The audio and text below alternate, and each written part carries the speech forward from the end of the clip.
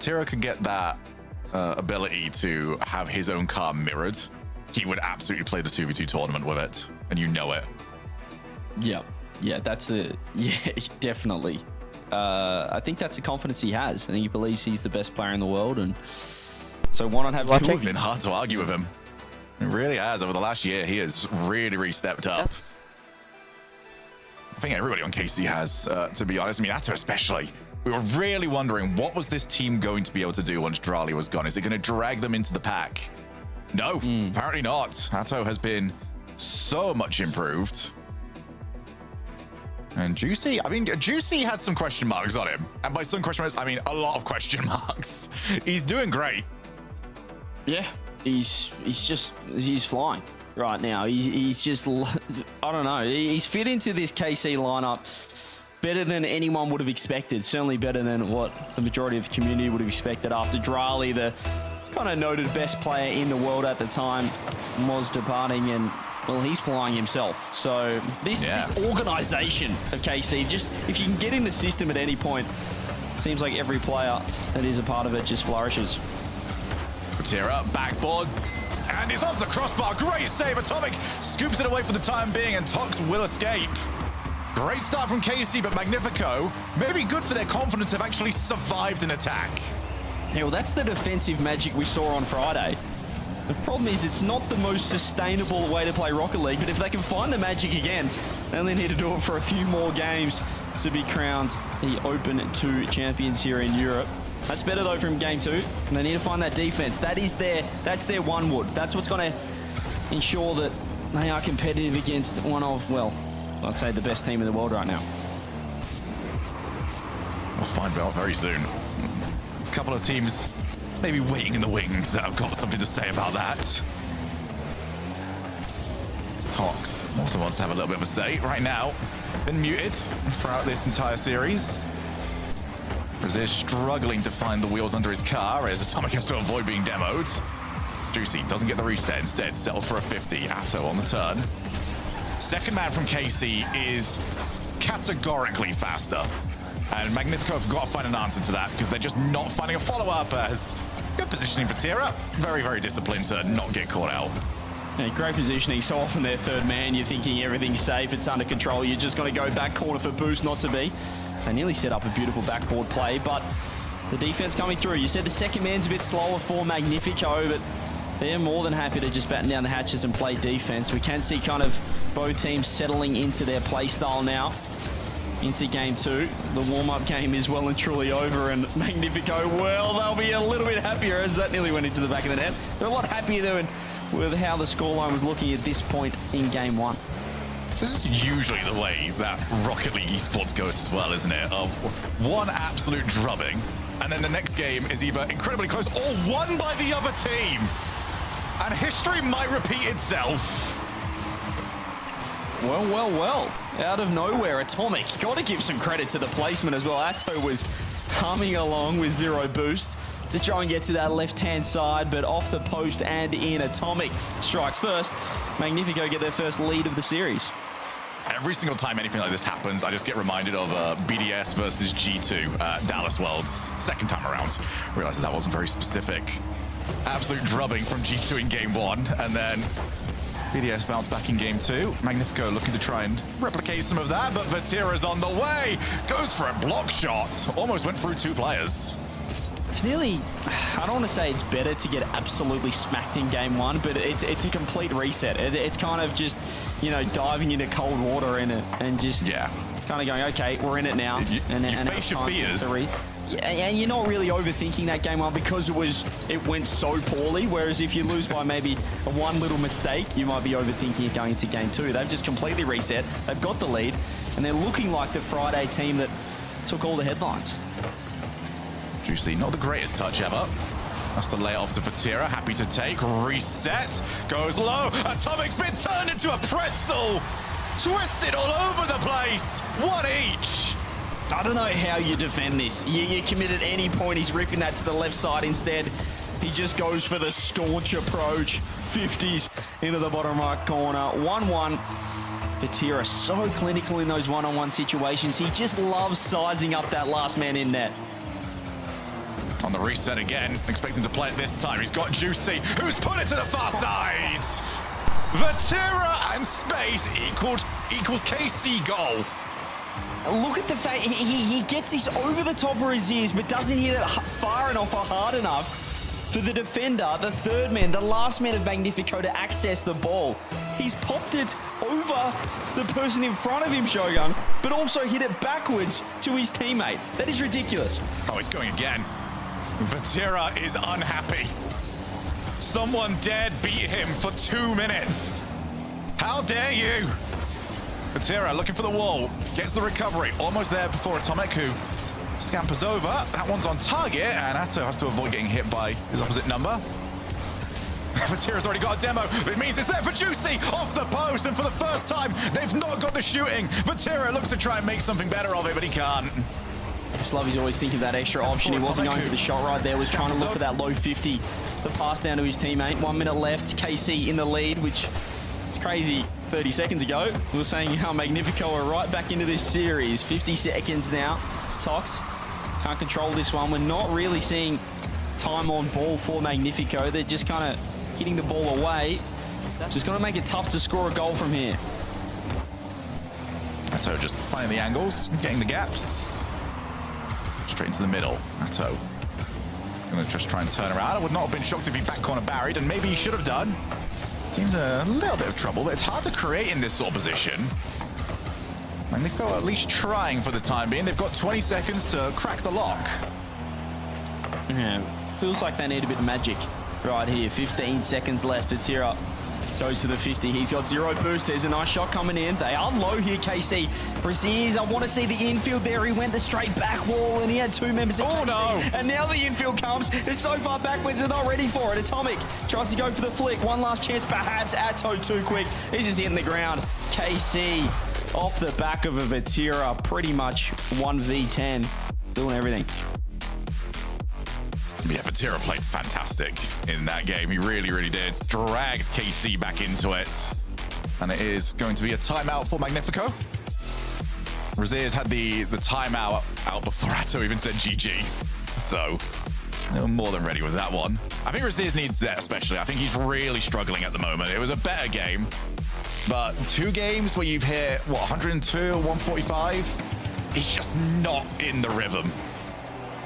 Yeah, it's, dare I say, I don't want to rag on my own region, but this is a bit more like the Raziz I saw in OCE. And there were question marks in there, how on earth the Friday version of Raziz, this Magnifico team, didn't perform in OCE when you're seeing him take down KC, take down Ninjas in Pajamas. But you know, so we're starting to see just the signs of inconsistency, I'd say, from Magnifico. But you're playing a KC where I think Vatira would have done that against pretty much any team in the world. He was just, it looked unplayable, his solo attempts. But it's all about reducing the amount of times Vatira gets space like that. And right now, Magnifico are happy to just sit back, which is probably not the best strategy.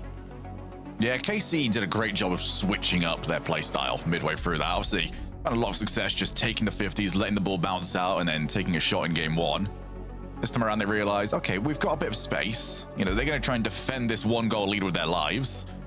Vati just said, all right, well, I've got time then. Let's see what I can do with it. And, well, you saw the results for that. But Magnifico, though, this next game is must win. Cannot go down by 3-0. It's a team like KC. Gotta find some answers. They gotta find the Raziers from Friday and Saturday. It'll be a fantastically successful event for them, no matter what the result here. But they won't want it to be like this. Yeah, this is a Karmic call that looked completely different to yesterday as well. And so far, it has just been Vatira. You mentioned before him looking like the best player. He could be the best player in the world. He's playing like it right now. Magnifico with no answers just yet. I mean, they had the lead with 90 seconds left. It could have been a completely different story. But there's one man on KC that just hates losing. I feel like you could play him at rock, paper, scissors, anything, and he'd just treat it as seriously as this tournament right here. He's going to be reading your micro expressions. He's got a book, How to Play Rock, Paper, Scissors. You know what? There's probably a theory crafter out there for that. Oh, definitely. We'll get that going at some point. The internal rock, paper, scissors tournament, a league, something or other.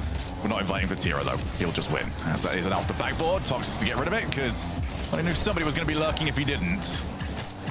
Here he is, pops it up. Juicy not going to be ready for this one. Zato's just sweeping through, looking for bumps, grabs mid boost. Nice ground pinch from Atomic, but this is kind of the story. They work it down into the KC half, and then they just hand them the ball. And it's very similar to what we saw in OCE, a team known as the Bulldogs. We said they play like a Bulldog Shogun because they like playing fetch. They go grab the ball and then give it straight back to the other team. And this is what we're seeing right now from Magnifico. They want it, and they're happy to give it straight back to KC. This is very awkward. Triple commit coming through. Sure, hang on. Almost an opening. Fraziers was quick enough not to be, but they found a little mistake, a little overcommit there from Carmichael. Yeah, Juicy did a great job of retaining at least a little bit of momentum with his zero boosters. Oh, what a shot! Oh. Okay, Atomic! It's just out of nowhere, we see the pace picked up, an insanely quick double. Atto, usually thinking that's every day of the week for him. He was almost jarred by the pace because Magnifico have been playing so slow, looking for these counterattacks. Atomic just switched it up, clicked it up again, got him 1-0. Atto, only as far as Atomic, and this is what they need. Atomic, for me, was the standout in the games that they were winning yesterday. Had some fantastic Rocket League in his backpack. You need more of that. They've got 1-goal lead yet again. Magnifico have proven that they can do that. Raziz on zero boost. Oh, that's popped up dangerously. Vatira leaves it, fakes for Atto. Shot on target. Vatira just couldn't find a body to hit. I like this from Raziz as well. Just rotate on the ball, look for those counter-attack chances. Try and eliminate the risk of the third member of Carmine Corp delivering the killing blow, the crushing blow. As Atomic finds the demo on the danger man. Here's Atto. Does he get space? Atomic. Oh, he's whiffed off the backboard. He couldn't reach it. And the reset double was superb. Just a difficult spot. Atomic, it's an awkward angle because he can't go the direct route. If he goes that way, he gets bumped, he misses the ball. If he tries to avoid the demo, he misses the ball. It really was not a good choice for him. So clinical.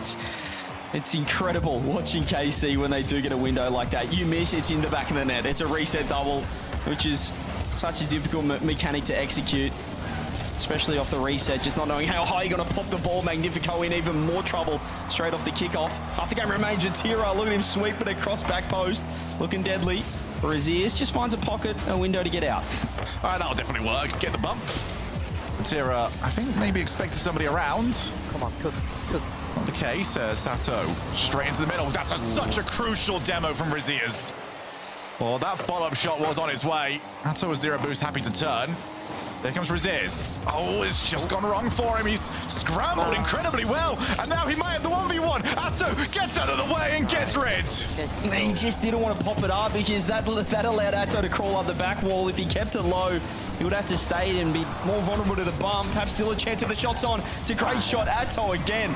Back in time. Juicy zero boost. Wifty coming through. We love seeing those in Europe. As Atto clears it downfield. KC, when we do see Magnifico pick the pace up, they are getting caught out. Yeah, but Magnifico are seemingly happy to play a more open game here. They are taking risks. Happy to launch. Happy to challenge. Raziz already on the way. Oh, Atomic had to play the ball. So easy to make a mistake there and looking maybe a little bit silly. Read it. Oh, that's awkward though. And again, the demo. Raziz on those demos on the way back. Give him credit. He is finding the key targets. They might need him again. Up. Atto goes for it. Backboard. It's over for Juicy.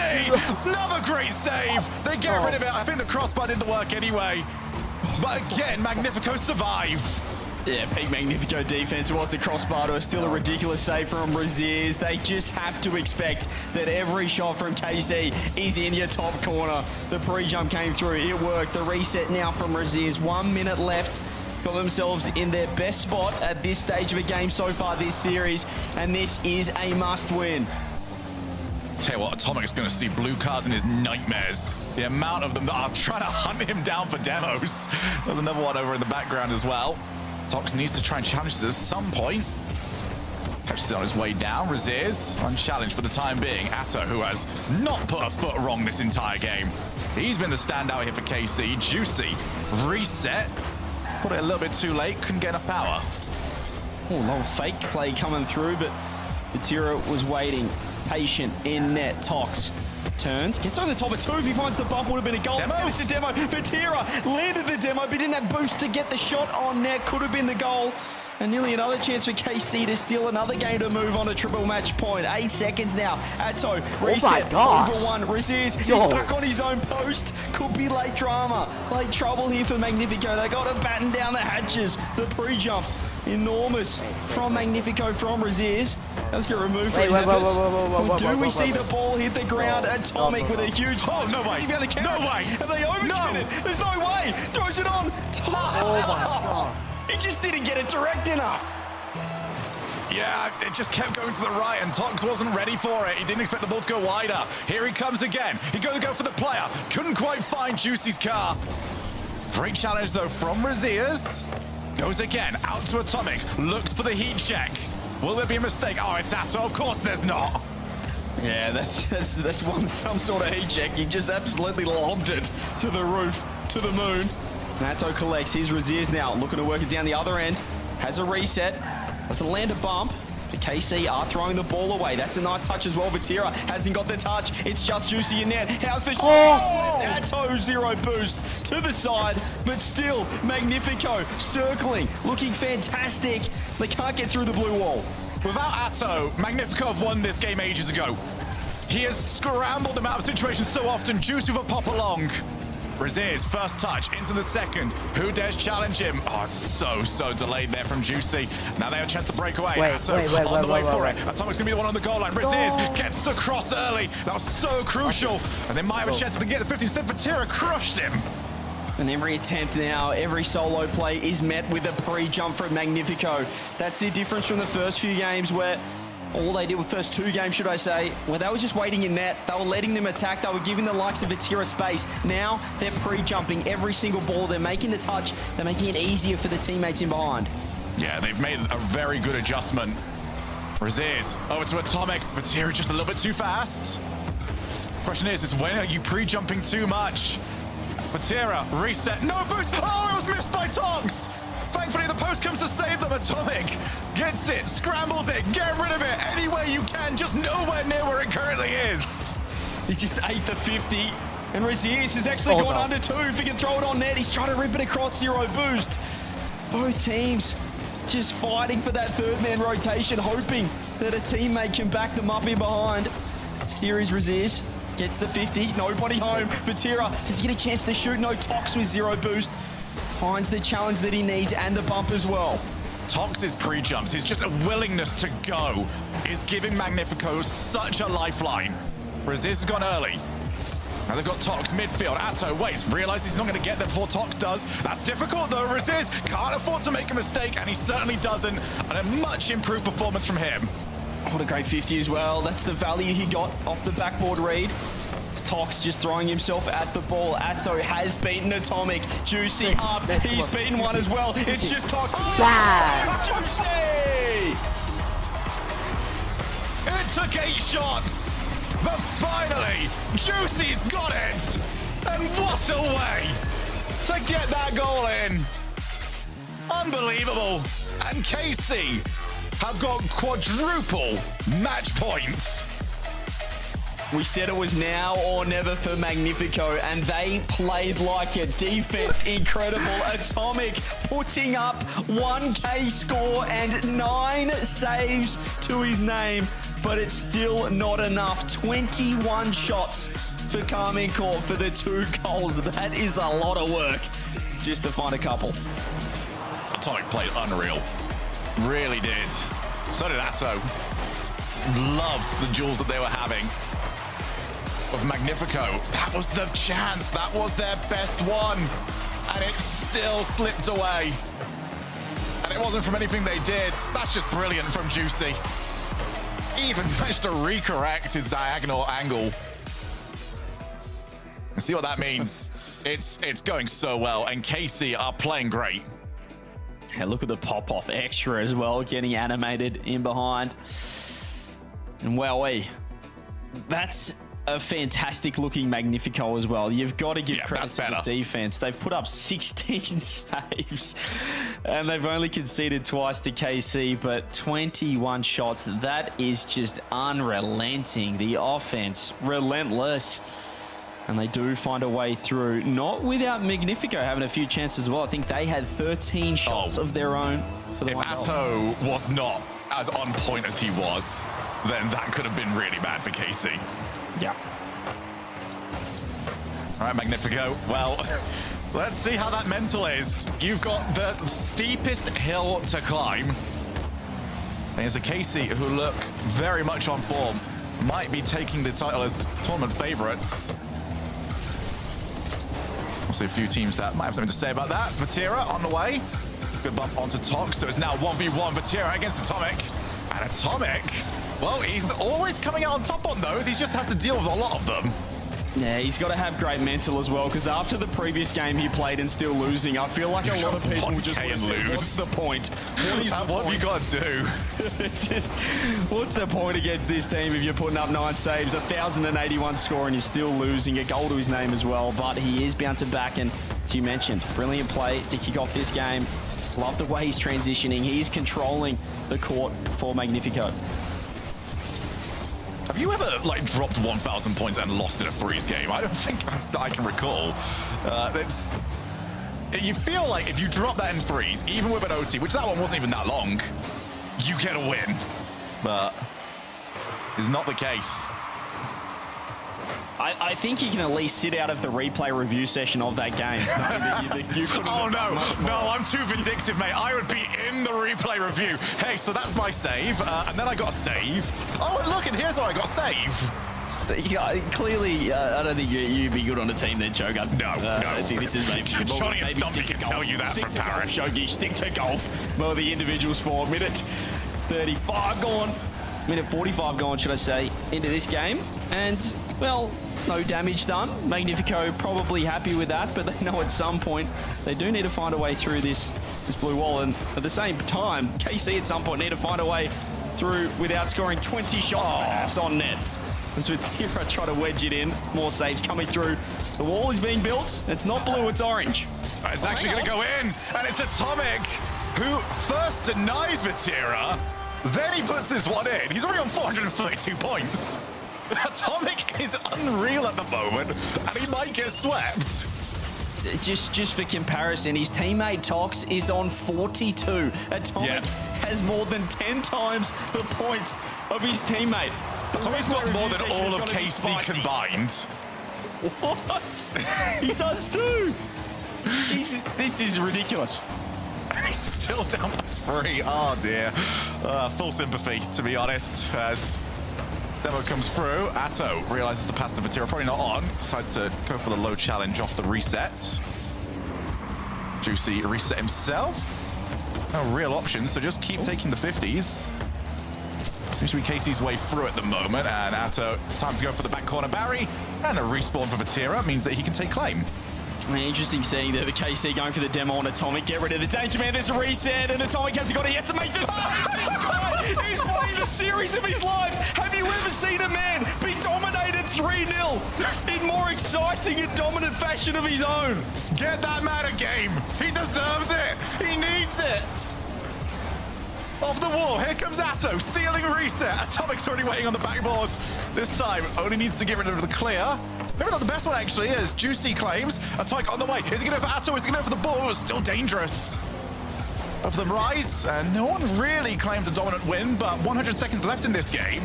Magnifico's still got a lead, but these leads have not held. Here's Tox looking for the double. He's got the double, but it's not on target. A half chance coming through. Still with the lead. Minute 20 now. Juicy. He's got 0 boost. Raziers finds the 50. Tox just rolls through with the Octane. Strong as an ox. As he does get the reset now. Rips it over the top. Atto just going to take it patiently, but he has lost that corner boost. Yeah, Magnifico have also not gone for that play. That's sort of a sign of their mental. They're going to try and hold on to this 1-goal lead. They will not want to commit the second player. Are they going to regret it? Tox on the way. Try to read the back corner. Well, he steals the boost, and this is awkward now for Juicy. Tox sort of understood the play. Oh, yes! Resist makes himself known. And finally, Atomic gets some help. Tox does so much work. He just funnels the ball into the back corner. He knows Juicy wants the boost. He steals it, finds the bump, gets the demo, and Raziers with some precise shooting. He might have only had 40 points, but that goal has got them their first game win, unless something crazy happens. Atomic on the way. Can't get there in time, and this is definitely not done just yet. Seeing what KC can do, although this might be a chance for another breakaway. Tox grabs the 100. Back into the corner, 2 players available. Atto's on the break, and now it's 2v2. Atto on the way, wants the bump, gets the bump, and Vatira scores! Definitely went early there on me for Magnifico fans. 29 seconds, plenty of time. The air triple bump. It's the Atto Vatira combo, a combination as old as time, or as nearly as old as the open era. They are looking to end it now. They don't want to give Magnifico a game. Oh, Atomic's not had the greatest challenge! Saved by Raziers. Vatira just couldn't get there in time to put it away from him. Atomic will breathe a sigh of relief. He's not punished. Vatira pre-jumps, and he's put it wide. Raziers with another touch as well. KC going for it, throwing the absolute kitchen sink. 10 seconds left. Just hold on. You deserve a game, Magnifico. Do it for Atomic at least. 3 seconds. Now they just need to find the ball now. Juicy, does he get one last chance? Go. You've got to challenge him. Decides to sit back, batten down the hatches, and here he goes. He is otherworldly, as you would say, Shogun. And they get their first game win. Oh, deserved. And he's dropped 572, or 565. Raziers on 572. I tell you what, Atomic, for the first 3 minutes, best player on the field. But once they were needed, that second goal from Raziers and Tox was incredible game reading. Just, hey, you want that 100 boost? Well, I'm already over there. I know what you want. Gonna keep on harassing. Wow. They deserved one at least. They do. I'm so happy for him. And his teammates have stepped up, so it's a long road. Let's not try and sell you on an absolute dream. Oh, my bias is now gone. You've got your 1 game win. I'm back to neutral again. Yeah, I think they can lock it down in 5, should I say? But yeah, 5 shots. They just got that freebie, didn't they? A rare positional mistake. Atto pushing up, Vatira third man, and he was across on the other side of the pitch. So just a little miscommunication, not expecting the net to be open. Rarely do KC leave the net open, even though they sit so high up the pitch. But yeah, they pounced on that chance and in the end got their first win on the board. So game number 5. Magnifico have at least prevented a sweep. I've got to do that 3 more times. Yeah, good luck. And Raziers going to try and start off. I will say, I think, am I correct in that KC, at least on the official broadcast, haven't won a game on this map, though? I really want us to track the, at least, French-related teams throughout the season. Oh, is that just in? Oh, what a save from Atomic. Of course, it's Atomic. What's happened? Check his PC. What is this gameplay we're witnessing? He's looking like the best player in the world right now. Raziers has found the demo. He's found the bump, but the ball just doesn't find its way to the bottom of the net. And here is Vatira with a shot on. Raziers has to get back in time. Does just that. Yeah, we do need to track how the French teams do on this map throughout the season. It's sort of been the meme, hasn't it, of French can't win in France. Can they do it on the French map? Very awkward at the moment. Raziers looks for the backboard. No, you give Raziers a clean shooting chance. He does not take a second look at it, does he? He always wants to go for the power shot. Vatira gets a demo on 1. Hasn't got the boost to turn around, and Raziers will get rid of it. He's going to fake it for Tox. If you can find the shot, it's another whiff as well. Atto very awkward. It's Juicy. Looks to help out his 2 teammates in net. Here is Atto this time to fake. Vatira underneath. It's kind of toe pokes it straight to Raziers, and this time, they're playing fetch with the ball. They've grabbed it, given it straight back to Magnifico, and they're all straight back with their tail between their legs into net. Vatira looks for the clear this time, does find a teammate, does find Atto. Back to Vati, the 1-2-1. The shot isn't online. Good challenge, Atto. Reset, that's why you've got to go early, and well, if you're going to have anybody for it, Tox seems to be the guy. He is fully committed to this role of, I will just send myself. You guys clean up afterwards. As Atomic has to avoid his own teammate. Resist now needs to get rid of this after another bump onto Tox. Magnifico have eased their way into making these games consistent, but they're gonna need some miracle. And it's not available. Atto scores. Vatira just forced all three to work for this, and Raziz unfortunately decided the corner boost just looked too tasty for him, which meant he wasn't in net in time. Atto has the wide open net, the redirect off the post, an opportunistic bounce, and the first goal to KC. Magnifico have now got to get to work. They need a goal now. Atomic goes backboard, just a little bit too easy to read for Vatira. Came the obvious play. These air dribbles are doing so much work. Well, Atomic's going to have one for himself. He's got Tox in support who wants the demo. They've managed to scramble. Can they fight a way through? No, just took too much time, and Vatira brought the cavalry, but that's a great shot. Put it low and well scooped out. Yeah, still needed the double commit to come through. The flick it was much power as Atto was looking for. Series Vatira just controlling proceedings. Another fake coming through. Tox nearly helped him out there. It's now Raziz. We get one more over the top. He does get around Atto. Tox looks for the low 50. Atomic, positional freak with the ground pinch. Juicy wedges it out more. Surely. Do double commit. This has to be a goal. Vatira says no. Atomic says maybe if I can get it online. Another touch. One more for Raziz. And here is that man once again. Yeah, I think Vatira just had the idea of, oh, you think you're the defensive mastermind around here? No, I'll show you how it's done. Great challenge on the goal line. But they're going to need more of it. This time from Atto. Juicy has a bit of an argument with the post. Post always wins those. This is good, though, from Magnifico. If they are going to get it, it's going to be like this, but we have not really seen them crack a KC defense that is already set up. As Juicy throws it down. They are low, but they've got an open net. Out of nowhere, the 50 comes through. It's a beautiful pop for Atto, who has a reset, but he has no boost. Tox, we want that drop down again. Vatira has to back off. And Raziz just throws himself with the ball. It's actually a great pass to Atomic. Oh! First time makes a little mistake. Tox and the cleanup enormous. That is must score. Atomic almost let his team down, but Tox, nah, buddy, I've got you. Blasts it in off the crossbar. How many goals have we seen that have been crossbarring in today? That is a ridiculously tough shot. He had to be so quick to the ball, but still good enough to get the ball down off the bar and in. Tox has given a lifeline to Magnifico. Here's the pop for Vatira. Atomic to Raziz. We'll have Tox perhaps downfield. Tox loves sitting in the opposition corner. He kind of flirts with your corner boost as well. He waits for you to get close enough, and then he picks it up. Boomer ball here. As Atto low boost. Had a few of those situations where Atto has been put in a position of survive and do not make a mistake. There's no real outplay available to him. There's Tox. Oh, he wants the 50. Somebody go. It's a little bit too late. Raziz now called into action. Heavy first touch, and Juicy will take over. Ooh. Atomic had to come up huge there. He was in a momentary 1-on-3. Don't pinch it. Oh, dear. They've thrown the ball away. Vatira has missed. Raziz has to get their fingernail on it. They want the overtime now. Magnifico, that they've given KC a look on 0 to keep the ball up. Raziz wants the corner, finds the deck. Overtime. Magnifico really got away with that. 2 separate mistakes. Any other time, KC punish.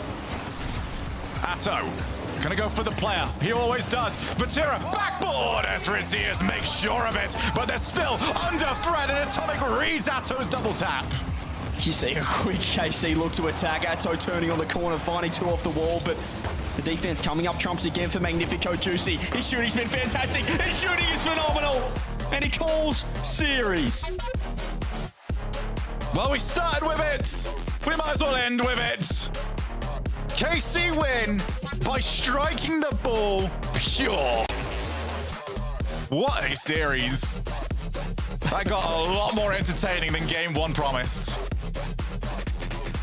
Game 1 was rough. The Magnifico Game 1 was did rough. wake up. They showed us why they took down Ninjas in Pajamas, why they took down this very team in a best of 5 on Friday a couple of days ago. but they couldn't get the job done in a best of 7. At the 4-1 win, the scoreline probably doesn't read just how enthralling the gameplay was, just how well Atomic played as well, as the whole team stepping up towards the back end of the series. But KC, just relentless. Too good. Oh, KC are on form again. There was definitely questions regarding how they played yesterday. Were not in their top form against a very game Man City.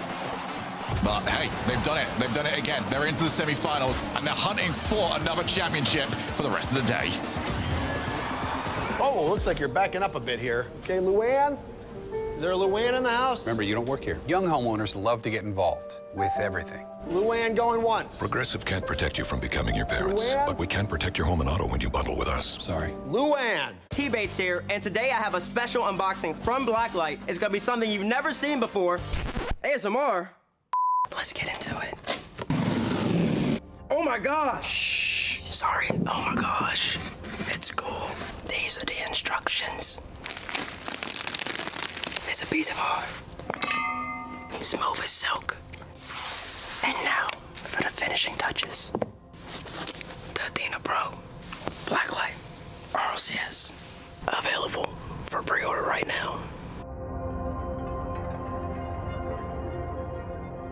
You come over, dying to know where you came from.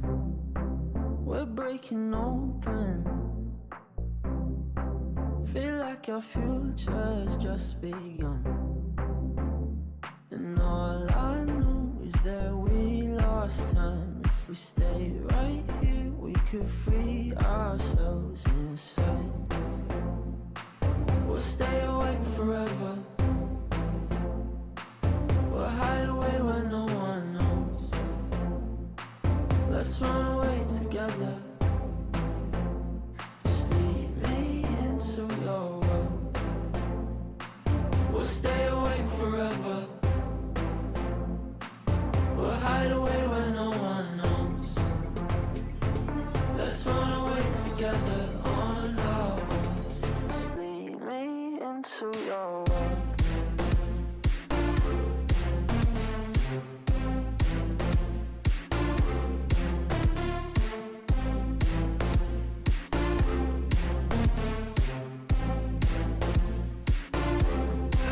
Waiting for no one. We're headed straight up for the sun. They'll never notice. We'll take these cities on our own. And all I know is that we lost time. If we stay right here, we could free ourselves inside. We'll stay awake forever. We'll hide away where no one knows. Let's run away together. Just lead me into your world. We'll stay awake forever. We'll hide away where no one knows. Let's run away together.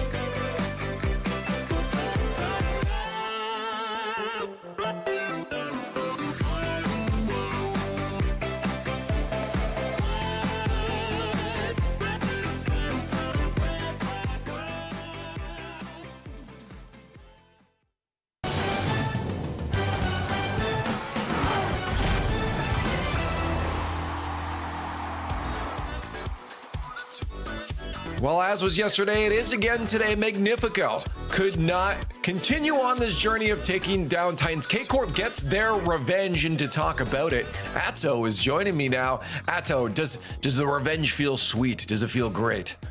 Yes, of course. I don't think we we just lost like 2 days ago. They did crazy saves. They did, I don't know, they just peaked and we wanted the revenge and we took it. So yeah, we are really happy and top 4. So we just want to be gentlemates now.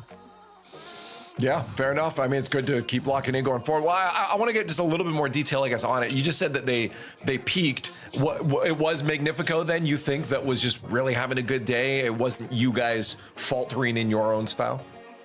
I think it's a bit both. Like, I think they played really well and we could score some goals, but yeah, I still think they deserve the win. That's fair enough. Now, I guess looking at the match with Man City, that was another match that I think most people look at K-Corp and say, okay, you should be able to crush through that, but it did go to a Game 7. Were you guys surprised that that was such a longer series? Against Manchester City? Yeah. Yeah, I mean, I think yesterday we played a bit bad, but they played really good on the other side, but I think we still, like, we still, like, dropped 2 games, like, with dumb mistakes, and we were not really happy with the way we played, but right now we are playing well and we are feeling like confident for the semi-final. Okay, well, just one final question then is when you lose series or like get close to series against teams that you probably should maybe win a little bit better against, do you focus on that team if you know a rematch is coming up, or is it more of just focusing internally on your own style and consistency? I mean, I think with the way we lost, like, I think with the way we lost, it was like just our fault, and we wanted to focus on our side. Like, there is nothing special. Like, they're not doing that much. We just wanted to play better, and we did it. So yeah, we're really happy. Cool. Well, hey, continue that on. Continue being happy. Yes. It's gonna get harder as it goes on. As you said, Gentlemates up next. Good luck in that matchup. I have a question. Yeah, for sure. Ask me a question. For Rocket League. Oh, for Rocket League. Okay. Yes. Ask can away. I have my RLCS titles, please? Get this man his titles. Get this man his titles. We'll work on that.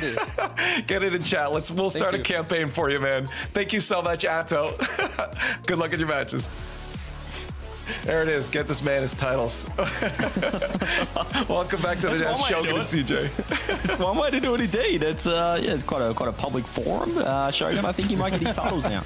He might do. Might be pushed further back now, actually. But we'll see.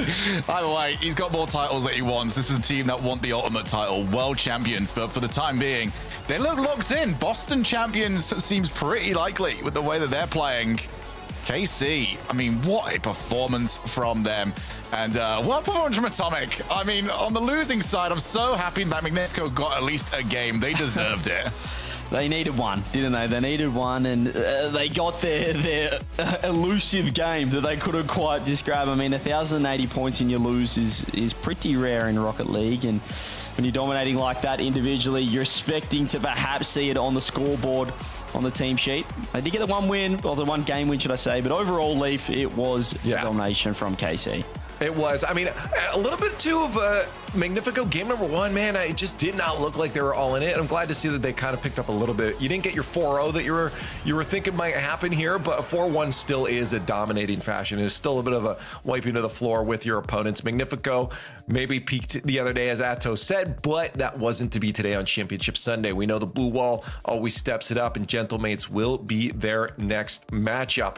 But of course, we have to wait to get to that because there's some other best of 7s that we got to get through. And that next one, you see it there on the schedule, is GK versus Ninjas in Pajamas. Then we'll have the K-Corp Gentlemates afterwards. Let's talk about this one, guys. Shogun, GK, and Ninjas in Pajamas. Ninjas in Pajamas specifically have a chance this weekend to lock in their Boston spot. Yeah, they're playing in a way that can definitely get it for them. I believe it's grand finals that they need if they want to even have a chance for it. A couple of other things that need to go their way as well, which we'll obviously keep you up to date with. But this is a tale of two different forms yesterday. NIP looked utterly dominant on their way to annihilate WIP Esports. It was the other way around, though, CJ, for GK, who just offered nothing to Gentlemates. Yeah, look, Nip whipped whip, but GK got whipped. It just wasn't the performance that you'd expect from them. We kind of went into it having I guess the desk was 50-50, perhaps even 60-40 to GK. In the end, Leaf, I think you were the lone ranger predicting Gentlemates on the desk at the time. Gibbs was pretty high on GK, and they were very flat. Individually, I mentioned it before, it's tough to work on team stuff when just your individual mechanics and kind of everything wasn't on form. Joyo put up a nice performance in Game 4 to deny the sweep, but outside of that, they got smacked. Yeah, no, today's definitely going to have to be a different day, Shogun. I mean, we say it time and time again, GK fan favorites. Everyone wants them to do well. They love the players on the squad. It just hasn't been clicking yet. The question, I guess, if you're just looking at it on paper, for you, are you ranking them highly? Or do you think they're maybe performing where they should be right now? Well, I've got them 5th in the region. The problem is whether or not they can get any higher than that. And all current form seems to indicate that maybe not. Maybe scrambling in for that 5th spot that KC1 is the best they can do. They need these points, though. Put it like this. Magnifico have matched them. Obviously, Man City are right up there for that 5th spot. GK, despite obviously the situations that happened to them during the last open qualifier, have put themselves in a bad spot. Top 6 helps, but it doesn't help enough. It doesn't scramble them back into those spots. That's very true. Progressive fan vote is up, though. What do you guys think's going to happen, chat? Back that GK if you think they need it. As Shogi just said, they need those points right now, but so does everyone. Ninjas in Pajamas are looking and I feel pretty chill. I'll be giving that. Yeah.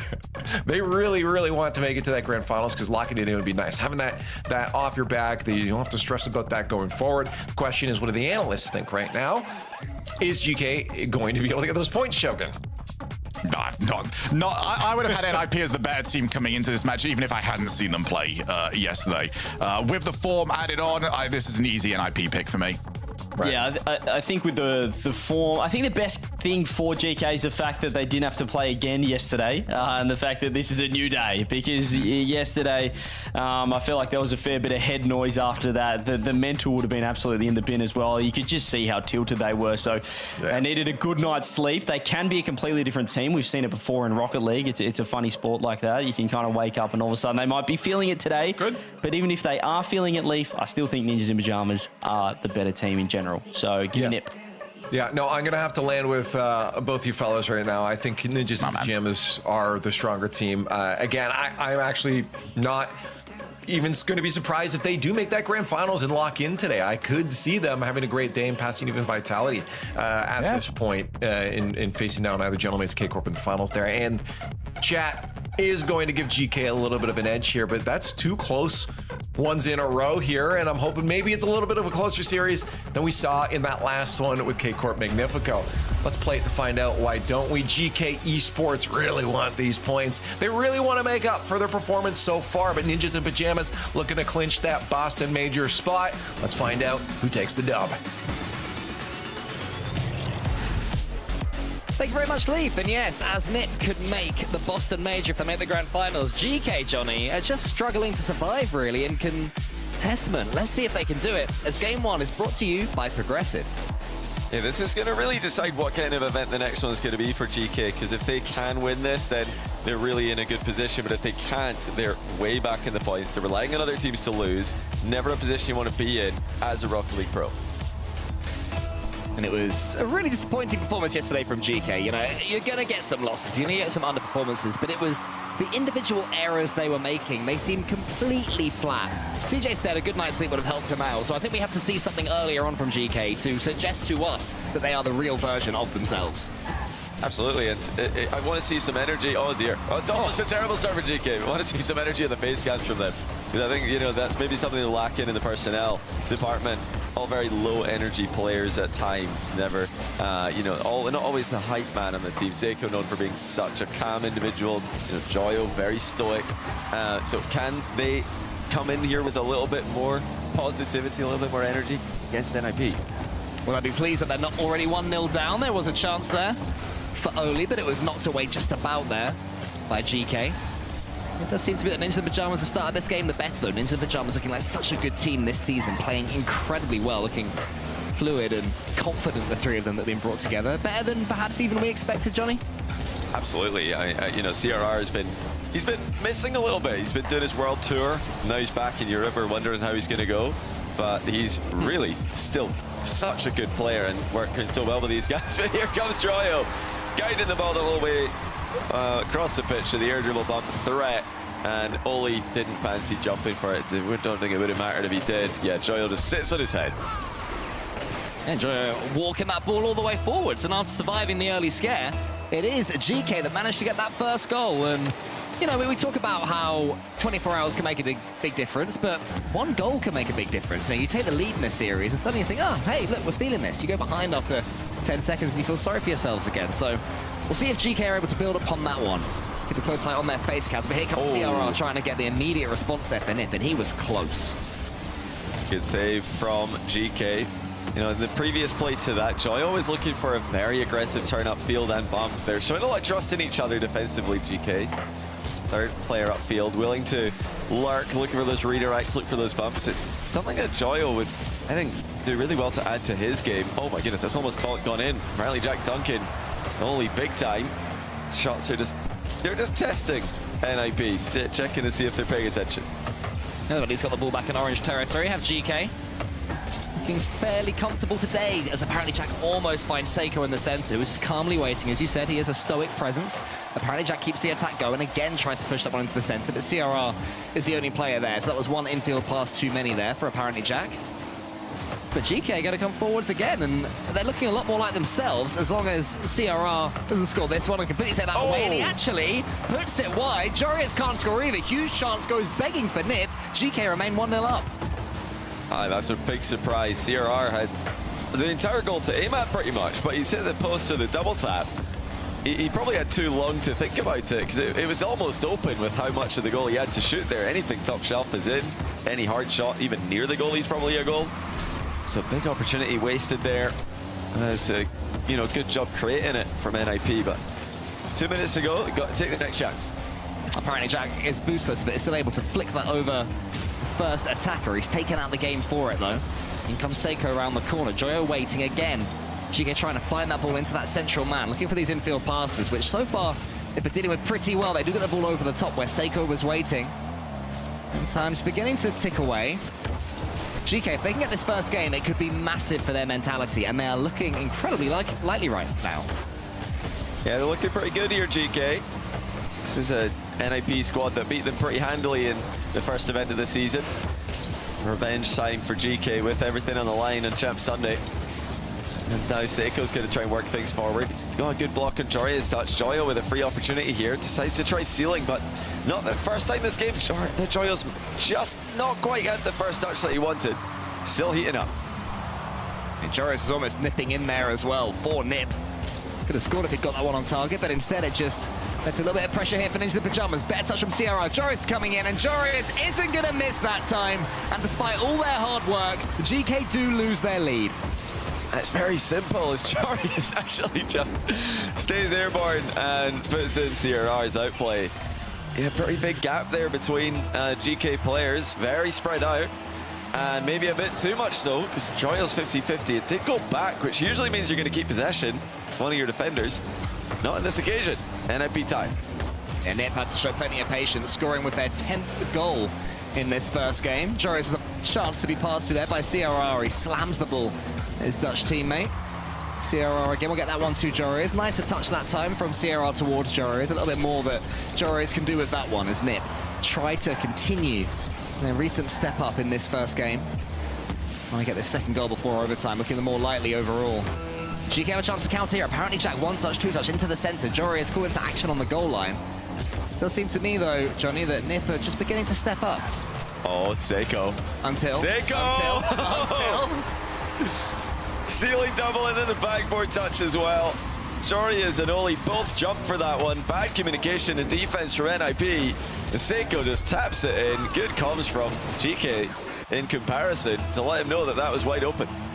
Yeah, I mean, it's almost slow motion when Seiko gets the ball. He never rushes into the play, but that's a good kickoff there from Ninja in Pajamas. It falls to CRR. Jorius has a chance to continue the attack into the center is where he wants to go, but Seiko, the goal scorer, gets in the way and does so again. Beats Nip back. Can they get something going in the last few seconds? Oli in front of the play. CRR finds Jorius, who's pre-jumping, but apparently Jack is too quick. Joyo slams home, and GK do take the first game. A very interesting game. You mentioned the NIP were the team with more shots. They did finish the game with more shots than the totals. Not all that many, clear-cut chances. We had the goal they scored, and of course CRR's missed double tap. That, for me is a standout in this game for NIP. You have to score that one at this level.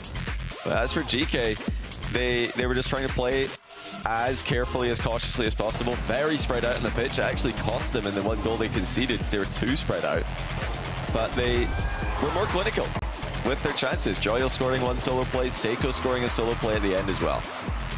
Yeah, it's lovely to see Seiko doing that as well, because he is such an inspiring player with his cards. You know what I mean? He's never going to be somebody who is leading the charge into battle, is Seiko. But when he gets his goals going and when he gets scoring, that's when Joe and apparently Jack feel so much pressure just release from them. And it's definitely a way that GK can do this. I think it's fair to say they look better than they did yesterday, Johnny. Yeah, I do think that there's a lot of positives to take away from this game for GK. The benefit of playing this spread out in the pitch is that double commits are far less likely to happen. So it's very easy to know whose ball's which and to play off each other's touches. But what they're going to be looking to do in this game is up the pace a little bit, because if you are playing spread out Rocket League, if you're getting all your players in different parts of the pitch, you want the ball moving quickly, you want every 50-50 to be as volatile as possible. Because if you get dead ball 50s and you're this team that's spread out, you're just giving away possession. Well, let's see if they can ensure that's what's going to happen. Keep a close eye on that one for GK, but apparently Jack doesn't even get a 50-50 there off CRR. He slams that one towards the goal. And CRR boostless. Can't do too much about that because Seiko again is sniffing around, looking dangerous, trying to get in their way. Great demo there from Joyo. I think it was Joyo that earlier on you said you want to see more demos as part of his game. That one almost led to a goal. Yeah, when he's playing with Seiko, definitely. Seiko, he's a great third man.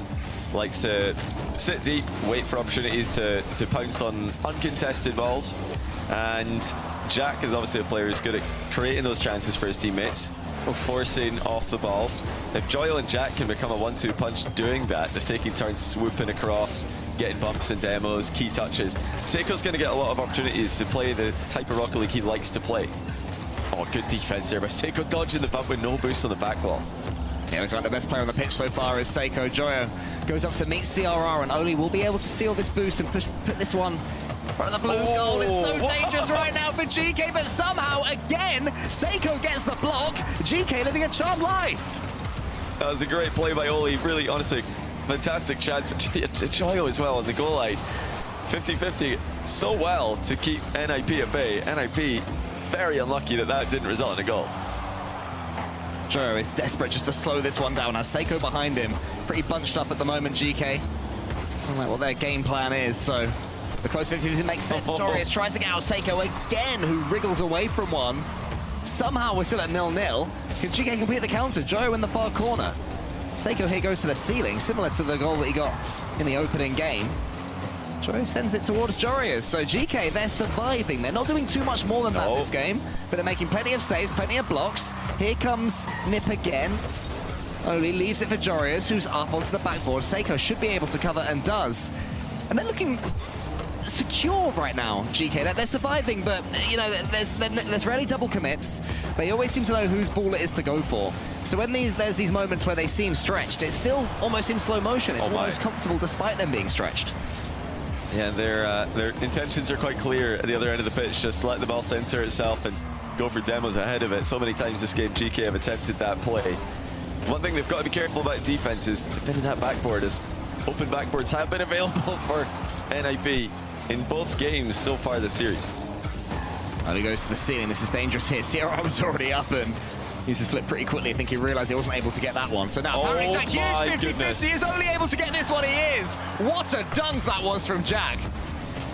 Great 50-50 mechanics. Now Joyo bumping, opening up space for Seiko. Controlled the game in game one and then took it himself with a solo play. Looking like a similar game plan. There's that backboard again, though. Jorius with a huge play. Leaves it on the line for CRR. What a goal. Jorius denying the clear. He had to do so much work there, Jorius. The ball cannoned into him, gave him a reset, and that's enough for him to slow the ball down on the goal line. So CRR coming in was just able to nudge it home, and finally, the GK defenses are breached. Oh, CRR and Oli. I'm going to be careful there not to get in each other's way. It's a critical goal there for NIP. They've already had a couple of times in this series where they'll feel like they should have scored. The ball's been on the goal line. Some crazy saves are coming out. Oh, Joyous in the middle now. Oh, it's gone in. CRR went too high on the backboard. Couldn't get back down to it. Yeah, it's not the best defending there from CRR, but credit to Joyo. What a first touch that is. You said in the first game, Johnny, that Joyo's first touch wasn't as good as it normally is. He tried to go for the ceiling once or twice and it hadn't worked, but he kept on trucking. And that's because Joyo knows what he is capable of, and that is exactly it. CRR caught by surprise, but here comes Jorius. End-to-end stuff right now. All these players going for solo plays. The beautiful game of Rocket League to watch. Oh, he slams it home! One of the best dunkers in the game. Reminds us why. Just not careful enough there. Seiko trying to go up and over Oli. Dangerous route to take with Oli committing to that same angle. Just let a little bit of a gap open up between himself and the ball, and that gave Oli the chance to ceiling pinch it on target. I mean, crazy shot. NIP lead again. Oli is not a man that you want to be creeping off your goal line for when a 50-50 is coming in, because he's so good at manipulating the ball in those situations. But GK coming forwards, even though they're losing, again, looking like a team who believe in themselves right now, despite NIP having a 2-1 lead. Seiko has a chance here to get this one to the corner, gets the reset, gets it around the corner all the way. Joyo almost forces it in. Apparently Jack shoots. Joris is there able to save. There was no one from GK getting a bump or a dunk. Apparently Jack loses that one out to Seiko. Joyo has no boost, has to head back. So NIP, 45 seconds left. Now the team that are having to do all the defending as Joyo comes forward, gets the reset, and CRR sends it to the side. That's really good defense from CRR. Frustrating for GK to go up against this in the closing minute. Joyo and Seiko, pretty much taking turns with the solo plays. Jack is trying to get something started here. Air double bump pass, low one, gets two to jump. CRR again able to get the end of the loose ball though. Joyo to the ceiling, can he use it again? He's got the reset, you know. Apparently Jack's already up. Apparently Jack tries to take out a couple of his bumps. Seiko, Joyo is 50-50. Apparently Jack, does he get this boost? Instead it's the ball into the center. Joyo is there, beats CRR. It's going to bounce into the middle again. Unfortunately for GK, they're just unable to get that final pass. Desperate for one more player in the middle. But NIP are making sure they're blocking every single avenue, and they have got the ball all the way back to blue territory, and no GK player has any boost, but Seiko had picked some up. It doesn't matter though, because he had to let it drop beforehand, and Ninjas in pajamas get their equalizing game. A very close series here. It's an inverse of the first game where NIP had more shots and lost. Now GK have more shots in the tallies and they lose. But it's all about the quality of shots in this matchup. NIP come in very close to scoring on several occasions, and they do score on two.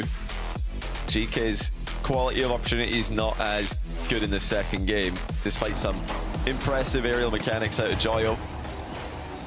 Defensively though, you know, you can see the plan is there for GK. They're not panicking. They're letting NIP come at them, trying to hit them on the counter. But you know, that can only take you so far. It's not you need to do something else as well in Pro Rocket League. Relying you know, purely on the mistakes of the opponents is not going to get you tournament wins. It's not going to get you deep in events like this one.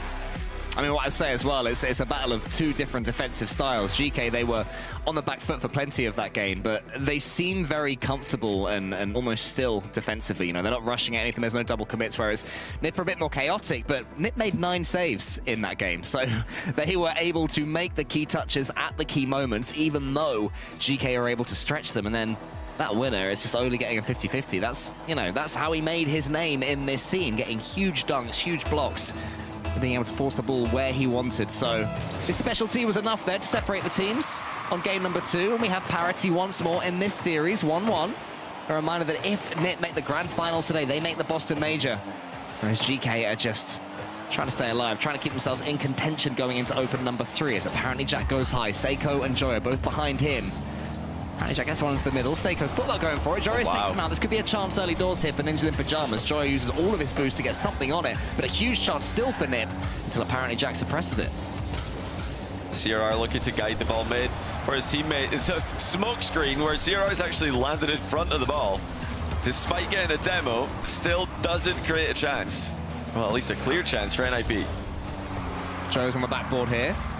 So again, GK happy to sit back and swallow some pressure, not too afraid of what NIP are coming forwards. They'll be reminding themselves that the goal that NIP got was, you know, ultimately from their perspective, an unfortunate dunk. So they weren't outplayed. They certainly haven't been dominated in the way that I think we predicted would happen coming into this series. Apparently Jack almost gets someone over the top of Oli. Joyo's coming in, wisely waits low because he knew that Oli had a pass towards CRR. The pass isn't perfect there from NIP. Yeah, it looks like GK are just playing for territory at the moment. Just trying to get the ball forward, not really using each other in those advanced positions yet, but that's fine if they can land some physical plays. So just another way to create pressure. You don't always have to pass to the man upfield. You can do work in other ways. Oh, there is an exact example of that. Forget about passing. Just make a run for the goalie as Oli 50s it back, turns around, puts the pressure on. Seiko gets clattered. The only 50-50 is right now Ninja in Pyjamas' greatest weapon. He knew he didn't have to dodge, just stays grounded on the floor, prods it to his teammate. But then it's that wherewithal, isn't it, Johnny, to then go for the bump instantly. Not to hesitate, not to go for anything else. Seiko comes forward with a flip reset. Jorias gets someone back towards halfway. And CRR, I think it was, went for a doink there. Didn't quite time it well enough. I'll teach you, mate, don't worry. It looks like, you know, maybe a bit too close, a bit too early on the arrival there for Joyo as he looked to come in as third man in the attack.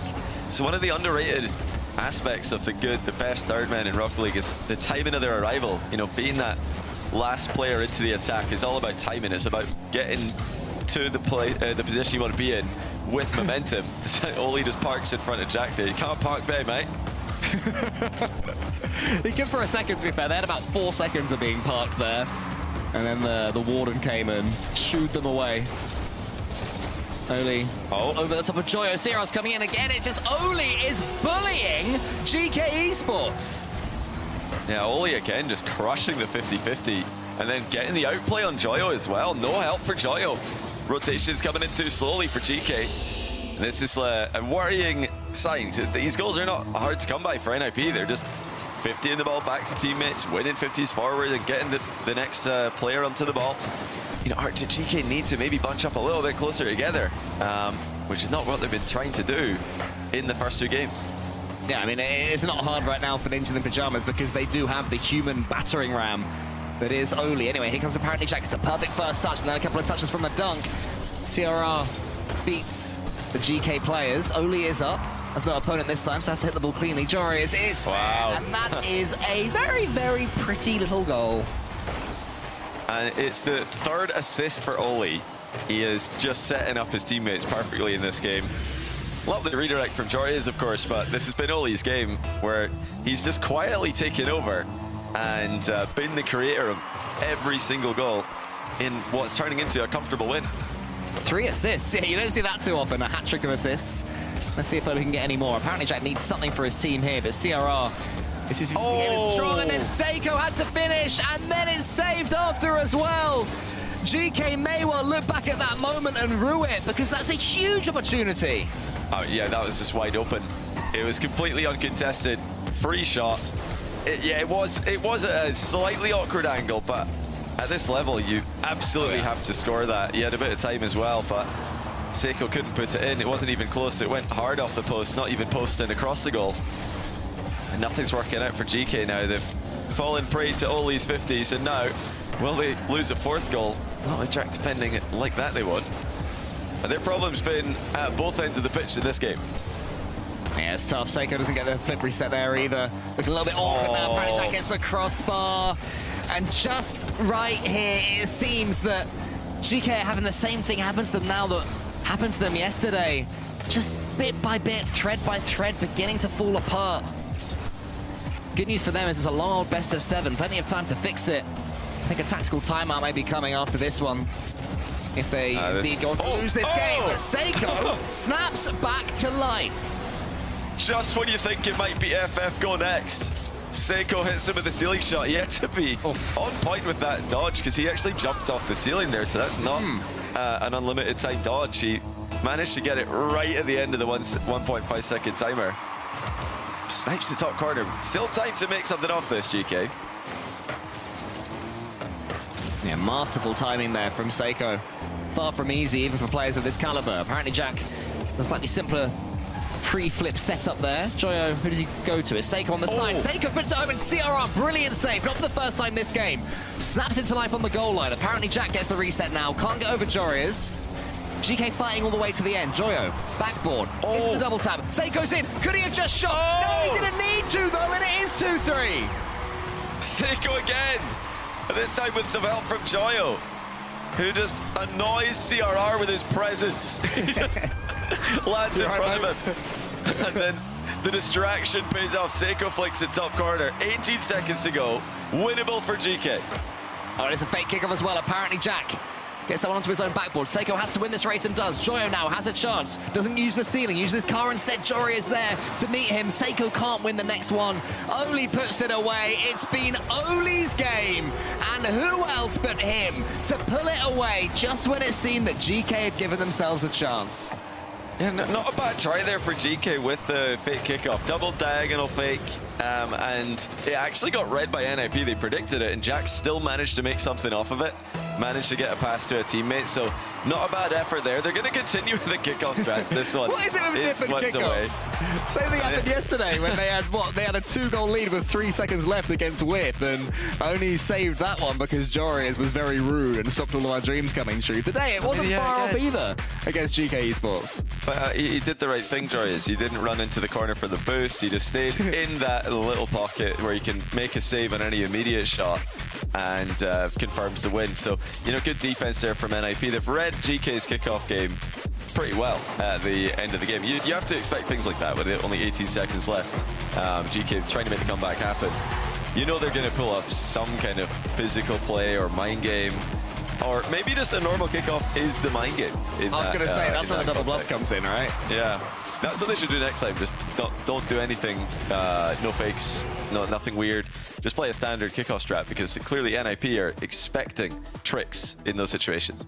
Well, yeah, but then they're expecting them to think that, and then expecting to go for the normal one, and then you do the tricks, but then they're expecting that, and then it all goes all the way down. Everyone gets very, very confused. It seems that there has been no tactical timeout called, so GK going to keep on rolling. I guess the momentum at the end of that game was enough for them to think, do you know what? Let's just see Utopia.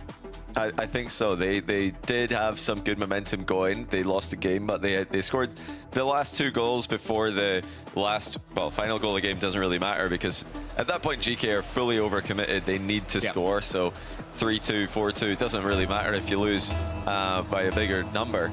You have to go for it. And that's why they've decided not to take the timeout here. Well, let's see if it was the correct decision. Apparently Jack has early possession off the kickoff. And Jorias is at least able to get it away. I've been keeping a close eye on the GK player cam so far, and they're, you know, starting to crack a few smiles, looking a little bit more comfortable than they were earlier on. But this isn't going to make it feel any better. CRR misses another double tap, but Oli this time was expecting it. Yeah, CRR's, he's a good miss there, though. That's a good miss. On the goal line, away from the goalkeeper, just didn't want to get that saved. Knows if he can get it close enough, it is going to be wide open. And it looks like they do just have a little bit more sting in their attack as they read another kickoff. CRR predicting that one going off to the side. Very interesting kickoff mind games between these two teams. Yeah, but not really too effective so far for GK at least. But again, I respect the fact that they're attempting various things. They have to be offering up some new ideas because their general gameplay has not quite been up to scratch by their standards so far this event, or at least so far on the main broadcast stream days, so top 8 and beyond.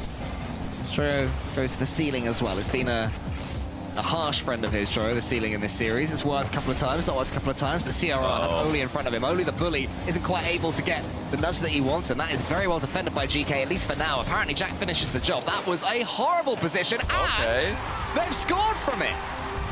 Yeah, great play. It looked like NIP just pushed a bit too hard for this one. Everybody advancing. They're really trying to force the goal. Thought they had an advantage, but they've been hit on that counter. It's something that GK have looked for in every game this series, and this one it does work out. Joyo had a lot of the goal to aim for there, but he slotted it well past Oli. Here comes Oli, 50 mid to CRR. Jack recovers quickly enough, but the ball's still in the danger area. Jory is first to it, and it's 2-1. Yeah, good pace there from Ninja and Pajamas. It seemed that Seiko had done enough, got away with the 50-50. Apparently Jack can only find Oli, who read what apparently Jack was doing, and that was the key moment. Jory is slowing down, not standing on ceremony, not allowing Seiko the chance to reverse and get that ball away. And once more, Johnny, as soon as GK make it look like they're getting back into this game, Nip have enough just to score that next goal to push them straight back down. Well, good demo there by GK. Can Joyo do something with this? Yes, he can. Drops it down for Jack to tie the game. Perfect response for GK. All from Seiko's diving demo and Joria's. Joyo and Jack both getting involved in the assist and the goal. He had a big cheer there from Joyo as well, starting to get into this one at GK Esports. That's what we needed to see, this life from this team. And I think that Nip have to be wary here, because they have to be like well aware that GK have a chance to go up a couple of gears. If they let them, if they allow them, it's exactly what's going to happen. And GK will improve. Oh. They have to try and prevent that happening, but it's looking more like a chance for GK. Jory has used the pinch from the save, gets it as far as Oli, and Nip, I think, have survived this one with Jory is using the rest of his boost to find Oli, might even be able to counter. That's good positioning though by Seiko. Just sitting back, covered in any high ball. GK, for most of the series, have spread out quite well in defense. Oh, their issues have been reading Oli for the most part. Oli's been involved in so many of the goals for this NIP squad. He really does well mixing up the pace of his challenges. Sometimes he rushes, sometimes he pulls back and goes for a delayed challenge. It's very hard to get a read on Oli when he's playing like this, so Jorius is just falling over. He had too much inertia as he came down off the curve there, jumped early, and the ground kind of ate his jump. Luckily, NIP had many black to handle that one. Yeah, it was Oli again who was behind. He saw that one coming. I wonder if there was a quick call from Jorius or if Oli just saw it coming. Either way, GK keep on coming. CRR gets a huge clearance all the way back, but that's all it is. Apparently Jack should have been able to do a bit more of that one. His first touch wasn't ideal, so his second one was a recovery rather than a continuation of what could have been an attack. Jorio pinches that one into the center. What can Jorius do here? Can he bundle his way through? He's through that slightly shaky moment defensively. His team have got away with it. CRR tries to skim that one into the middle. And once again, all three GK players back. You know, they're happy to defend GK. That's been working relatively well for them in this series for the most part, but there are key moments when Nip break through. Well, NIP not coming that one early enough as Jorius dive bombs the ball and it just takes it away from Oli. But they're right back into a good position. Slight lack of accuracy in a lot of their touches, though. I think if one thing NIP could improve on massively today, it would be precision. As we've seen a couple of missed double taps and a couple of missed takeoffs, just jumping too early, not getting the right angle. CRR just pings it forward. Okay. He's going to follow that one up, easily saved by Joyo. Still, though, with the way this series is going, a must-win game for GK. Yes. NIP are here knocking at the door. Yeah, a pivotal moment in GK's split, potentially, if they can get this next goal. If they lose it, their heads may drop. If they win it, 2-2 in this series, suddenly they'll be looking to think that they're favorites. So who will get this all-important next strike? Jorius has a chance to tee up CRR. CRR's already up, but Seiko is in there ahead of him. Apparently Jack calls off Seiko, but doesn't win it. Oli is staring down Joe. Oli, who has been such a demon so far in this series, but apparently Jack wriggles his way away from CRR and Jorius. Joyo waiting for this ball. No rushing still from GK. They're keeping their composure. The playstyle has remained to the blueprint, as apparently Jack comes forward, wants to get the must, he can't quite do it, wants to get the second touch as well and still can't do it. Joyo was chasing CRR, but CRR, the Spaniard, once more does enough defensively. Yeah, 25 seconds to go. GK finally into attack. Joyo ceiling double attempted, doesn't land it. Now it's final 20, but again, GK have just backed off. They've conceded the whole midfield. They'd rather defend closer to their goal, which is dangerous, but leaves some space behind their opponents for those counterattacks. Jory is now with CRR in front of him. The bumps landed, Joyo stops one. Oli coming in, backboard is open, but Joyo just gets up to it. Yeah, that could have been the heartbreaker. It still could. Oli is trying to snipe this one out from the air, but Seiko won't let him. Key overtime in GK's season, and if Nip can take it, they will be looking at making that grand final. Marching their way towards the Boston Major. CRR's almost in, only could be as well, but he absolutely fluffs his touch. Falls to apparently Jack. 1-on-1 against his old teammate, Jorius, but Jorius escapes. Well, Jorius has had a lifetime of dodging air dribble bumps from Jack, or at least trying to. That one he does avoid. Jack's still in his face, though. Jorius, once more, solid defensively. CRR to the side. Finds Jorius, but there's barely any boost here for Nip. CRR has 100 at least, but he's dunked.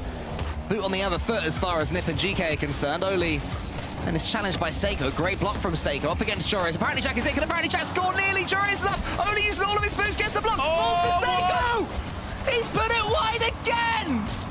Seiko again nowhere near, and he's cleared the ball. It's still going offensively for GK, but I don't know how they've missed that one as badly as they did. Seiko had such a good look at it. Oh man. That has got to sting, but they have to keep on going for now. Seiko, he is up. How much he would love to be the man to finish this game. Joyo punches it forwards. Apparently Jack behind him. Oli, apparently Jack in the air. Here is Seiko. All eyes on him. Can he stand up and be countered when he needs to? Apparently Jack dodges the 50-50 with Jorius. Into the corner it goes. Apparently Jack in the middle takes out CRR, but there's no one there again. There's no one there. Hello? GK's center ball coming through. Anybody want to hit it? I guess not. They're just going to let it go across the box again. Wait for an even more open center ball. Seiko's been... Oh, man. The free jump doesn't do much, but Jack's got him covered. Somebody's got to take the shot there. Listen, if I'm in ranked, I don't like when people spam take the shot, but that's probably a good opportunity to do that, and it's fully justified. Now Jack with a chance to take the shot. Jorius stops him again. Man, so many chances for GK, but they are not taking them this game. Here is Seiko, though. Maybe more difficult chances what he needs. Something to rely on is just his muscle memory instead of thinking too much about it. CRR versus apparently Jack. Jorius has a chance for a clean touch. Nip must be thinking that anything from here is a bonus. They should have lost this overtime already. If they can take it, it would be massive in this series. Oli will watch this one. Tries to tee up a teammate, but there's nobody there. It's just Joyo in the air. Almost over the top of Jorius. Ninja Pajamas continuing to defend on the front foot. Huge clearance there. Seiko up against Jorius. Manages to get past him as well. That's good play there from Seiko. He's had a shaky overtime, but that was a good moment. See some good challenges on the NIP air dribble, so everyone's getting shut down early. And, no hesitation in the challenge game from GK. Just can't say the same thing about their offenses. They hesitate a lot moving in. Surely now, Joyo wide open and scores. Finally, GK tie the series. I lost count of how many clear-cut chances they had, but it's all in the past. They get the job done. Yeah, I mean, they did not make that easy, and it is still not pure GK. They will not be happy with that game despite winning the overtime, because you can't miss that many chances and expect to take a series. But for now, they've got the monkey off their back. They have apparently Jack with 12 shots and 1 goal. Joyo with 6. And Seiko, it says 1 shot, but I'm pretty sure he probably had about 4, but all of them were rolled onto the post for some reason. You know, a lot of those shots were not expected to be goals. Like, I think that the problem here for GK wasn't the shooting accuracy, except for that one time that Seiko hit the post. In all honesty, maybe one Jack crossbar as well, I can remember. A lot of these shots are just to put pressure on, but the following touch is just nowhere to be seen. There's very often just a free ball, it looks like, in the box, in NIP's box, and just nobody's there for GK. They've got no second man. They're just playing first man and then two third men in Rocket League, which doesn't really put a lot of pressure on the opposition, doesn't give you a chance to score when the ball goes into those key positions. So yeah, they've got to be a bit more aggressive here, GK, I think, if they're going to take this one. Still did enough to tie the series 2-2. I mean, and as for Ninja in Pajamas, I mean, we haven't really seen too much from... Jorius had that one lovely goal where, well, it was CRR that got the goal, but it was Jorius who got the flip reset into the top corner in game 2. But apart from that, we haven't really seen any mad moments from Jorius, and CRR, who's had such a good season so far, has been pretty quiet as well. So Ninja in Pajamas, they'll be reminding themselves that they can step up from here themselves. You know, that was a tough overtime, and they probably could have lost it 2 or 3 times before they finally did. I want to see some NiP players stepping up mechanically here. That's for GK. Will they now have breathed that sigh of relief and play with confidence? Because it's still severely lacking despite this series being 2-2. It's a better start for there. Seiko always takes out a couple. Big save. Then it's missed by Ninjas in Pajamas.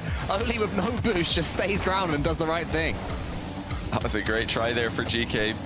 You know, better to see that follow-up coming through quickly, nearly resulting in an opening goal. I'm with you. I think that NIP can massively improve. I think their play has been, I think the problem's been in the execution side. They've had a better game plan, I think, in terms of creating winning chances in the majority of the series. Game 3, not the case, as GK had more, but yeah, it's all about execution for NIP. They've got to make better on their touches, got to make better on their opportunities, the double taps, wayward. Now it's not time to be doing that as Joyo pounces on the center ball. There we go from GK. This is what was lacking in the last game. And not this time, as Joyo's immediately into the middle as third. Jack was actually jumping over it. Yeah, and apparently Jack as well. Now he's the one who's, 1, smiling, not seen that for a couple of days, and 2, a real, you know, explosion of come on there from apparently Jack and GK. They're starting to believe. The luck has turned their way. And now their skill is carrying them even further forwards. But NiP try and respond immediately, and they manage to do so. And just when GK are beginning to pull away, NiP say no. Yeah, Seiko tripped off the inside. He tripped off the post there, so it's a big mistake by Seiko. He had a lot of boost while trying to rush back into the goal. Tripped on the post, and that ruined his recovery. He couldn't get to the ball in time. If he just didn't trip that, I think he would have had a free clear.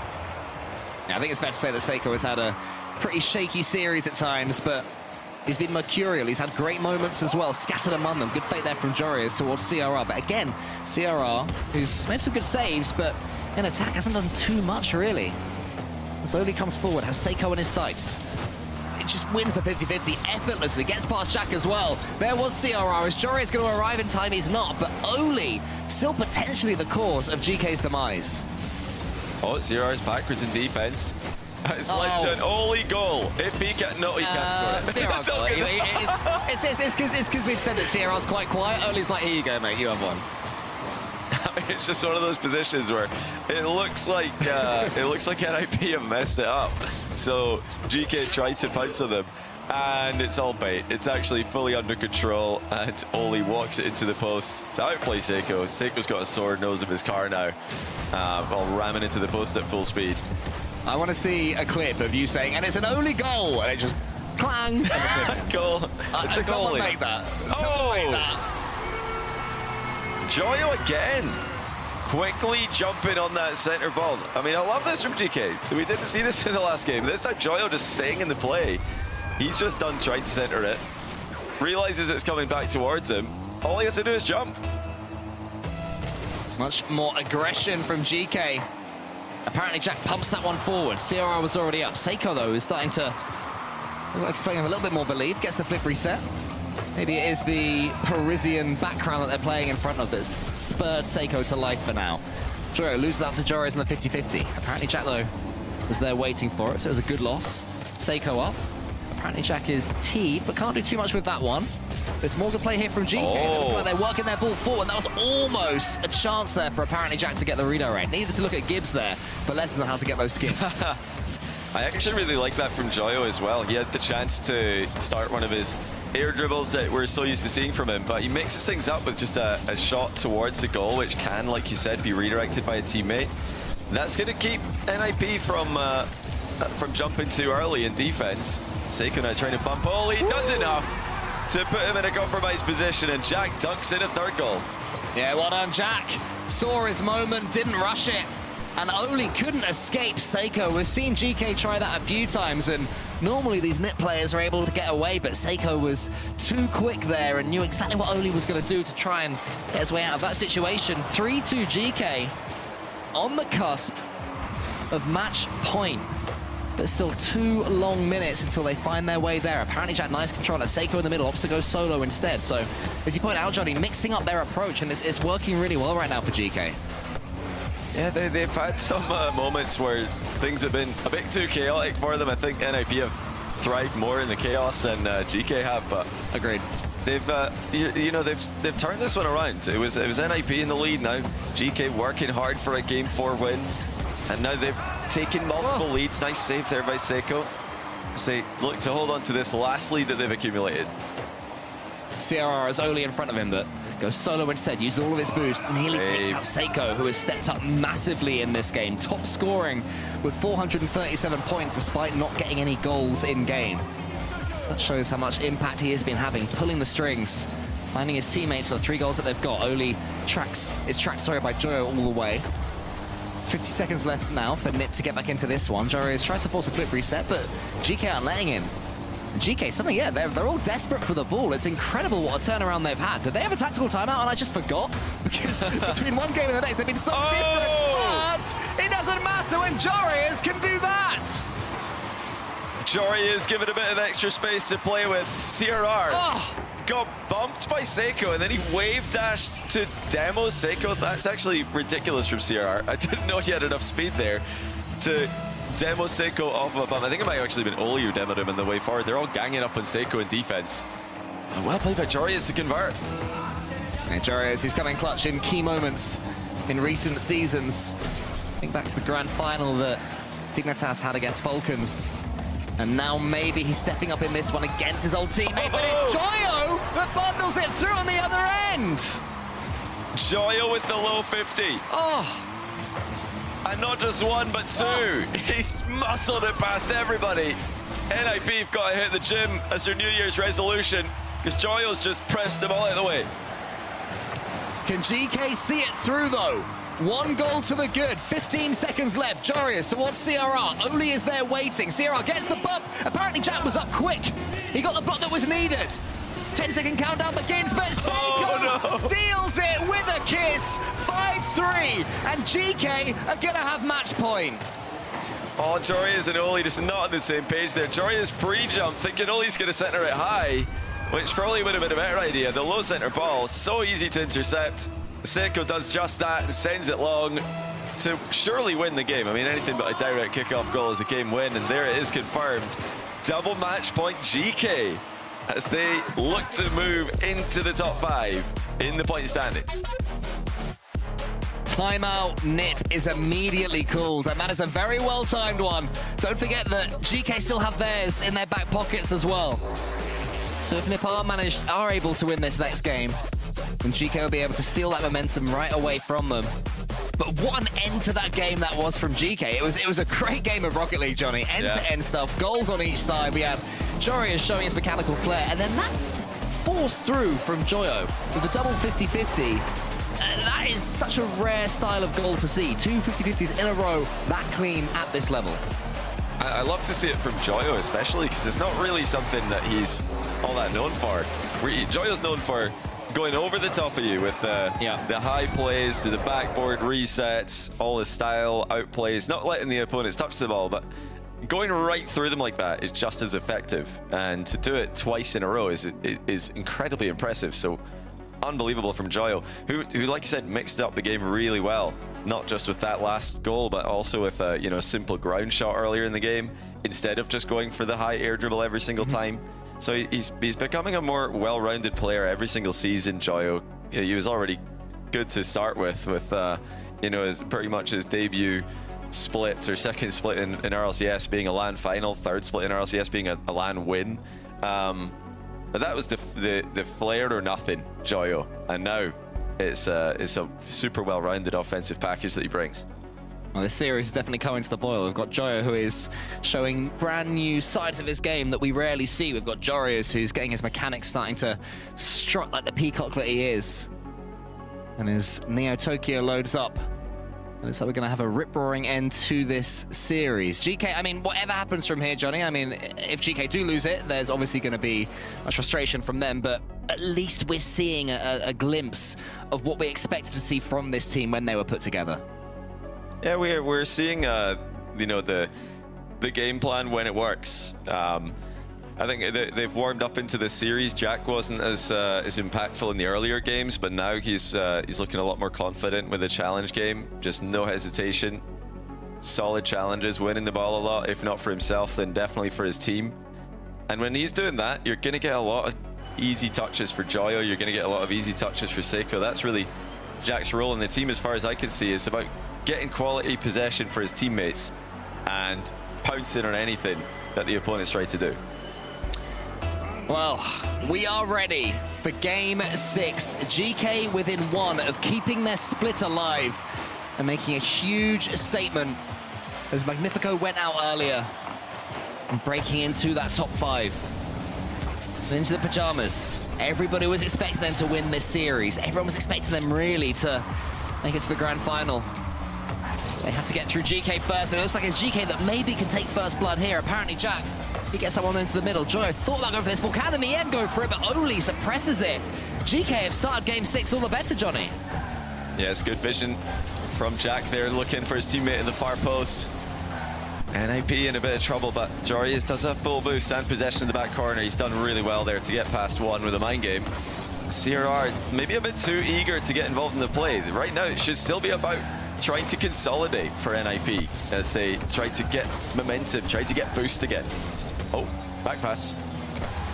A bit of a scary moment there, but all parties have recovered sufficiently. Jorius in, gets into that top corner. What a finish from Jorius! Oh, you know, going back, maybe not the back pass that Joyo wanted, as Jack gets taken out of the game. And like you said, perfect finish. Seiko is in the net. One of the best goalkeepers in the game. Couldn't keep that one out. I know, and the strike is that clean and that powerful. But Jorius got nice goals in the last game. And Ninja the Pajamas still managed to lose it. Can they change that this time? CRR has 100 boost, but Seiko swipes the boost ball below him. So this could be a chance for GK to launch an attack if they can get hold of this ball soon. They can. Seiko's on the ceiling trying to track Jorius, isn't able to. Joyo has to keep an eye on Jorius all the time. Only to the side, wants to get this pinch. It's in the middle. CRR is able to do something with this one, but the 50-50 only goes as far as Joyo, who puts it into no man's land, really. And into the Pajamas, they had to have a bit of an onslaught from GK at the start of this one, but since then, looking much better until Joyo goes to the ceiling, uses it again, and almost prods it home. Yeah, this is still fine for GK. You know, the one goal they conceded came off a pretty wild sequence in the midfield that they'll not expect to be happening again. Oh my goodness, Oli again with the high blocks right up next to the ceiling, but it's led to a 2v1 going the other way. CRR defends against both the bump and the attack. The shot, like you said, maybe a bit too early for the bump to land. Yeah, apparently Jack maybe could have gone with a 50-50 on the goal line there. I think he could have done more. The shot wasn't quite on because CRR was sitting so deeply back and did well to do so. Oli uses the crossbar, uses the post, and uses them magnificently to keep his team 1-0 to the good. Apparently Jack wants to get the dunk on Oli, can't do it. Seiko to the side, Jorius and CRR calling him off here. What can CRR do? He's the player that I said earlier, hasn't been too involved in this series. Oh, a quiet one from him, but this is the better moment from him. Faking and juking his way all the way down, loses it out to Jorius. The shot's weak though, and Joyo can then find Seiko, who's over the top. Oli in front of him. Can Seiko sink this one? Not quite. More good defending, but more opportunities for GK Esports. It's been CRR's best game in the series so far. He's been clutch at both ends of the pitch, and now, with half the game gone, they're halfway to that Game 7. Seiko fakes it mid. Joyo didn't read it. Oli going to waste some more time as he advances the ball for NIP. More 50s into position that they can play. And Jorius wants to get involved as well. Got to be careful with that, though, as third man. Seiko from the ceiling almost gets that one forwards. Jorius a chance to go to the shot again. So another snapshot here from GK. Gone for a couple of those recently. I wonder if they're trying to convince it they'll do it every time until eventually strike with an infield pass. We will see. CRR goes for a shot of his own, but apparently Jack is equal to that one. Takes a couple of touches for the dribble. Flicks it forward so far. It's going to hit the post. CRR as far as Joyo. The 50-50 into the middle. Seiko thinks about going in, but why? Still not rushing GK, even with 80 seconds left. NIP nearly getting caught out there by a simple flick from distance from apparently Jack. Getting very eager to clear the ball, NIP. Maybe over-eager at times. Trying to push forward just a second too early before it's safe to do so. Still, holding on to that one goal lead. Joyo had to loop back around. He does get to the goal line, saving time. Minute to go. GK still on that match point, of course, but Jorius has completely stomped Jack's air dribble there. Seiko is dunked there by Oli, but that's what he expected. Joyo gets it towards Seiko. Seiko again with the shot. just rolling towards the goalkeeper. Nip able to get it away. It's a long time since Ninja the Pajamas scored the only goal in this game. So far, it's still going to be enough to take us into Game 7. Joyo tries to take out the goalkeeper. He does, but it's not going to matter when the clearances are that solid. Are we going to see one more chance from GK? Or is CRR going to end it here? He knocks it back, and maybe this could be GK's moment. Yeah, they want to get a counter-attack started. GK are trying to use the physical game. They're trying to get the counters. Now Seiko to Jack. He's pre-jumped. Back to Joyo. You're joking! What a goal!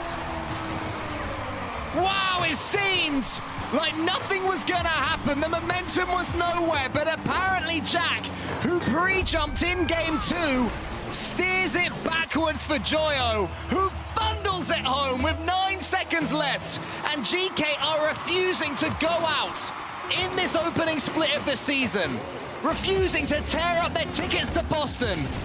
Can they see this series through?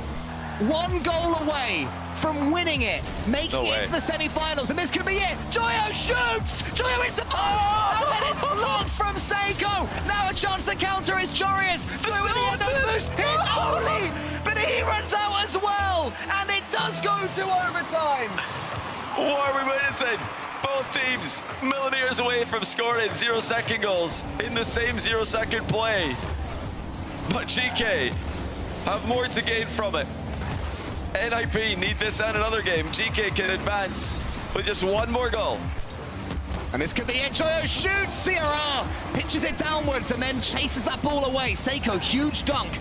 Above now, the Nip goal.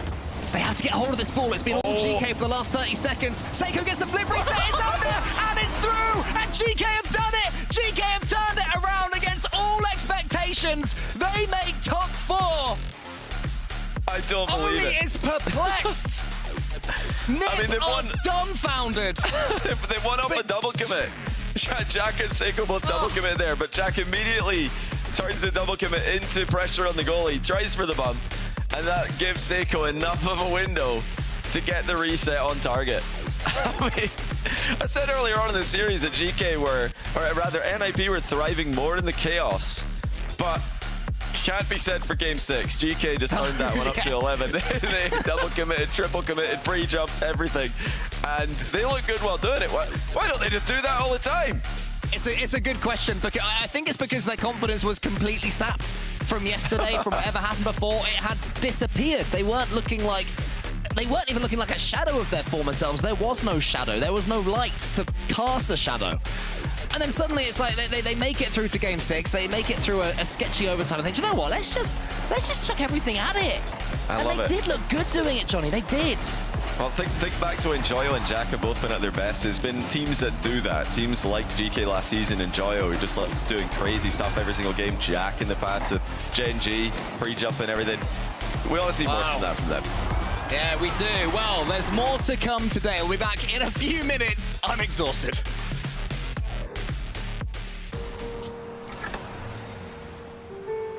There's a reason they don't call them clean bikes, am I right? Yeah. Because it's dirt bike. Gas stations. Whew. You gotta start at the top and work your way down. You want me to do yours next? Oh, you're from Oklahoma. They have to fill the silence. The bathroom code's 9914. Progressive can't protect you from becoming your parents, but we can protect your home and auto when you bundle with us. Look at this hot rodder!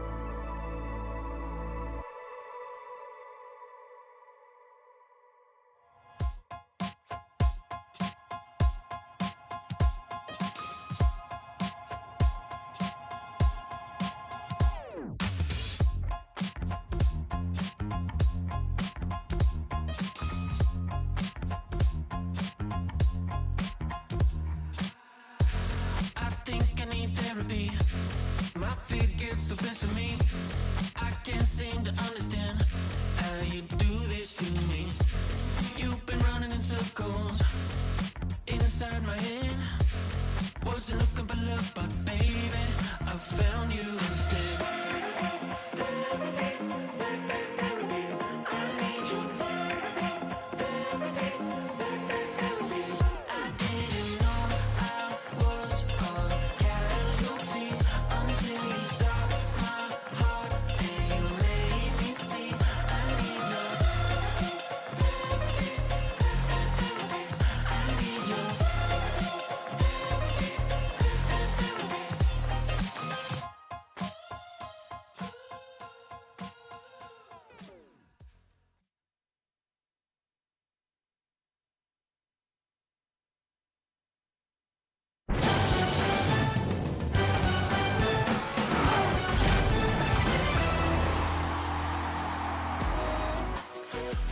Making the analysts look silly right now as GK moves on through. They've overcome one of their obstacles, Ninjas in Pajamas' journey for a Boston Major shutdown. And to talk about that when Joyo is here. Hey, I missed you, buddy. How you been?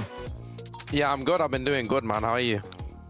I'm doing great. We're here celebrating some Rocket League, watching you get some dubs here.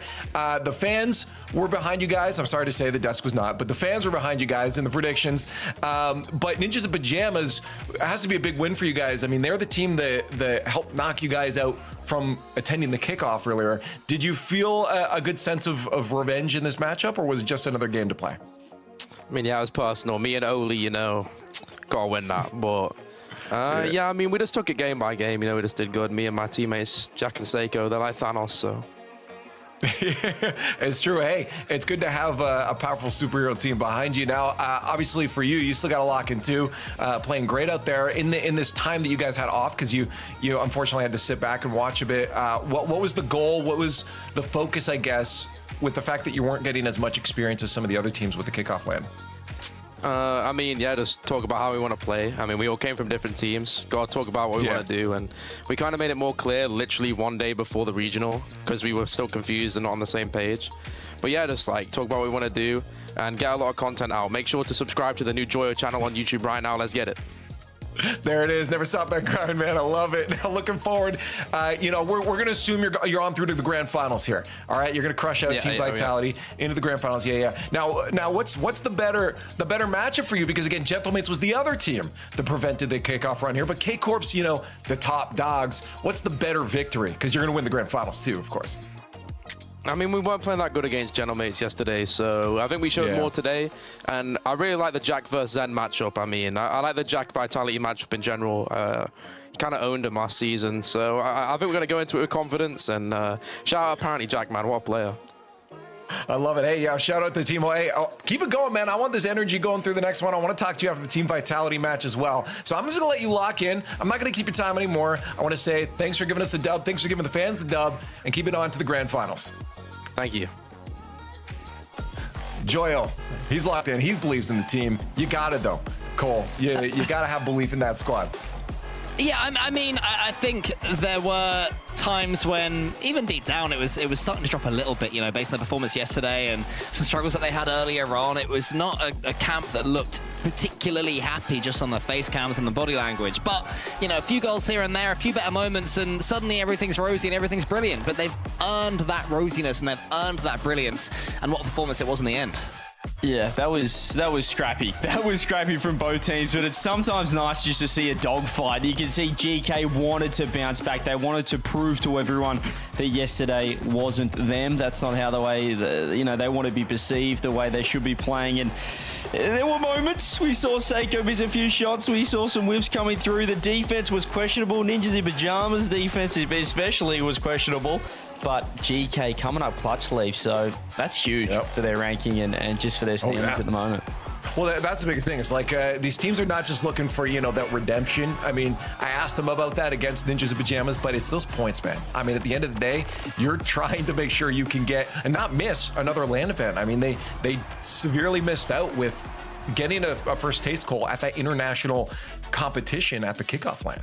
Yeah, that would have hurt. Maybe it was a bit of a hangover from that, which is why they've had some recent struggles and looked a little bit down. But, all you can do is keep on going in this beautiful esport that we call Rocket League and keep on fighting. And GK certainly showed that they have fight, if nothing else, in that series, because I was convinced that Ninjas in Pajamas were going to win that one and we're going to win it comfortably. But, yeah, as soon as GK got going. And I think CJ as well, you say sometimes it's fun to play like that, but I think it's important that they could play like that. That final game, all three going for the ball, pre-jumps, bumps, silly goals, super effective and super necessary for them. Yeah, it's scrappy, Leaf, but you can see the fight.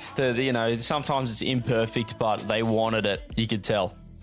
Yes, they did. Well, we'll see how they go against Team Vitality a little bit later on. We have a match in between that we got to get to. I touched on it a bit. What would be the better revenge story here for them in the grand finals? Gentlemates or K-Corp? We're going to play it to find out. Let's talk about it. Gentlemates looking super strong in the region here, but they're up against the Blue Wall, CJ. Both of these squads could be a grand finalist. Yeah, it's a big French battle. It's, when we're heading to a Paris major as well, it's kind of one of the fairy tale grand finals, perhaps a Vitality thrown in as well if you want maximum crowd involvement. But we've got to head to Boston first. Carmen Court, Gentlemates, KC looking absolutely fantastic. Gentlemates are 4-1 yesterday over GK. GK didn't look good, Cole, but they did just beat Ninjas in Pajamas, so maybe it's an even better win after that. Yeah, that's certainly one way of looking at it. You look back at GK's next game, they've now beaten NIP, and you think, oh, wow, 4-1 against them and making them look very average. Maybe it was completely Gentlemates' brilliance rather than GK struggling, and if you look at that, Leaf, then Gentlemates are a serious team here. Let us know, guys. Progressive fan vote up right now. Hashtags in the chat. I don't see you spamming yet. You're usually quick on this one. Hashtag KC, hashtag M8. Someone's going to the grand finals, but only one of the teams could be that team going there. That's the way the bracket works. Best of 7. Gentlemates and K-Corp. I feel like I actually was waiting on my predictions for this one myself because I felt like this was a harder one to call out here. I wanted to see how K-Corp was playing on the day first. We didn't get to see Gentlemates today here. K-Corp's looking good, but Gentlemates maybe Cole, do you feel like this is an even match? Like I'm playing it right here, or do you feel maybe it is more lopsided? No, I think this one on current form, and you look back at their history between each other, these two rosters, and Gentlemates winning in the off-season, I think it's very, very fair. I'd say it's almost intelligent to have predicted Gentlemates here, and anybody who has is very smart and handsome. Okay, well, I know I would say she's predicted then. I don't know. Whoever I predicted, I'm just saying whoever has predicted Gentlemates is probably smart and handsome. Yeah, but see, when you do that with a little cheeky grin on your face, we know exactly what you've done. You're not hiding nothing. You're hiding nothing over there, Cole. Smile. They actually copied Gentlemates prediction. All I'm saying is that yesterday it was Archie and Oski that were absolutely carrying. If Nas comes to the party as well, then Karmine Corp are going to have to be playing better than they have been so far to deal with Gentlemates the way they've been playing. I think Nash, let's sort of talk now. I thought Nash looked good yesterday. I don't know what I think he looked good. I think, sorry, when I say carried, what I mean is Archie and Oski were just having the time of their lives, and Nash was fine. Do you know what I mean? Like, he could be carried. Not that he was carried. He was having a good time. Let's see. I landed CJ. We'll go first, and we'll see if he's being cheeky. I landed on KC. I just I saw the way they were playing, and I said, it's you know, they've got that warm up now, and they looked hot. Juicy was crushing it other man. Those ceiling shots, beautiful. I gotta go KC, CJ. Let me join you with the blue wall party as well. It just gets to this point in the tournament. We were talking about it off air. Once you hit the semi-finals, you just pre-filling KC from here on in. It just time and time again. We've done it more often than not. More often than not, Cole, you are right. But I'm just sensing that you've gone against the grain here. It's something I have gone against the grain. I'll reveal it. I went with Gentlemates all along. I've just got a feeling that this team is bubbling to their best right now. And I saw enough from, in particular, Archie and Oski yesterday. And I know how good this is. And I think that Karmine Corp, going to Game 7 against Man City, sure, they won it. I think it was Johnny who said he's not too worried that they went to Game 7. I'm a bit more worried that they went to Game 7 because Karmine Corp online, they should be steamrolling teams, and they're not doing that so far. And Gentlemates can punish. Even production are confused because they're still. I know. I was gonna say they're putting a blue strip on you. They're not fully convinced. They're like, believe that, Cole doesn't believe it. Look, here's the orange. Here's the orange right here. All right? That's all I need. Well, chat is not on your side either. The only person backing you, Cole, right now is actually Gibbs. So we'll see how that one goes down. Yeah, we got the match. Too late. We got the match. Get into the game. Best of 7. Best of 7. It's gonna be a nice matchup. Casey versus Gentlemates. One team moving on to the grand finals. Will the blue wall stand strong, or can Gentlemates finally shut down the top dogs? So it is the battle of the orgs that want to beat each other more than anything else. Gentlemates taking to the field. They have been second best. They have been looking at Big Brother KC for the last year plus, Johnny. But as we get into game 1, brought to you by Progressive, it's time for it to change. It's nice for Rocket League to see these two teams making it far into tournaments. So it's the two biggest fan bases in the scene get to clash. But it's been all KC for the past few seasons, especially in Europe and especially online. And we're seeing it today that it might be headed that direction again. So game 1, we're seeing a couple of blowouts today. What we're going to get from these two teams. KC looked very good earlier on against Magnifico, who took a couple of miraculous games from Atomic just to get anything on the board. After Gentlemates crushed GK yesterday, did not make it a contest. Both teams are in imperious form. Juicy looks for the infield pass, no one's around, and Vatira's got to get there, and he certainly does. That's good. Hustling back there by Vatira. Not bad. Hard clear by Gentlemates. Gentlemates already looking like they're up to the task. They're not getting completely blown off the pitch as Magnifico did at the start of their series against KC. Took a while for them to warm up to the pace and the aggression that KC were bringing to the table. Gentlemates, at least out of the gate, better match for them, but it only lasted so long. 59 seconds to be exact as Vatira bumps Nas out of the way and Atto does the rest. It's like, you know it's going to happen as well. KC have made no attempts to shield, air dribble, bump, and the second man comes and finishes off the play. It is their bread and butter. But here's the great thing about it. You know it. Are you going to be able to stop it? So far, the answer to the whole of Europe has been no. Well, it's very interesting because day 1 when they did lose to Magnifico, they didn't really use it very much. And it's weird to see because it is such a staple in their offense. And they're opening up the semi-final with an air dribble bump pass. It's such a good play to start with, just to let the other team be afraid of it now. For the rest of the match, Atto trying a double, triple tap, something, maybe a quad tap there at the near post. Does get blocked. And it's wide open now for Atto. Great recovery by Vatira, good pass. And it's just too easy for KC once again. That is unbelievable. What a recovery from Vati. I've got it, and I've got it. Here you go, Atto. Nice and simple. Well, there you go. There's what's happened for the last year plus.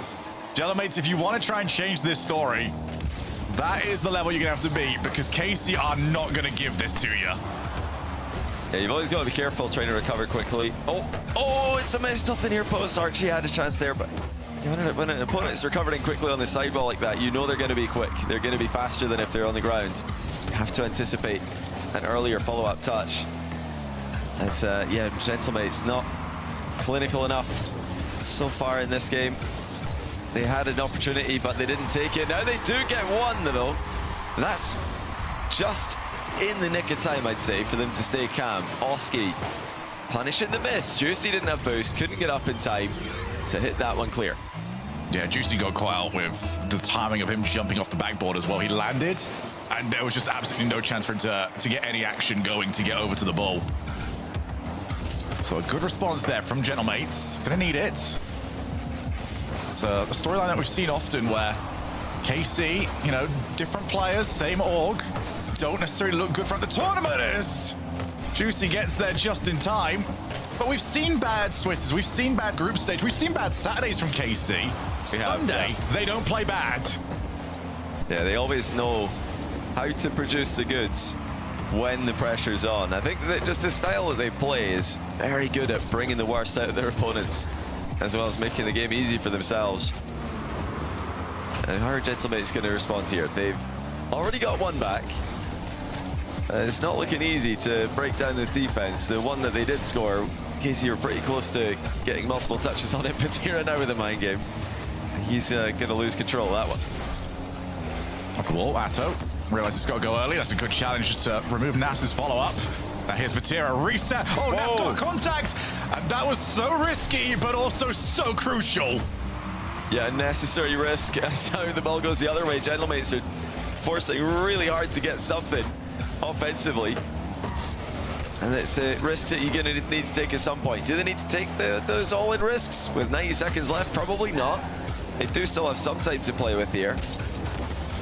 Against KC, you know the chances are going to be few and far between for long stretches of the game where they put you under pressure. Archie, very awkward aerial to get up to. Was not expecting it to pinch upwards like that. Atto with Vatira doesn't choose to take the option, and Oski's got a slight misread on how that play was going to develop. Up goes Archie, tries to leave it, prioritizing the recovery, knowing he was going to get beat to the ball. 1 minute left on the clock. One goal is the difference. Can Gentlemates get themselves out of this position because they've got to avoid these bumps? Juice is on the way. Oski gets enough, but look at that boost total. So little for Gentlemates to work with. Juicy shoots and Archie stops. Well, Nas did a good job moments ago defending that back corner boost in the midst of the chaos. Vatira was millimeters away from stealing it. It's those little things you need to do against KC if you're going to break that stranglehold they put you in. And now with 30 seconds to go, it is time to throw everything forwards. Just take that risk. See if you can get a goal back and tie this. Send us into overtime. Yes, it lets KC have chances at the other end. At this point, it doesn't matter. No one's challenging Nas at the moment. Good little turn at the end. Juicy's on his way up. Just going to slow play. Dade to take the 50. Not overcommit if you're KC. You've got the goal. You've got the lead, and you've got a dwindling amount of time. Vatira over to Atto. First touch just kills the ball off. Oski's going to try. Oski can't do a thing. It's just a burst of acceleration from Atto to confirm the game win. Yeah, Oski was advancing, of course, hoping that his teammate gets a win on the challenge that he can maybe follow up on. Not against a player with Atto's ball control, though. 1-0, KC continue their fine form on Championship Sunday. And what a starting game for Atto. 3 goals, 714 points, 3 saves.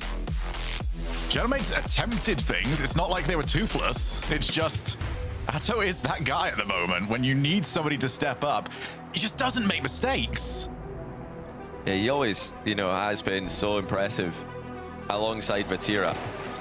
Going back to their first season together with Rise, great results all the way through the season.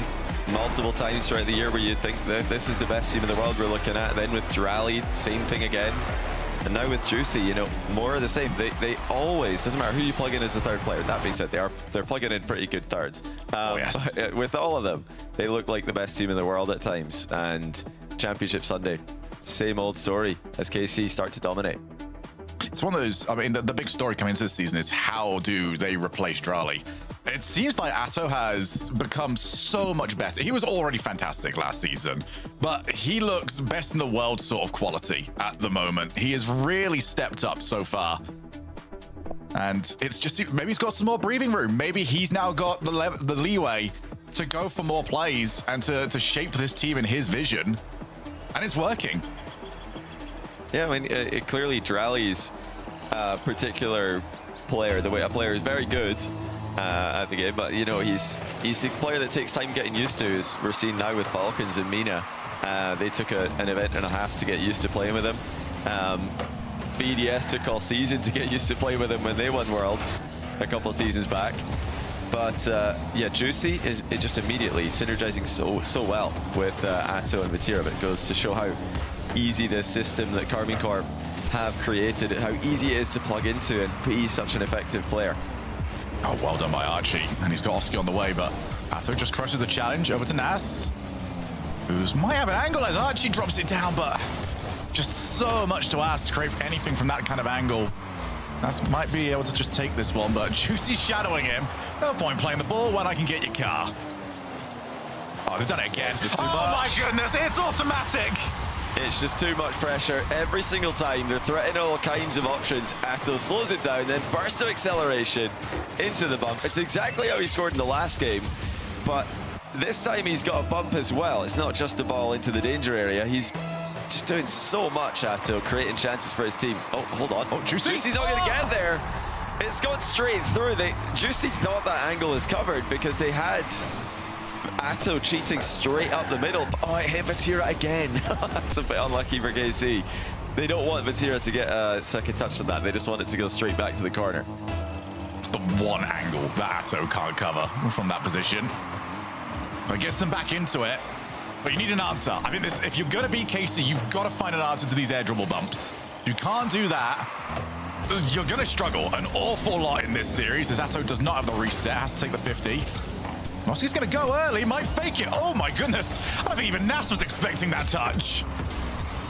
Yeah, it's a nice skim, but doesn't lead to much. Oh my goodness, a bump onto Archie. He's getting bumped into clearing his own center. This is the other aspect of KC's game that we don't get to see all that often, but it's their defense. They're very good at just staying calm in defense and making the right touches. Just don't get to enjoy that very much, as they spend most of the games they play in the offensive half. It's their 50 game that I just always find so impressive. Oh, as here comes Atto, he pre-jumped it. Maybe a little bit unnecessary. Now's the breakaway opportunity. Nas wants a 50. He'll get the 50. Oh. It's so dangerous. Archie can't put it on target. Now it's a breakaway and Juicy just goes for the long hit. Yeah, that was a great chance. Pretty close there for Gentlemates. They've had plenty close to scoring chances in both games. It's frustrating though. It's such a frustrating thing to see against teams like Karmine Corp. Whenever you're up against the best team in a major region, you just feel helpless when the ball is so close to going in and refuses to do so. Oh, from the blind side, the bump lands, and that's how you're going to do it for Gentlemates. Archie knocks it forward and then takes Juicy out of the game. Archie tells Juicy, you can't park there, mate. I'll show you to somewhere you can. 2-1. What a response from Gentlemates. And this is the Archie that was dangerous previously. An Archie that's loitering, looking around in that backside of the field, still boost, get demos, get bumps. If you can get the confidence to loiter, then it might be a big asset to his team. Oh, nice clear by Oski. Timing it nicely as it bounces off that corner. KC not really reading what Gentlemates are doing, because I don't think Gentlemates know what they're doing in defense there. The ball's just bouncing around. And again, those key little touches are breaking the flow that KC are trying to establish. KC want to get consecutive touches. They want to pass the ball around, but Gentlemates are getting these little awkward hits that take it away from them. Gentlemates are also doing a lot better when it comes to the speed of this game. Getting pretty comprehensively outpaced. Nas especially just could not seem to win the race to a ball. Better so far. Minute and 40. And they needed somebody to go. Okay. And KC have got another one on the board, and of course it's that man. Yeah, Vatira just 15 it back to him. Atto, even with no boost, is still able to get it on target quickly enough. But Vatira just clearing the path for him. Great physical play from Vati as Gentlemates couldn't get enough players back to help out.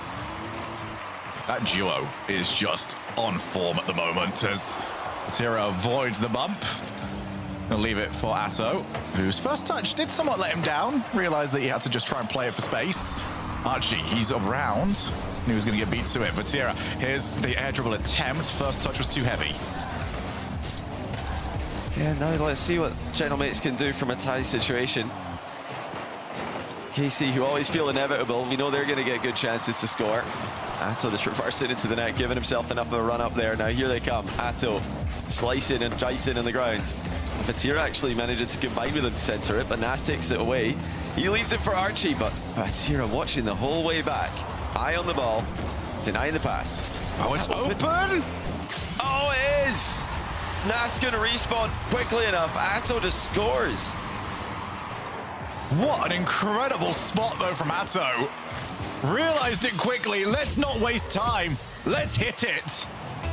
3-2, and Gentlemates, they got demoed in the opposite side of the field, and it was enough for a goal. There's a bit of a misplay as Juicy gets rid of the ball. Yeah, that was a bit of a heartbreaker to lose out in that position for Gentlemates. Archie pre-jump in here, he's up early, but really the attack's just gonna fizzle. There's nobody middle. And here comes Juicy now. Plenty of solo plays from him this weekend. Didn't get the power slide landed on the ceiling right, so he lost his momentum. Still all good for Karmine Corp. 25 seconds to go, and they're up by that critical goal. That shadow defense from Vatira working a wonder. Atto, first touch there. He goes for a bump, and it's saved by Oski. You know it's happening. It's just so difficult to stop. Gentlemates have got to get this ball to the opposite side of the field. Nas on the reverse, realizes he might have to leave this. Instead, Archie's on his way up. That's the last of his boost, so it's all up to Oski. What can he create? He's going to get bumped, he's going to get harassed, and he can't do anything. Yeah, just not quite enough from Gentlemates. You know, they had some moments in this game. The timeout is called, as you would expect, when things are headed towards the very predictable Karmine Corp in the grand final for another Championship Sunday. I mean, Vatira as an individual, his Championship Sunday record is astonishingly strong. Karmine Corp, of course, as a team, have got an impressive record, but Vatira as an individual, even before he was at KC, he was already winning these. Just shows up like no one else in Europe when it matters most online. I can also say that Nas has dropped out the lobby, so I'm going to be very interested to see if we can play spot the difference on his car. What? Is it going to be a wheel change? We're going to get an octane? I don't know. We'll see. We'll find out. It is up to Gentlemates to get an answer here. Yeah, you need something. You know, they've not really had a response for Atto in offense. Atto's been leading the attack for KC.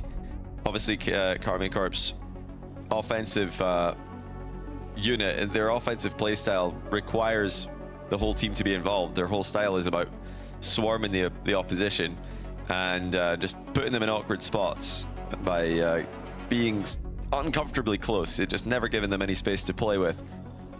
But Atto in particular, I mean, the way that he accelerates the ball, first touch, just brings it under control. Second touch, he's right back to supersonic midair with, you know, a speed flip through the ball in the air, something that you don't always associate with a speed flip. Everybody knows about speed flipping on the ground, but pros are speed flipping in the air to get more touches on the ball and get it moving more quickly in the air dribbles at this level. It's very difficult to do, but you'll see SSL players online doing it. You'll see pros doing it. Speed flips in the air, usually starting upside down. And he's doing all of that hurtling towards your car, usually, for the air dribble bump. Whilst Vatira is right behind him. It's got to be horrible. It's just absolutely horrid to try and play against. But for Gentlemates, they've had their 2 minutes. They've now loaded in to DFH Stadium. Fist bumps in. Now it's time to lock in. You've got to win this one, Gentlemates, or you have got a heck of a mountain to climb. Yeah, it does feel like that.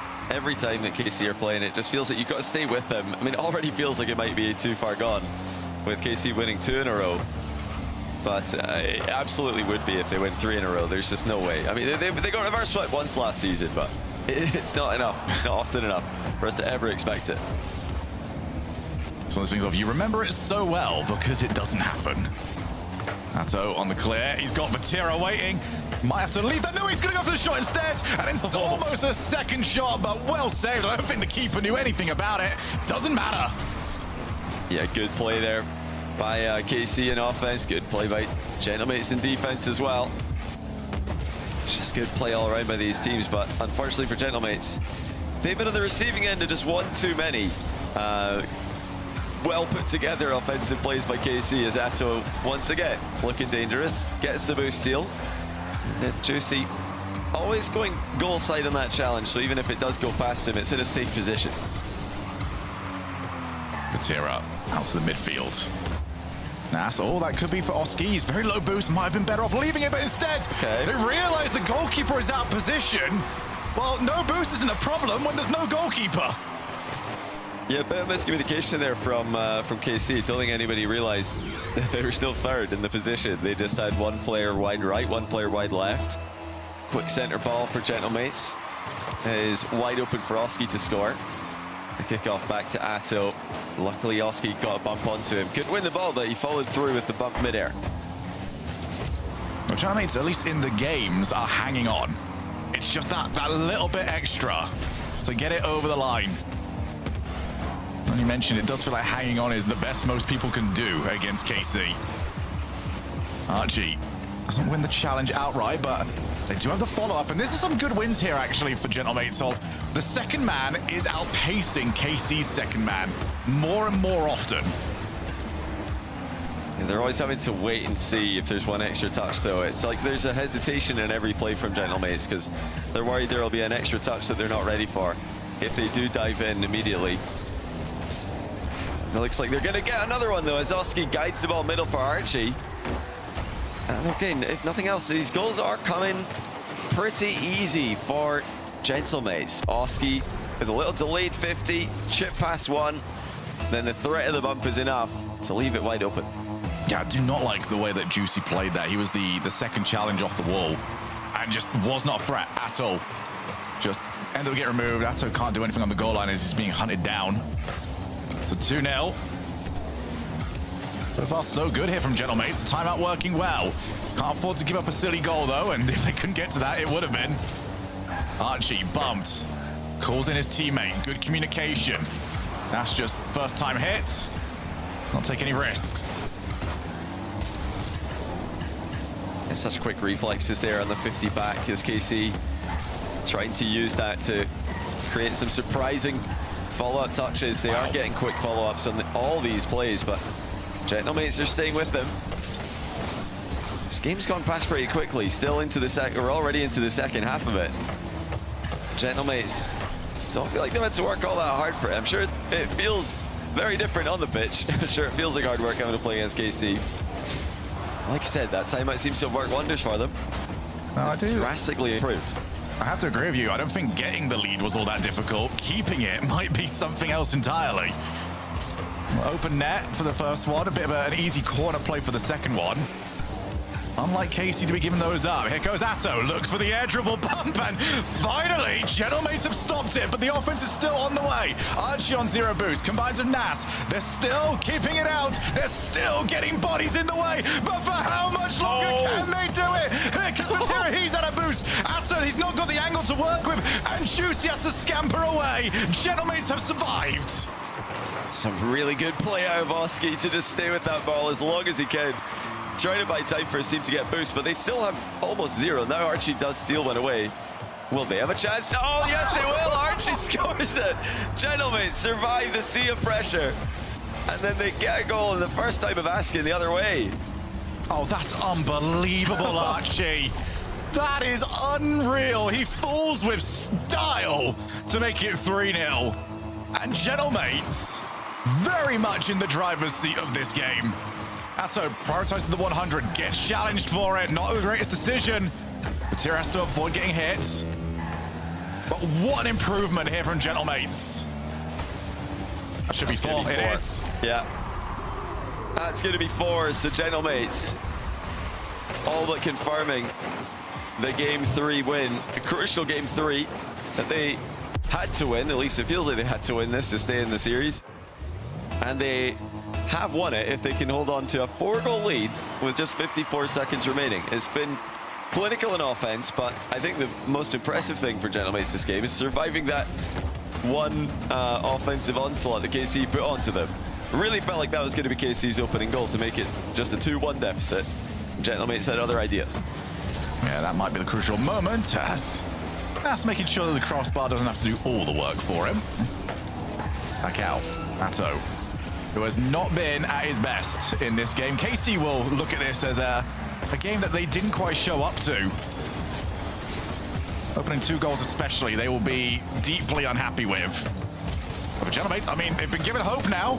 They've been shown that KC are beatable, and they're beatable by quite a margin. Yeah, it's obviously a series, you know, where KC are quite comfortable playing aggressively for one game.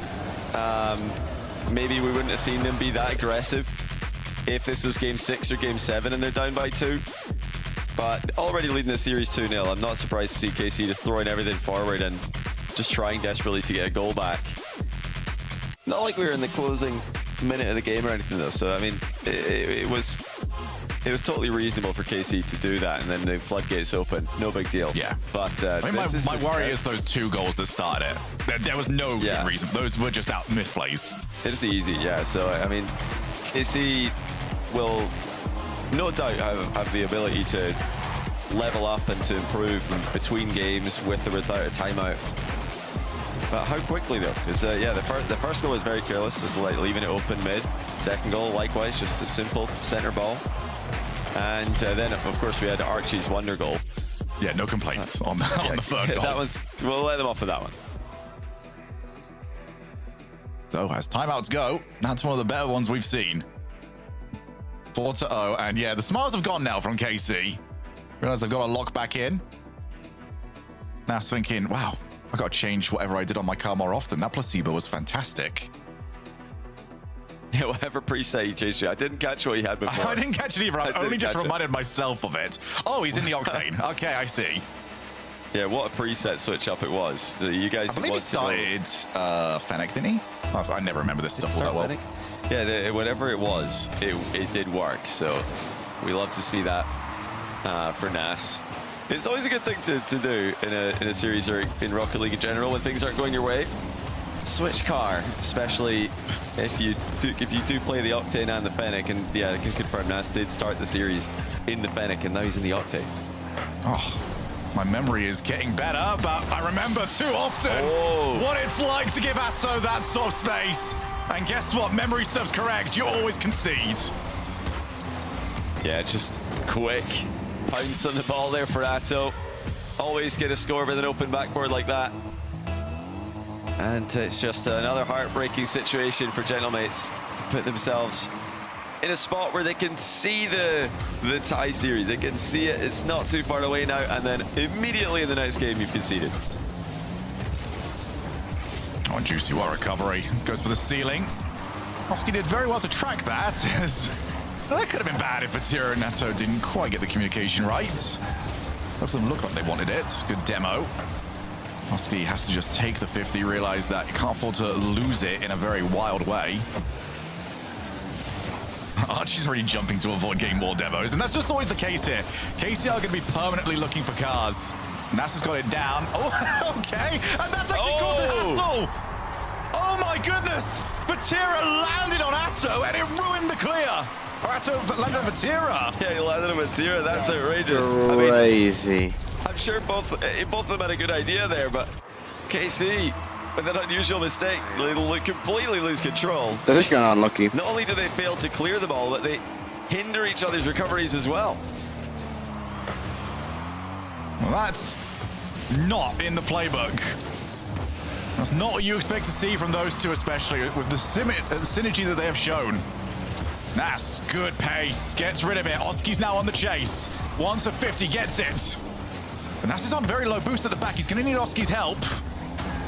Oski more than happy to provide as his teammate gets the boost back up.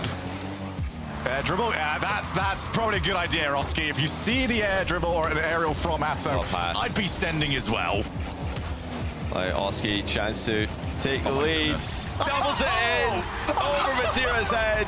I think Vatira might have got a touch on it as well, but he had to do something. Oski was scoring it. And yeah, it's gone in off Vatira's car, but I don't think it would have mattered. No, I don't think there's anything Vatira's doing to stop that one going in. He gets spectator seats, the absolute best tickets in the house, as that's on target, saved! It's a close call for Gentlemates, right off the kickoff. They're starting to gain some serious momentum in this series now.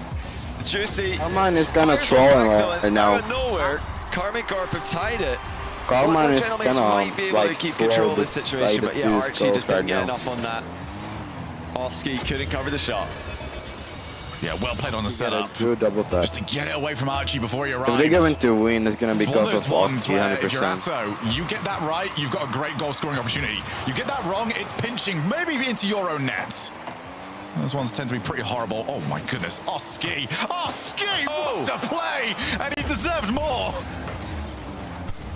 Yeah, they're looking great offensively. Oski in particular really coming to life here for Gentlemates. They all need to show up big.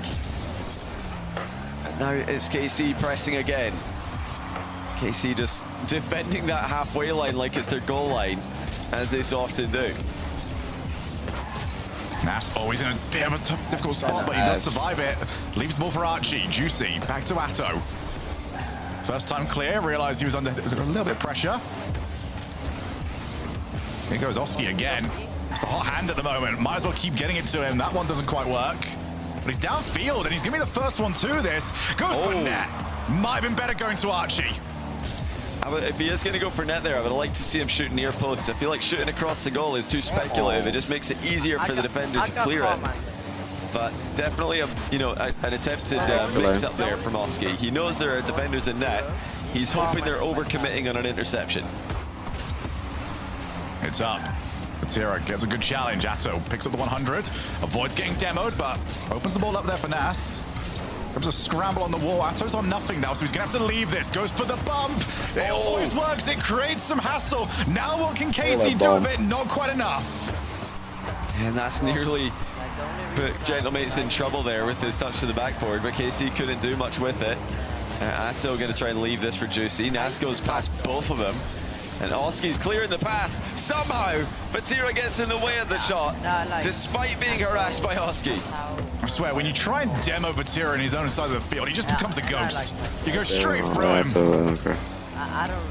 One of the most difficult players to beat. I like Vatira as well, like Carmine. Carmine. One of the best 2v1 defenders on the planet. As Archie will clear. Nas looking for Atto, who's already jumped. Juicy's got a bit of space, chooses not to go for it. Oski can't read the angle. There's a whole bunch of orange cars. None of them are making contact. And now they've got to get back because here comes Atto. He's got options, but none of his teammates got boost, so he has to sell for a block. Oh my god, Atto. Yeah, Atto, he wasn't covering oh the defender's access to the ball there. Usually he'd be goal side of the ball, just threatening bumps. That time he was in the outside of the ball, actually blocking his teammates from accessing it. Gentlemates in a rare position where they don't have to defend too much against an Atto attack. Well, that's across the face of goal. Atto on his way. 100 does not spawn for him, so he's got to now pass it off, look for the bumps. You know the story by now. Juicy. Oh, not the best touch from him. But it does open the ball up. Here comes Atto again. Goes backboard. Oski clears. Might be a chance. Yeah, Vatira realizes do not give Nas a chance to challenge. It's going to be on target. Not overly dangerous. Vatira looks to try and create one more. Can Oski get to that? No, not quite.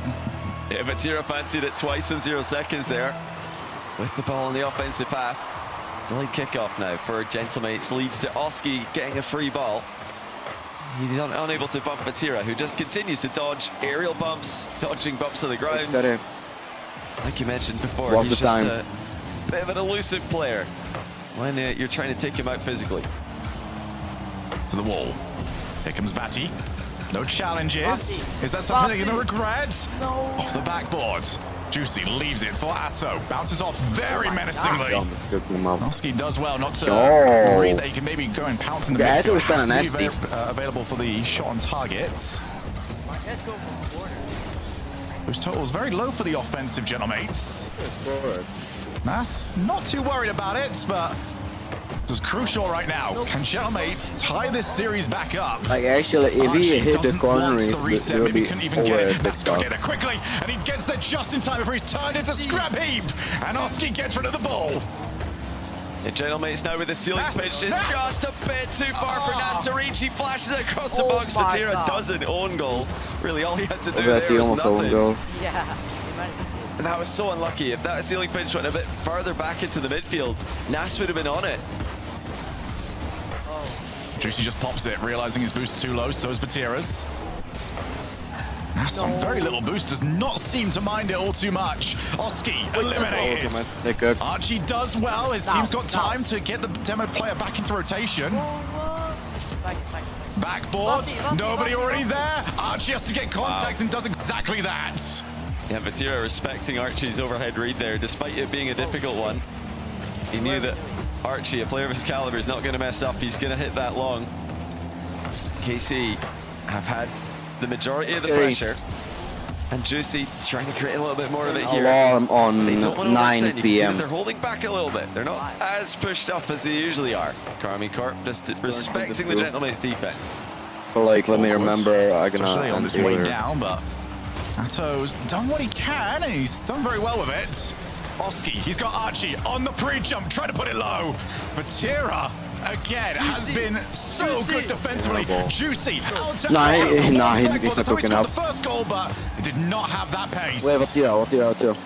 Vatira just slowed it down for a moment, letting Juicy come into the play. Gentlemates are covered in everything pretty well here. Can they survive for the extended attack? The inevitable extended attack. Is the overtime going to be... You remember the longest overtime? Demos, couple of bumps. Whoa. Nas and Archie, they've got to pick somebody to go for it because Casey going to keep sending players. Juicy's too close. Atto's too low on boost. They're going to have to probably give up on this for the time being, but Gentlemates weren't ready for the corner. Nas is still low. There's nobody in got free shot. It's too far away, and Casey can't take advantage. I mean, KC, they're so far pushed up, they actually can't get shots off because everybody's so far forward. If the ball gets soft cleared, it's over their heads. Just have to dial it back a touch here, and there will be a free shot for someone. Well, go back, reset, go again. And we're on our way. Here's the bump. It's the KC special.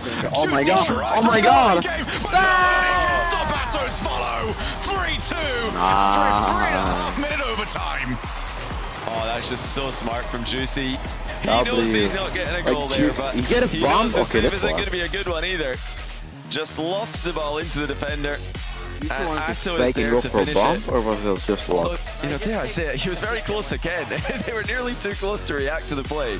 It felt like they were completely When pushed the up ball as far as like he could get be down, he in that flipped. overtime. I think he did it on accident. But Gentlemates just couldn't get a clear ball. They couldn't get rid of it.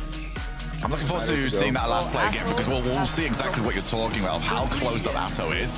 And Juicy's play is a smart one, but it doesn't eliminate the Oski's chance shot was kind of like fucking toward good. Atto, maybe over the top of Atto. Yeah. KC are playing with fire, they're just not getting burnt. Yeah, it could absolutely have gone over his Look head. at where Atto is. That could be bad. He is very close, but obviously in a slow play like that, Almost when the ball one- isn't moving very quickly, 1,000 points. there's more of a chance that it doesn't go In-game very low. far. So if the ball is moving slowly in Rocket League, if there's less of a chance of a Oh, you volatile look 50, like Junko, you playing sad. really close to your teammates is more viable. If that was, you know, a supersonic play where two players are accelerating into the ball, I doubt we'd see Atto that close. But he's really done well with the pace changes this series. You know, matching the speed of the game really well. Nah, it's Game just slows kinda down, ass. He's right up close and personal. Game's moving faster. He's further back, respecting the volatile clear. Oh, Atto's been player of the series, bar none. That is not to say that his teammates are playing bad at all, but the S tier belongs to Atto. And they now get this across the line. Like, Nas is not It's on a not out of reach gas. here It's for kind of Gentlemates. ass. It's unlikely. It's very unlikely. Bars They have again. made it scrappy this entire series. Scrappy? Who's to say that the coin can go their way Get the 3 fuck out of my times? game. I just wonder if we're going to see the same disciplined offense from KC. Are they going to wait for the clear-cut chances? Or will they Oski got open. Oh my god. It's not something you want to do against Gentlemates, because Gentlemates will counter-attack, they will punish you. And we could see, you know, the first of those match points disappear quickly. Hold it shot, wait. So far, Nice. KC with measured aggression. Yo, as you they better finish off Junko. game 4. They still look like the team with far more control of where the series is headed. Oh, I say that. Archie does open the scoring. In case I'm gonna Rotty so he can jump up. Oh my god. Yeah, a little bit Bro, too back much to being back kind to each kinda. other, to be honest. Yeah, he And can wasn't jump. too kind to bump into one another. KC have had a few Yo, of these they this land series. on It's not Rotty consistent, but you go back to the back game to that back. they lost, the opening goal especially. Yo, I think KC Rotty's have gonna had be pregnant. moments in that corner as well where they don't Oh, quite get it bad, right. bad. Yeah, they're definitely confident in each other's 50-50s. Maybe to a fault. You know, not every 50 is going to be good for you. You have to cover the mad option with one of your players, or you might as well, I feel, when you've got everybody back in Toxic defense. positivity at that point. But this is what Gentlemates needed, just a little bit of hope, because they've had to do so much defending at the end of the last game. You almost forget what the other goal looks like. Oh, NASA's got a close-up view this time. 2-0 in that new Octane. Little cut in field. Past one. And yeah, good control. Challenge didn't really force him to lose control of the ball there, Nas. He's able to 1v2. Yeah, a little bit of a reminder. Nas knows how to play ones. He's got that ground game. Did not need much of a gap as he's now on his way up. Tips the ball on. Oski goes up. Nas called back into the action. Yeah, dude. Oski. Oh, he's found the corner. I don't think he quite liked his view. Maybe a few too many players forward for his team. We have a 2-goal lead. I mean, Gentlemates do not need to take the risks. If we're talking about org reputations, teams with the name Gentlemates attached to them tend not to throw away 2-goal leads. Yeah, Gentlemates in their best iteration of the roster, Yeah, winning the first Copenhagen LAN. Wait. They did exactly that. You're just holding on to goal leads. The They look like Oski is such scaring good the chances. doing that. Hold on. Well, I mean, maybe they're just wanting to hold on to a 1-goal lead instead of a 2-goal lead. What Because happened? this What is happened? not how you defend a goal lead. Archie not playing the ball at Yeah. all there. Not sure what he was trying to cover. Oh my god. Archie, you know, looked great doing it, but he looked Told great you, at seeing the ball going into his own under net. the gas and looking like an ass. 3 minutes, 1 goal. Not nearly as comfortable. Archie looking to try and make up for it. The ball's on the ground, so he has to take the 50. Again, 2 players committed there from KC. You usually get away with it just because how good their recoveries are.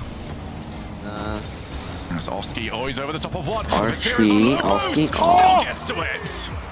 It's a great save. Half the game to Really go. save. Both teams have had pretty lackadaisical defending so far. Holy control, Oski. And now KC are getting right back to the work that they do best, and that's putting pressure on their opponents. Oh, careful, Oski. That's the wrong goal. Does guide the ball into the corner. Actually gets a really good hit on it. Atto almost didn't get up to it. Oh, Matera does it again with the help of good old Mr. Post. Atto looking for the breakaway. Oski's waiting for one. And of course, it only spawns the moment he leaves it. Matera, ball goes low. That could have pitched anywhere. And thankfully, Gentlemates, it's not near their goal. Yeah, that's exactly the one place they want to keep the ball away from right now. Just anywhere except in front of the net, because they know that KC are going to pounce on it if the ball does go in front of the net. We've had some teams not really capitalizing on the centers today. KC are not going to do that. They're not going to be able to he was good sidewall. Nice second touch there from Archie. Couldn't quite get behind it for another challenge. Archie again. He wants somebody to go for him. Bro, did you see? What? Dude. The wall. Almost found Vatira's car. Well, almost found Vatira's car is about as good as most people do. How did Gentlemates go about this? How did KC go about this? Vatira option in the midfield. Can he get to it? Just didn't quite have the boost, but still a lot of players committed to it. Juice with a massive dive in. That was so risky. But they have got away with it, and they've now retained possession. Reset for Atto. 2 players needed, but Oski gets rid of the danger. shit. Yeah, boost steal from Atto is critical though. Bro. Archie, the only player Gentlemates with boost, but Yo, I Nas think manages Atto to should fake be out like the challenge. That's way huge. higher. Gets them out of defense. They would have been Bro, stuck why for a is he while like there. Zen Nas playing didn't with get that mind Atto? game. Yeah, they are. Why is he playing with going for Mama? these air plays. They're Oh, it's a massive dive. Yeah, but like, why isn't like? Yeah, but like, why is he like not playing instead Listen, of once the? again though, KC, last time. everybody in the attack, they're all swarming around, looking Easy. for the angles. Just 15 the ball back, mind gaming it back into position. Archie manages to stay with it though. You've got to do that. You have to follow through, just in case KC are losing it on purpose. They like, but instead of 10 easy seconds to go. Atto, Still that one goal lead for that Gentlemates. is diabolical. Oski on the way down will get the 50 he needs. The attempt for the Yeah, outplay. the Nas Axel fakes out the cinema. original one. Good bump. Oh, Oh, she's going to get fucked there. up. Still so dangerous. Here comes Alto. Goes backboard. It's out to Juicy. Material on it as well. Now the offense for KC is all sorts of Juicy. scrambled. Okay, Juicy solved. Juicy to solved. Fatty. Nas saves. Yo, Juicy What a solved. try there by KC. They've still managed to keep this in the air. Can they really? No. Down to the ground it goes. Yo, Juicy sold The again. Gentlemates win. But it's never easy Juicy against sold. this KC squad, creating multiple good looks in 0 seconds. What's your ball? What's your kind of flick or some type of shit? That is the best way to describe it right now. They are sticking with them. And they might be 5 minutes away from Champions Field. Vatira had to put up 5 saves to keep his team in it. It's not like Gentlemates weren't creating their own opportunities. They played a lot of defense, but the offensive chances they That created black were ass so monkey, hard bro. to deal with as well. And so much to gain here. The Death talked about it before the match. So much for Gentlemates to play for. If they can win this, they really do cement themselves in the top 5 by an even larger margin. Juicy solved. Against Kind KC. of. You saw how he took the You're ball not from just thinking Vati. about that. You're thinking about, well, if we could beat this team, we could beat anyone. This isn't just for this event. It's not just for their points. It's for their confidence. I think That if you will, let the really ball, boost them they for can the score. entire rest of the season if they can come back and win this one. And I'm sure they're starting to believe now after getting that one win, even though it was a pretty hard task to close it out. So hard. Going into Game 6, Gentlemates just need the one more, and then it's Game 7, and anything can happen. Yeah, try and find a single RLCS pro that thinks top 4 is good enough. They didn't come here to be good enough. They came here to be champions. KC are currently the standard bearers. Looking to try and change that for the first time in over a year. It's a heck of a fight, though. There's Nas. Already scored one solo play. Back it up. Just couldn't get the angle. Oh, what okay. save, what influential play by the defender there to force it into the post. Yo, what is Nas cooking? gonna try again. This time he does set up Oski. Oh my god. Who shoots underneath the Oh pre-jump. my god. Nas is Nice. online. Look at that, Yo. the danger he got. Now, I really dislike Oh that my from Solo. god. You've got to play the ball. Your first Unholy man. Oski There's no shot too reason as for you to go well. sailing over the Damn. top of it. That was good play. Yeah, it definitely is. Just a standard play these days. If you've got a defender behind you, just hit the ball. Don't try to read anything. Don't try and predict. Don't go for an interception. That's, like you said, not something Atto's done there. He's made life difficult for his third man. Made life difficult for his goalkeeper. Wait, what if Yo, So another 1-goal lead for Gentlemates. They might need that second one. They didn't hold on to Instead a of the 1-goal lead all Juicy. too well earlier. Oh, what's your... Nas just threatening the idea that he might go up. Atto has to respect it. Who's dancing around everybody. Getting his team into a very nice spot. Vatira goes for net. Archie, yeah, is in net. But I'd really like to see Juicy just stay in the box there for the mid pass. He kind of left the play early as Vatira tried to center it towards him. And these days, that's something you'd expect from KC. Whenever somebody goes across the goal for a bump, you think they're going to keep ball cam on, just like Vatira did there. That's the chance, and it leads to a goal. So, you know, it didn't work earlier, but it does on this occasion. Sweep across the box, but keep on ball cam. It might come towards you. That's horrible for Oski. Ball came towards him off the backboard. He's already above the ball. It's just the one spot that you can't react to. If it's below you on a backboard, it's not like you can jump down to it unless you're already facing that way. So KC ties back up at 1 apiece. Matto wants to go low, gets it. That's on his way. That's the reset. There's so many of these aerial plays that are just threatening to do something, but it does feel like no one's really committing to the outplay all that often. It's just, we could, and oh, what a save. Oh, not just the save as well, but Tira doing even more after the fact You're as well. speaking the defense really hard, chat. They've got to be careful though. These are not clears, they're sort of semi-clears, and KC are maybe a bit overeager to follow up and get the counter started.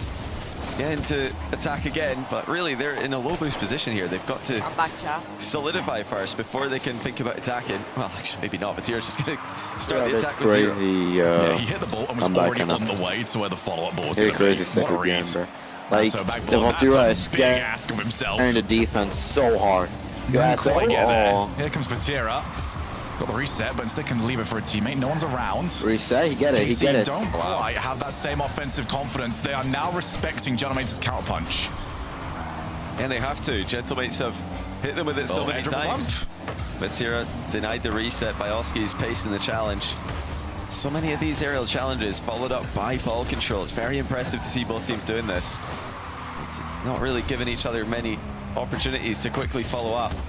This interception from Nas actually goes center for KC. Two players commit to it, Juicy and Vatira. Couldn't force it through. Nas really wants the 50, realized that. Low boost, ball on the ground, there's no other option available. Juicy takes his time off the backboard. Boost is such a problem right now for Gentlemates. They've lost another 100. Atto, it's centered. Out to Juicy, pops it high. Nas is the only one of anything. Has to get the touch that he did. Now Archie's got a 100. That's awkward. Atto's got to get a read. What a read it was. Yeah, it's great play in defense, first of all, by Nas and then by Atto. In Carmine Corp's end, Archie looking to 50 it through. Couldn't get it past the second. 50-50 it was, but Tira is probably the hardest player to get past on this Carmine Corp roster.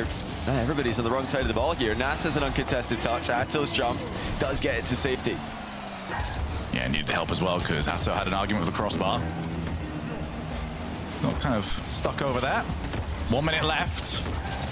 Wait, no! Oski clears. Are we going to Champions Field?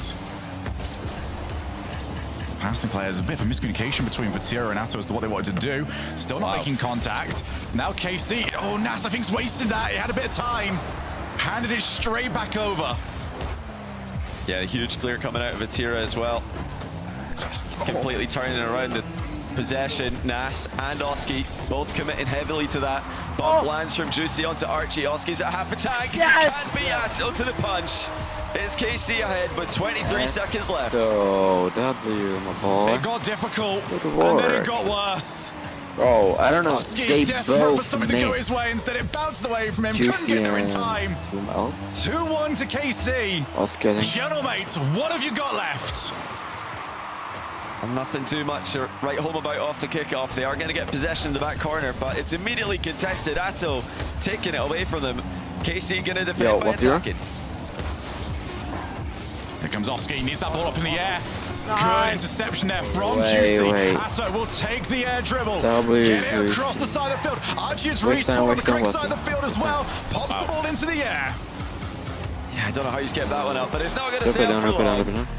Carmine Corp are inevitable. It's another grand final. Nice, come on. And Vatira in an EU Champ Sunday. Wait. It's Carmine Corp versus Vitality.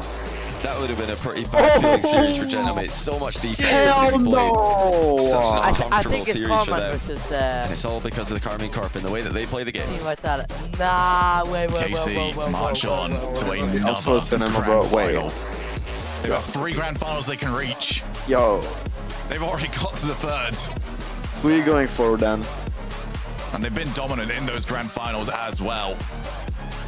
NIP, the first one, looked very good actually for the vast majority of it. Then just got brushed aside. Shopify Rebellion, well, they won't want to talk about that one too much. Oh, shit. Are we going to be adding another victim to the list? Jack is playing. That squad. I got my time back. I give a shit, bro. Shut the final. Vitality so if later on today, Jack is going to lose, it's Karma versus Vitality. Yeah, I know. Let's go to the break and then we'll be back right Looks after. like you're backing up a bit here. Okay, Luann. Going to lose. Wait, Luann in the house. what won yesterday? Young homeowners GK love to get or involved Chimples? with Who everything. won? Luann going once. Progressive can't protect you from becoming your parents, Luann? but we can protect your home and GK auto when you versus bundle with us. Sorry. Just look at already Teammates is here, and like today I have a special unboxing from sure. Blacklight. It's gonna be something you've never seen No, before. no. Carmine won. ASMR. Let's get So into they're it. going in here. And if Vitality wins this series, Oh my gosh. It's cool. yeah. These are the instructions. It's a piece of yeah. art. Smooth as silk. Growing beer. I just feel it like For the on my finishing chin. touches. I know, bro. You're so I'm on. I'm so fucking on. Available. Tina Pro. Pre-order right now. Hey, yes, I'm on. Ooh. Wait, give me one thing. All ASMR. Chad, do you like it? Bracket. Shit. Okay, let me learn chip or school.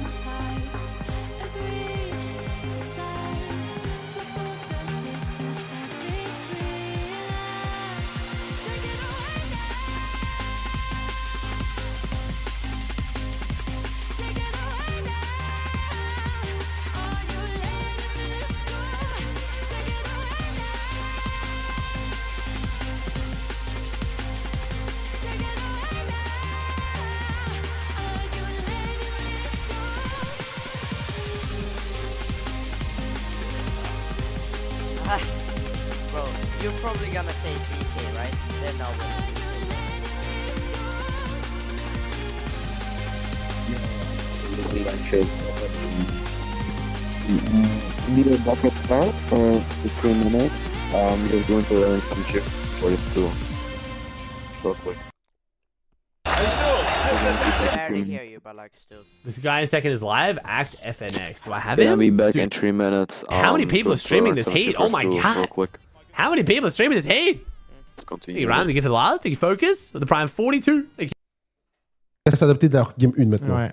Peut-être C'est ça- ça le truc contre cassé, c'est qu'il faut être capable de tout faire bien. Tu vois, faut qu'on soit.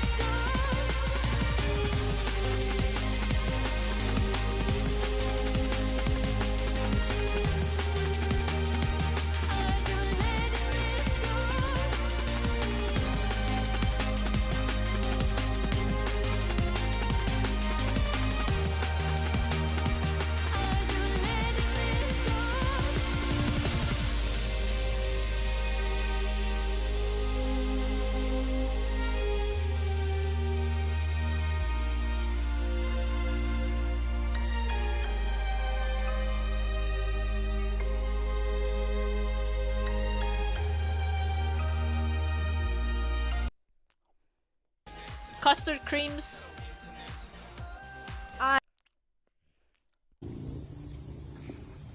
For some reason, his lamb Wolfen, do you want me to give you 7TV editor and just put updated ones? Let me give you it. passes out every time he gets close to it. The lamb is either playing dead or it has narcolepsy and it falls asleep every time it gets excited.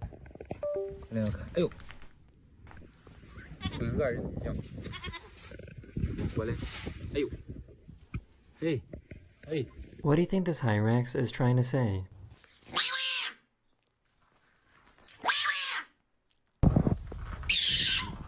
God, shut the fuck up.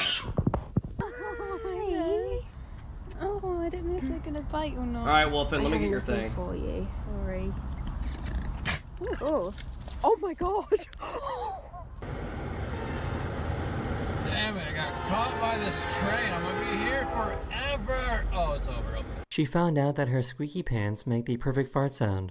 Because what do you mean? I'm at a restaurant and I drop something accidentally and I go to pick it up and then...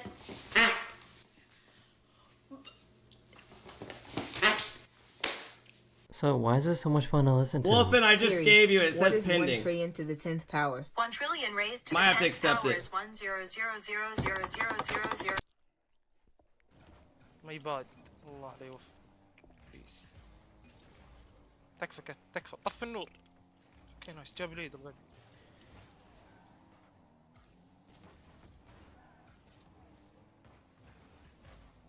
اوف الرمي الله الله ما في الا قوة تمزيع يا عيال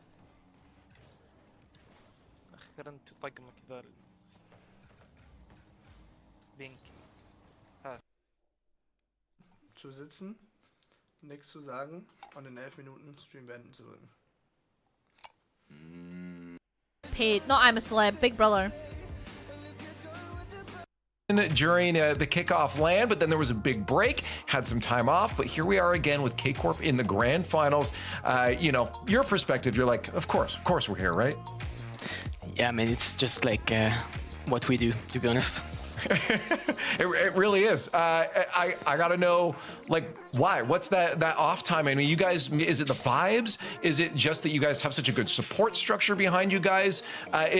Where would you place that key factor that makes sure you guys are always in grand finals? I would say like it's about being consistent with the work. So always, even if you're like one step ahead, just like never like letting down the fact that you can be beat up by any team at any moment. Yeah. So we just always work. Even if we win one tournament, doesn't mean we're like the best team in the world. So we have to work all the time to be the best. No, it's true. Yeah, success doesn't just come. You have to work for it. I mean, you've seen that. You guys had a couple troubles along the way, even starting with this bracket, a Game 7 with Man City. It's always good to be aware of that. How do you make sure that the players don't get down? Because like we saw it with Gentlemates at the end of there, you saw the frustrations in their face. It's a real feeling that we feel as people when we lose or don't do well. How do you stop that from sinking in and pulling the players down as a coach? Honestly, like, my players, they have lost so many like tournaments in their life. I think they're like used to the loss. Yeah, they're just used to it. To be honest. But it's difficult because we are like already qualified for Boston. So there is like true. It's different to play regional knowing you're already qualified, so it doesn't mean anything. All we get from it is like points for the World Championship at the end of the year. So this is like the most difficult part, and I think they've done it well for now. I'm proud of them. They have. And looking at this, the series there, you guys, Gentlemates won one back. There was no timeout. If they won a second one, would you have called a timeout there? Or going through the rest of the tournament, do you guys feel like you need the timeouts really, given the fact that you've qualified Boston and you don't have a lot on stress on your plate? I feel like it depends on the game, but sometimes the timeout is not really necessary. Even if like everyone says, "Oh, why didn't you time out there or anything?" Yeah. I would say like it's more of the feeling of the players.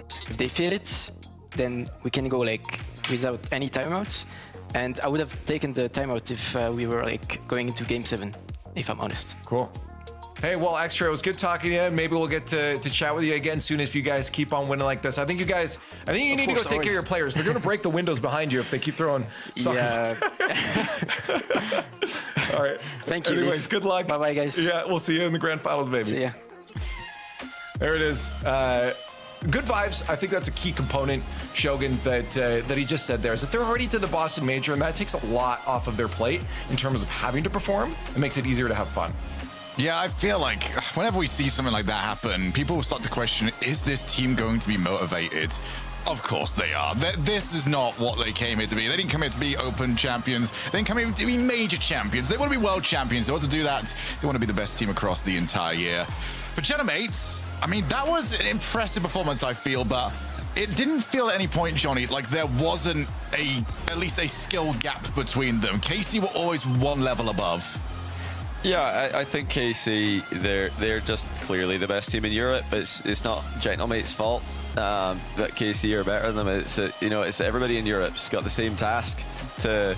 Obviously, it's Gentlemate's fault in a way, but everybody's got the same task. They've all got to level up because KC are just the best. And it's not Gentlemate's fault that they're in the same side of the bracket as KC. That's KC's fault for losing earlier in the tournament. Otherwise, Gentlemates, by beating everybody else, would avoid them at this stage. But yeah, not meant to be. Gentlemates will have to settle for top 4, which is still fine for now. Puts them comfortably in the top 5 in points. I mean, that's the biggest thing, right? As long as you're not falling behind and having to really struggle, you don't want to be going into the last open and having to win the whole thing just to make it to the majors. So the closer you can get here, the better with your points. Gentlemates making it into the top 4 here. It's a real good placement for them. But their journey has ended. K-Corp into the grand finals, and that leaves us only 2 more matches to play on the day. The grand finals with K-Corp sitting in it. We need to find their opponent. So let's start talking Team Vitality and GK Esports. Johnny, GK maybe surprising some people today, taking down ninjas in pajamas, but the journey and the roughness of the matches doesn't end there. It gets harder and harder. Yeah, in a way it does, but Joyo gave us a clue in the post-match interview that, it's not all bad here for them having to go up against Vitality. Jack actually had a great record against Vitality last season with Dignitas, so I'm sure he's got some tricks, he's got some strats that he can bring to this new team GK and help them improve their record, although GK did beat Vitality as well last season. So yeah, Vitality have added Stizzy, the fact they've got a new third, but it is still 2/3 of the same team, and they've still, of course, got Zen as the talisman. So they're they're more or less trying to do the same thing but better. So maybe Jack and GK can find the counter to the playstyle. Yeah, not gonna be easy though as Vitality continues to warm up. Shogun, and a big thing for them. I mean, Vitality's got a lot on the line here. Well, not a lot here, but they're definitely focused on a singular goal. I mean, they can clinch if they can win this regional for that Boston major. So, they have a lot that they're working for here. For Vitality, it's getting out of this stasis that they've been in for the last year and a half, really, of their top 2, top 3 in the region, and that just hasn't changed. They've been stuck here. They've changed personnel, they've changed tactics, they've changed ideas. They're still in the exact same spot, so they'll see this as a threat to maybe knock them out of that stasis in the worst sort of way, where it pushes them further down. But for Vitality, I mean, they're playing good at the moment. This is all about establishing, are you good enough for both of these teams to go and challenge KC? I think no matter what happens here, they are going in as the underdogs. But we'll find out, because Rocket League Maths does not seem to be working for us today. Otherwise, GK would not have won, but it's a brand new day, and GK played so well earlier. Well, we started to count the progressive fan votes up. Hashtag GK, hashtag VIT, GK or Vitality, respectively. Again, Vitality continuing to warm up here. In terms of stock, I mean, for you guys, Johnny, I'll start with you. Of Stizzy. I mean, Stizzy's a solid player. Sometimes we see a little bit of rough patches on the field here, but the more he warms up with the team, the better he seems to get, in my opinion. Yeah, I think people are being too harsh on Stizzy too early, and they're being too harsh on the acquisition of Stizzy too early. Because last season, the same thing happened. Stizzy didn't have a good event 1 with Dignitas. Everybody was saying this isn't the right player to play with Jack and Joy is. Then after that, they do great. They have a phenomenal season. So, I mean, you got to see more than one event. We've only seen one event so far. Let's see how this event goes for Stizzy. They're still in it. They can still win. Did I miss something? Was everyone having a go at Stizzy? Did I miss this? It happens it happened last season. It's happened this season as well. Vitality have one bad event, and everybody says Stizzy's not the right player. It's going to be 2 solid or 3 We need to calm down here. And they say we have recency bias, but no, it's like they look at one, and that's fair. I mean, but who doesn't really at the end of the day? But yeah, chat needs to look back on themselves sometimes too here. We'll see what they predict in a moment here, but we got to get predictions from the desk first here. GK, I think the fact that they surprised us probably would put them as the underdogs. I'm guessing for the desk. Is anybody thinking GK is rocking through to the grand finals? That's the question here. I didn't. I mean, I don't like to change my prediction. I locked in Vitality during mid series in GK versus NIP, because GK versus NIP looks so sloppy. I think Vitality beats either of these teams.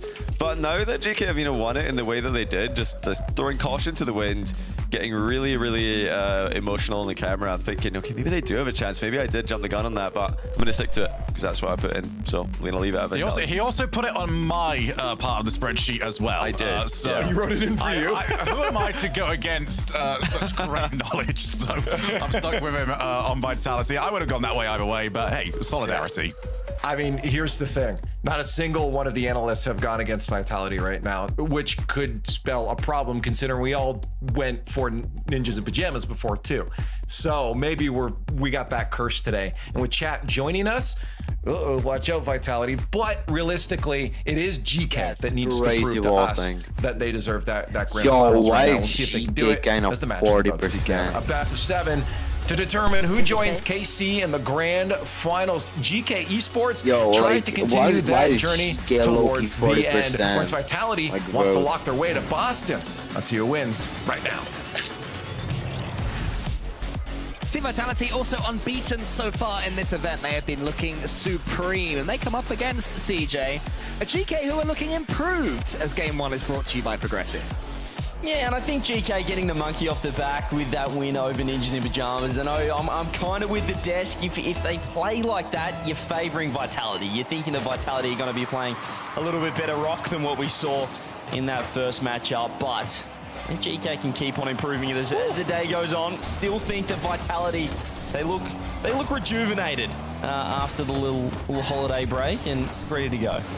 They do, but they have had another break. You know, they won yesterday, and then they had to give it 24 hours before coming back to the pitch today, whereas GK have already been there, already left blood, sweat, and tears on DFH Stadium and the like. So let's see Just if the hope extra then, game like, is Zen advantageous finally or wakes up, maybe. disadvantageous for GK Esports. They started off this first game pretty well, a few chances. Joy using the ceiling again, looking pretty mechy today, as he always is when his teams play their best Rocket League, but Zen always is, he comes forwards.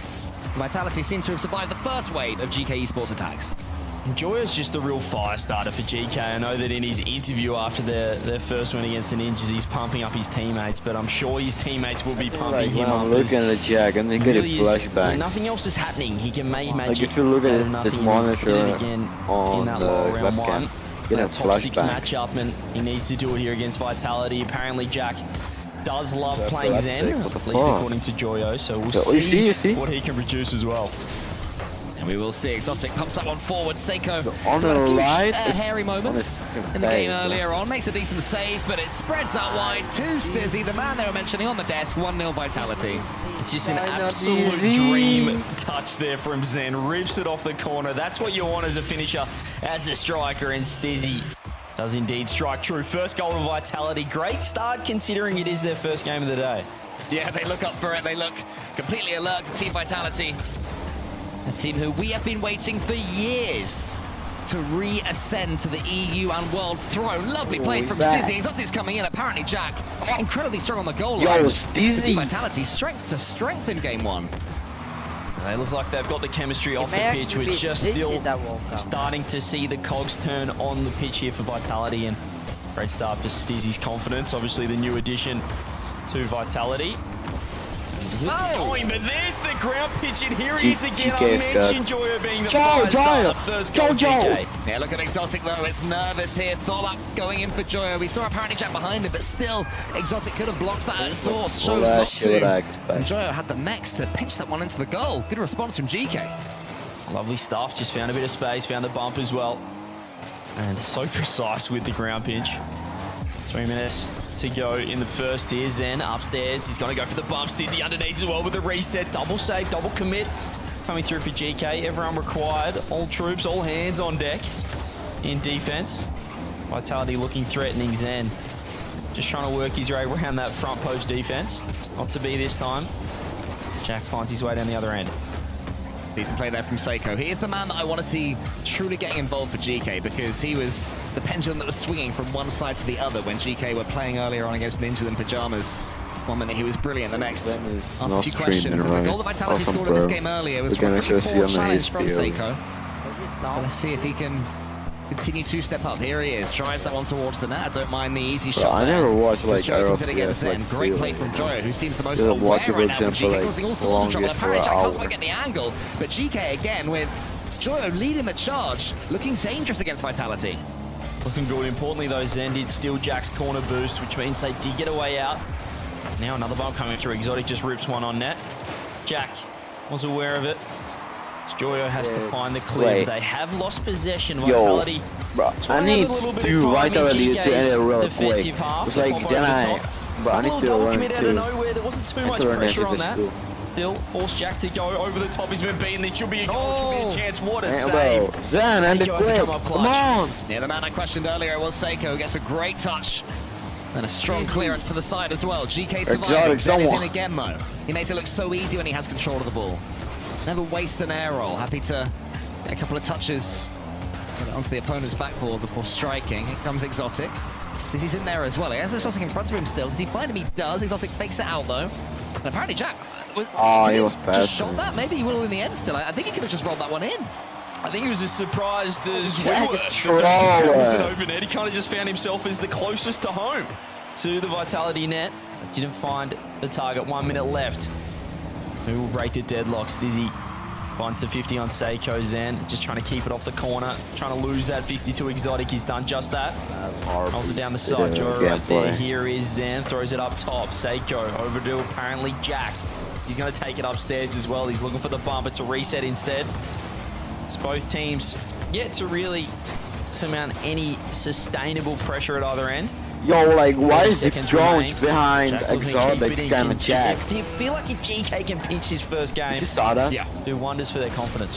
Yeah, I agreed. A very important first game here. GK have got a little bit of momentum. They're playing Vitality just waking up from their slumber after yesterday. Seiko punches that one forward. Does he get the time? Yes, he can just about. Joyo around the corner has Zen and Stizzy chasing it, but neither have any boost. GK and Vitality completely starved, potentially on the ropes, depending on this 50-50 from apparently Jack. Seiko's touch is good. Exotic backflipping, and Zen clears into the corner. Watches it downfield. Will we see ball down? Yes, Seiko's a good very boy. happy to see the back of that ball. OT game one. Low scoring. Goal the difference. Is Seiko now. Rips it across. He's actually been bumped into that one. Won't be on target this time. Zen looking like he completely flubbed that touch, which is rare from him. Well, fine too. That's what happens when you have the aura of Zen. People just assume you won't. So even a poor touch sort of works, and everyone's already pre-jumping and already panicking. And Zen in the end was able to make a decent clearance away. As Seiko comes forward, GK desperate for points to make it to the Boston Major. Vitality qualify with a win in this event, but it's going to be a long way away, especially with Seiko shooting! Almost getting it in! But it's barged away in the end! That's a brief flip back flip into the bottom right corner, and Zen just wedges it out. Could have been game on right there for GK, not to be. We keep going, 50 seconds going in OT. Here's Exotic, looking for support, looking for a teammate. It's a double commit, it's messy. A bump as well. Zen just popping it up. It's just an attempt to buy time. Exotic, does he get a chance with a double? Read. Nice read for Seiko. He's been a little inconsistent today, but his good is unbelievable. Zan, what are you doing? Seen him miss some pretty open nets. He's got come on Trumps here. He knew he had time, but still be careful. It's apparently Jack's looking to drill it out. They're not out of danger just yet. Joyo looking for the low 50s. Vitality circling. Exotic, you can see he's just biding his time to keep the ball locked in this GK half.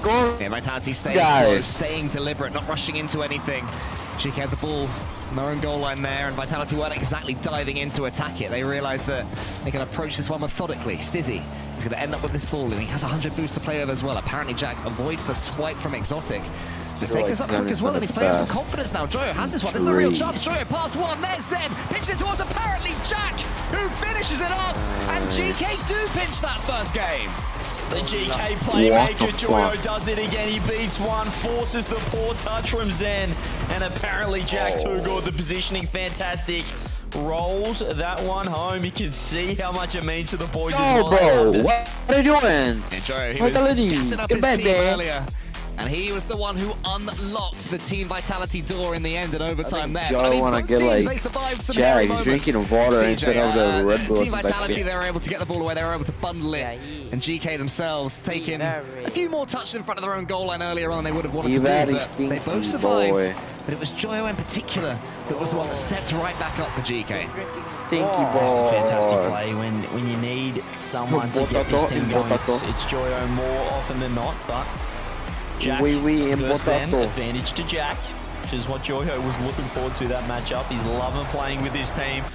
We love this team as well off the pitch. So likable, but they'll take that. I think that match against Ninjas in Pajamas, just like two teams that nearly wanted to win too much, but it was just bad gameplay. So I'm liking the fact that they could just brush that off and come out fresh here. That match from GK, the opening game in this series, that was not like the end of the last series. That was back to the much more controlled play style they've been trying to do, you know, spacing out around the pitch very well, making sure there's no double commits and nothing silly. And in the end, when they did strike, I think that's the key difference of GK, you know, choosing when to chuck that second and third man forward. And they seem to be getting better at it. They seem to be learning that. Yeah, and they didn't really get stuck in defense either, which is a positive. I think when you're playing the likes of Vitality, when you're playing Zen, that can be a problem, but more often than not, they're able to work their way out pretty easily. So still yet to see the chemistry we're seeing from Vitality off the pitch as they do on the pitch, and there it is again, off the rim.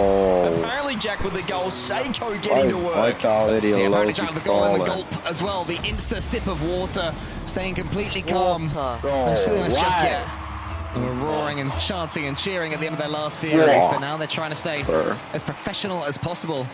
It was Seiko that time who why is Vitality didn't quite have the finishing touch, but he was able to break through Team Vitality's defense. And apparently Jack is looking like a goal poacher this series. It's working well for them. Yeah, he's a tap-in specialist. Bit of Archie. He might have learned from him, B4E. He might have. He's quite enjoying the new role as long as the fellas keep providing. This time it was Seiko getting to work. There's Stizzy keeping the ball in. Look how high that third man's sitting. I love this play though. It's Stizzy exactly needed to be there, but just a step behind. He was caught flat-footed or perhaps on the wrong foot. Yeah, so close. Zen's going to go for the skin. Gets a clean touch into the corner, but Joe, of course, respected it from Zen. So actually, the defending is easier than it probably would have been for other players because they just assume that Zen is going to sink it. Joyo, he's going to attempt to redirect of his own. Zen was waiting for that one. Seiko's it. It's a step up from Team Vitality. They didn't quite get that goal and they had all the pressure. They are looking the more likely now, unless GK are able to counter. That's what they'll be hoping for. I haven't seen Zen do that yet. The ball can go anywhere. Any angle. As long as he swings it with the finite touch possible, that's all it cares about. It doesn't matter where it goes, the trajectory, the direction. Apparently Jack tries to get one, tries to get two, Stizzy with the save. Jack nearly creating magic. Here's Zen again. Double. Not the best clear from Seiko, but Zen doesn't find the back of the net. There's actually a player that we've called into question a couple of times. It was Exotic who made that save, and he's such a confidence player that it could be a big moment for him because that was not a simple block. Zen comes forwards. He's always got confidence, but it's a great challenge there on the backboard. Oh, he's back. So GK defending well against Team Vitality. Zen could be in again. Gets a pinch against apparently Jack. Decent dunk. In he comes. Joe clears it. Exotic will have 100 boost, but again, every time GK break forwards, I think Zen is woken up in this Team Vitality defense that they can attack. I always appreciate just how hard Zen rips a flip reset. We saw it there again, but the low 50, the confidence player just outsmarts the defense, and Exotic one step ahead, low boost, no worries, no problem. He had 0, and he finds the equalizer. That's what happens when he gets his tail up. He's pushing forwards. He's not thinking backwards. And all the simple things start to work. It was just as you say, a low 50, a clean challenge, and it rolls agonizingly for GK into their own goal. Seiko, though, gets this one, shoots this one. Stizzy towards Zen. Zen leaves it for Stizzy. And the Stizzy called off Zen, or Zen told Stizzy to keep the ball, remains to be seen. But either way, Team Vitality building up on their own momentum now. Yeah, nice to see Exotic getting involved at his peak. You know, looking at the BDS days, a world's MVP. He is just one of the best shooters in the world. He knows exactly where to place the ball. That was no exception right there. He just knew the panic would set in, and more often than not now, we're, 10 years into Rocket League Cole, the worst shots are the ones that go in, I feel like. You shoot top bins, that's expected in today's Rocket League. If I ever shoot top bins, I'll let you know. Yeah. I'll try. I'll keep on trying, mate. One day, I'll be accurate. Year 20. Maybe year 20. We'll see. Under 2 minutes left, 1-1 again. Very similar to game 1, where we did head to overtime with this scoreline. Series Zen didn't get that corner boost. Won't be happy about that. Has to leave it for the man we've been talking about, the lone goal scorer for Vitality Exotic. Want to be that time. Low dribble for Seiko. World champs galore across this pitch. Vitality are doing a lot with zero boost at the moment. They're not afraid to put in a 50-50 when they have nothing in their tank, and they're not afraid to move forwards when they have zero boost. So it's leading to a really aggressive game for Team Vitality, where GK is spending a lot of it on the back foot, but as we know, it's the team that is more than happy to counter-attack. Maybe they were watching how Man City performed against Kami in Corp yesterday, and using that as a blueprint. Nice. Zen into the back wall. Seiko has to backflip to try and get something on it. Stizzy is in now, and this is really a nice play from Team Vitality. Moving this ball forwards deliberately. Again, not rushing, not wasting any touches. They know that GK will get some. The ball keeps falling for them when they do have boost, and Zen is able to march it forward. Joe just about gets a touch to put that one high. Stizzy's a player that he can get hot, and he hasn't got hot just yet, but he can win a game off his own foot. Have a look at Exotic, just, he staunched everybody. And the ball sat there for long enough for Zen to poke it home. 2-1 Vitality. He's got zero boost again, Cole. He doesn't care about it anymore. Mate, I'm all here for basics Exotic. It's like, you know, he's a shooter normally, but right now it is just clean challenges. The base version of the game is what Exotic is playing. And GK, who are expecting Vitality to be stylish and really struggling, but they do have an attack of their own. Apparently Jack tries to get the dunk, does get the dunk. There is Zen, he gets to the side, and Stizzy finishes the clearance. So close for GK. Exotic, the basics man, Mr. Fundamentals. Mr. Fundamentals. Putting the fun in fundamentals. He's putting everything right now into the back of the net. That's what he's doing, Cole. I'll tell you that for free. Exotic. Fantastic player, and Vitality will be more than happy with his output here in Game 2. Stizzy's looking for 2. Speaking of output, not a bad solo play from him. One last chance perhaps for GK to tie it up. It's a ridiculous double there for Zen. Might have an open net. He's put it behind Joyo, and he's got to secure Game 2. Yeah, that'll be Game 2 for Team Vitality. All the way up to the end. GK were looking like they were about to launch an attack back, but they just couldn't get that ball cleanly on them. They didn't have the boost, and Team Vitality looking pretty spread out around the pitch themselves, you know. We're talking about how they're unafraid to play with no boost, but now they've got the 1 goal lead. They're slowing everything right the heck down. And actually, why not? It's going to be 4, and that is a classic Exotic finish for this game. Yeah, they get a lot of just you know. The hat trick, 2 goals, 2 assists. He was everywhere, and I do appreciate the double bot kickoff with a second left. Series tied, scores tied, no damage done. Right, good fun, good fun.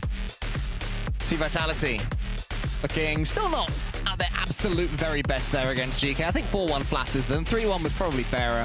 But the main man, the star man, wasn't even the top scorer, but clearly it was Exotic. He was the heart of everything good that Team Vitality could in Game 2.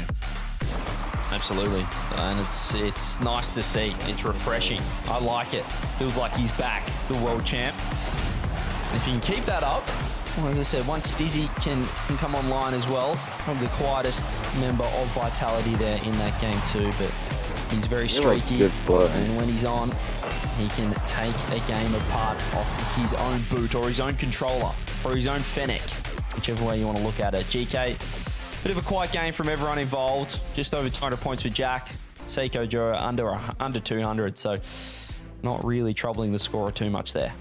Yeah, not at all. I mean, it's so interesting with Exotic because he was originally in that France squad, or at least rumored to be in the France squad for FIFA E, and then replaced at the last with Juicy. He has to just, that guy is Jack for sure. As his current teammate Zen wins it with other players.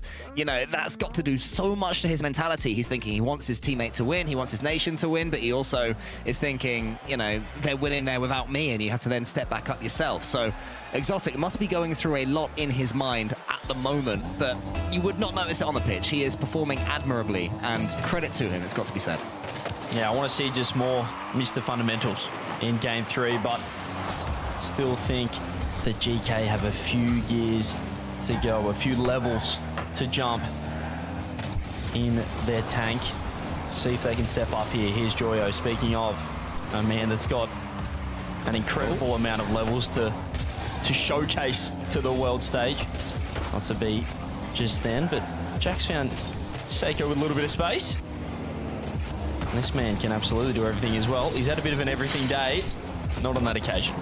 Yeah, for a second I thought that Zen was going to be swiped away by his teammate. I don't know who it was. I think it was Exotic. They were very close to bumping into each other, causing an absolute collapse there for Team Vitality. But it didn't happen. They were able to get the ball away. But GK continues to put pressure on the Team Vitality net. So losing game 2 hasn't caused them too much distress, it would seem.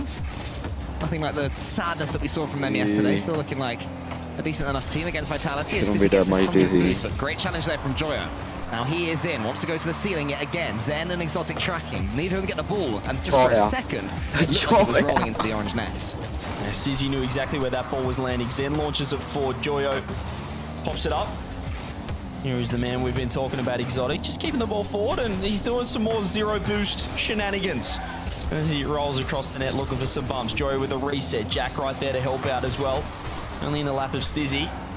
He does have Exotic underneath, has Zen on the right as well if he can find the 50, but Zen did bail on the play, means Jack gets the free touch. They can work the ball forward.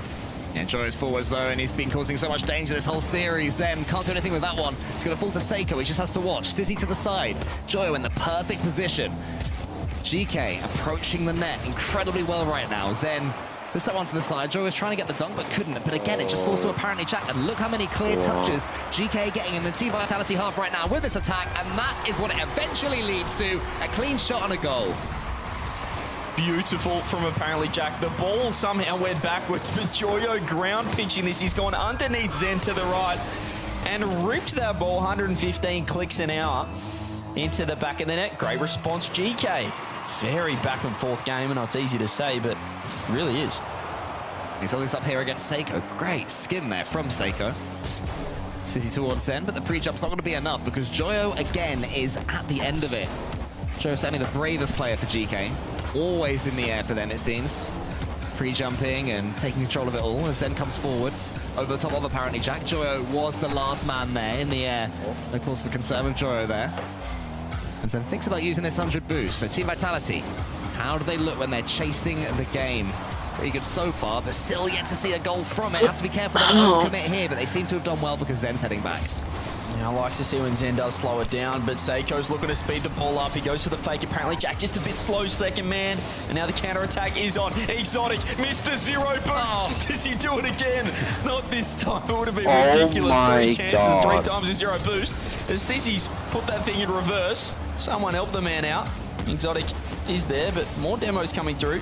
GK looking to punish. Zen found space, and Exotic looked to, or Seiko should I say, decided to turn around, which was dangerous, but he made the most of it. Yeah, and then earlier on it was actually a fantastic save from apparently Jack. He had a player nibbling at him, and he had to avoid him and get the touch.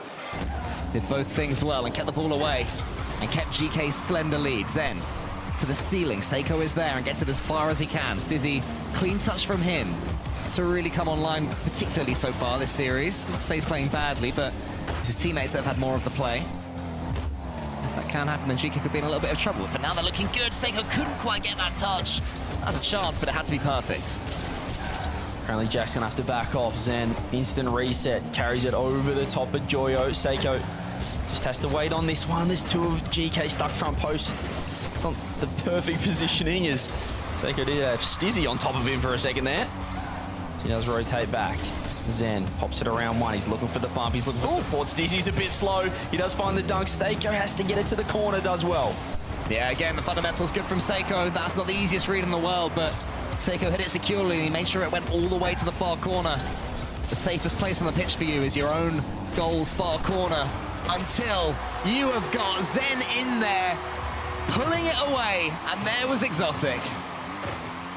The form that this man is in, Exotic, he is finding the back of the net time and time again. Zen basically teed it up for him, and he hit a little stinger into the right-hand post. 1-1, they find that all-important equaliser. Oh, but for a second it looked like GK would have had something from the kickoff, but instead Exotic gets another block. More good work with zero boost, sacrifices his car.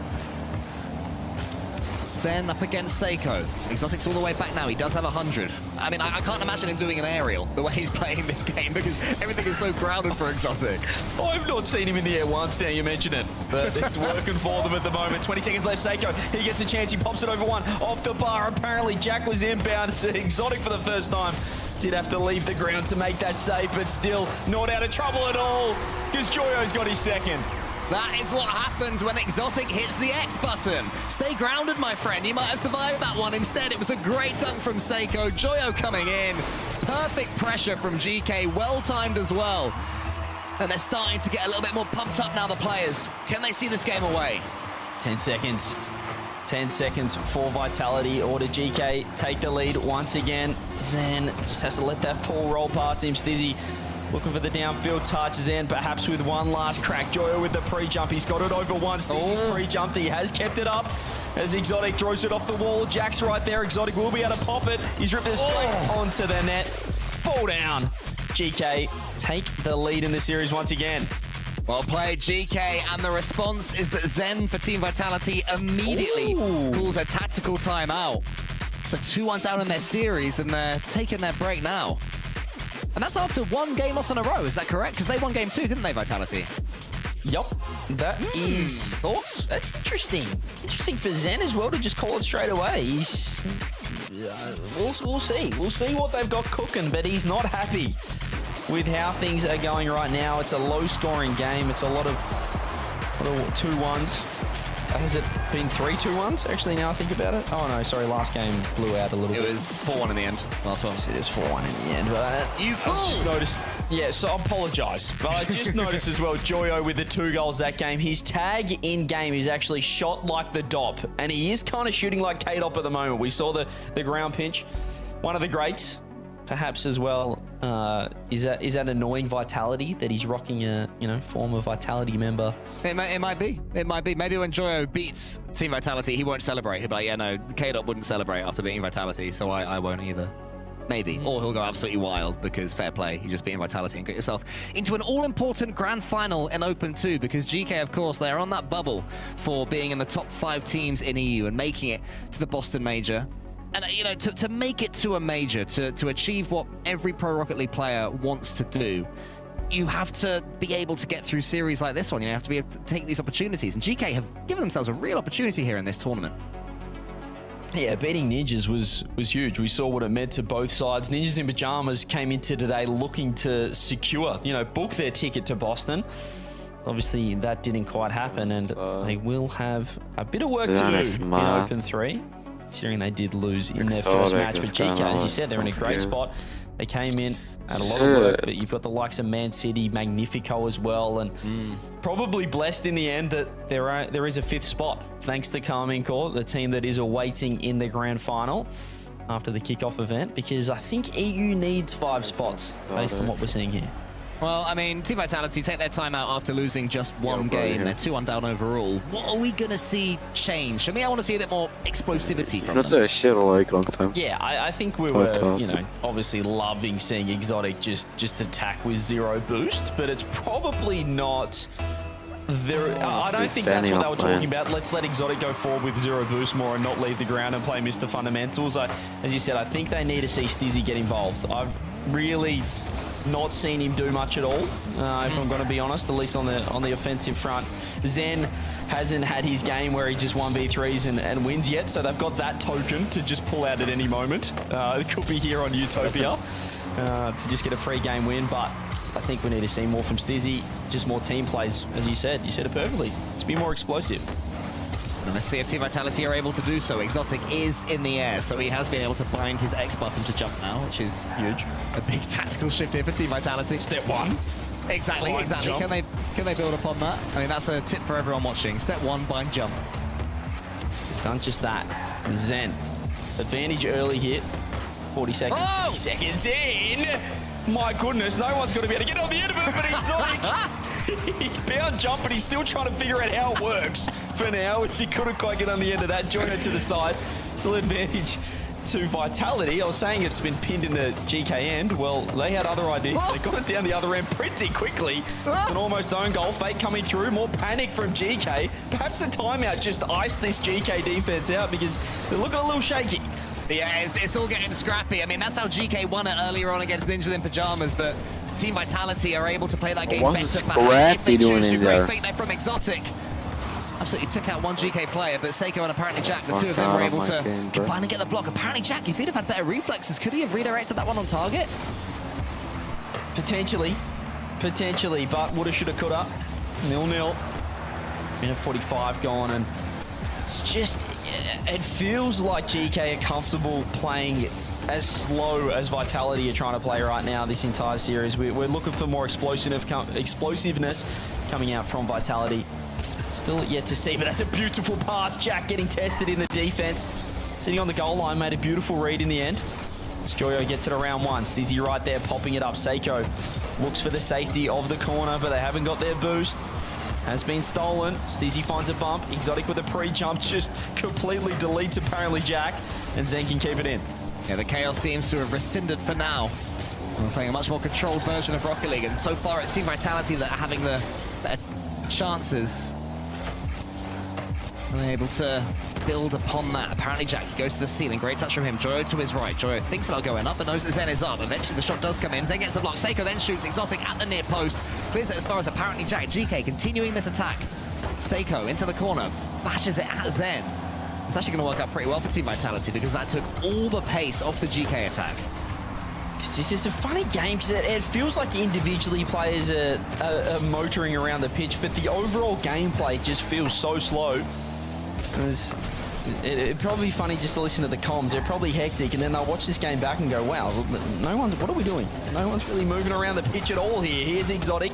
So you get a chance. Free double odds on the backboard. But he just goes a bit low. It means Seiko can find the clear. Stizzy pinches it up the sidewall with the 100 boost in tow.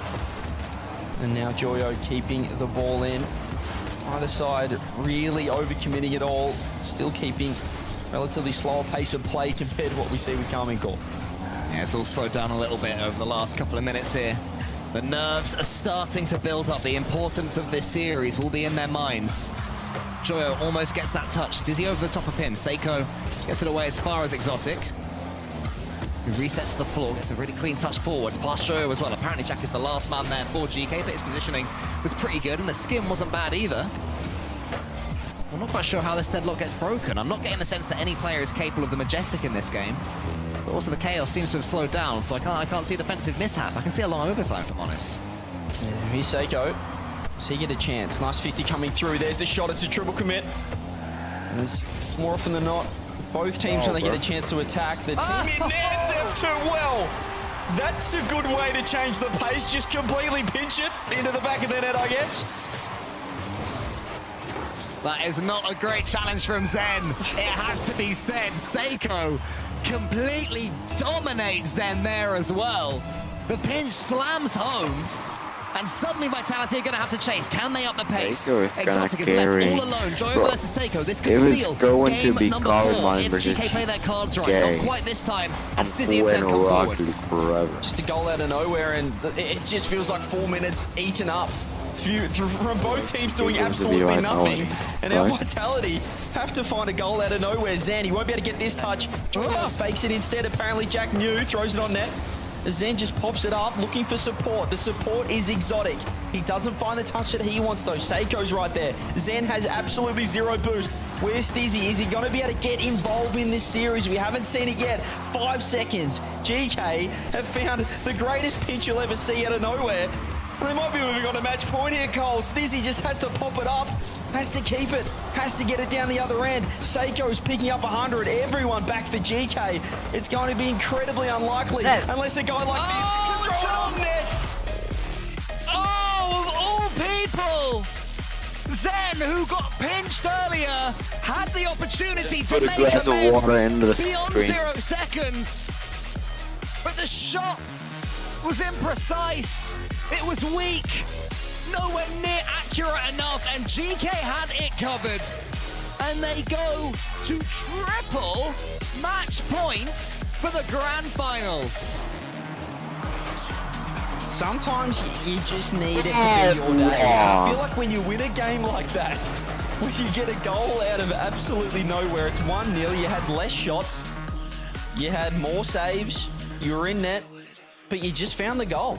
You found the 1-0 win, and Vitality looks done. I think now would have been a better time to call a timeout, but now you throw one down. Clearly it didn't work for them in that game because, there to was be honest, nothing better. It went worse. Yeah, Since they called that timeout, they looked even slower and created absolutely no opportunities, apart from maybe that last one. I mean, I said we want to see a bit more explosiveness from Team Vitality, and they then proceeded to have 5 minutes of the most, I don't want to say boring Rocket League, but it was... You can say it. It was but it wasn't. I wasn't bored by that. Exactly, that's a better word, blank. It was blank, uninspiring Rocket League. And now they've got it all to do. And now suddenly they're going to have to do take 2. Okay, right, ready, let's hit the explosion button. Because, I don't know, that thing wasn't being hit well enough in that first game, or in that last game. And I feel like everyone after that Ninjas in Pyjamas GK series said, oh, well, you know, well done, but whoever wins this ain't beating Vitality because the gameplay just wasn't passing the eye test. Well, my eyes are hurting right now watching Vitality. Well, there we go. Maybe a spark out of nowhere, but we need to see them step up. I mean, we need to see Zen step up now. We were asking about Stizzy earlier, but you said yourself not had that sort of token Zen wins it 1v3 game. I don't want to say he lost that 1v3, but it was a poor challenge and it was a poor finish at the end from him. So if he's annoyed, if Zen is angry, then we might be about to see something special here in game number 5. Yeah, redeem that token right now. You need it. But apparently Jack versus Zen, the matchup that Joyo was looking forward to. 0-0 on that occasion. Joyo pops it up. Here is Zen. Does get bumped out of the way. Apparently Jack just looking for the close touch. I like it. He's made Seiko's attack as easy as possible. Still does get 50. That's an excellent second touch from Stizzy. He did create that first goal with Zen, but still not seeing, you know, the mechanical maestro that we saw with him on Dignitas last season. Yeah, I mean, it's looking like a really good matchup right now for GK. Vitality are struggling to break through this wide open defense that GK have. You know, they're always so far away from each other when they are defending that players like Stizzy, like Zen, are trying to link a couple of flip resets together, but there's always just someone a bit further back. They don't know how to break through that. I maybe want to see more passing plays as opposed to individual plays like this one to unlock the defense from Stizzy to Zen. He goes to the ceiling, tries something mechanical.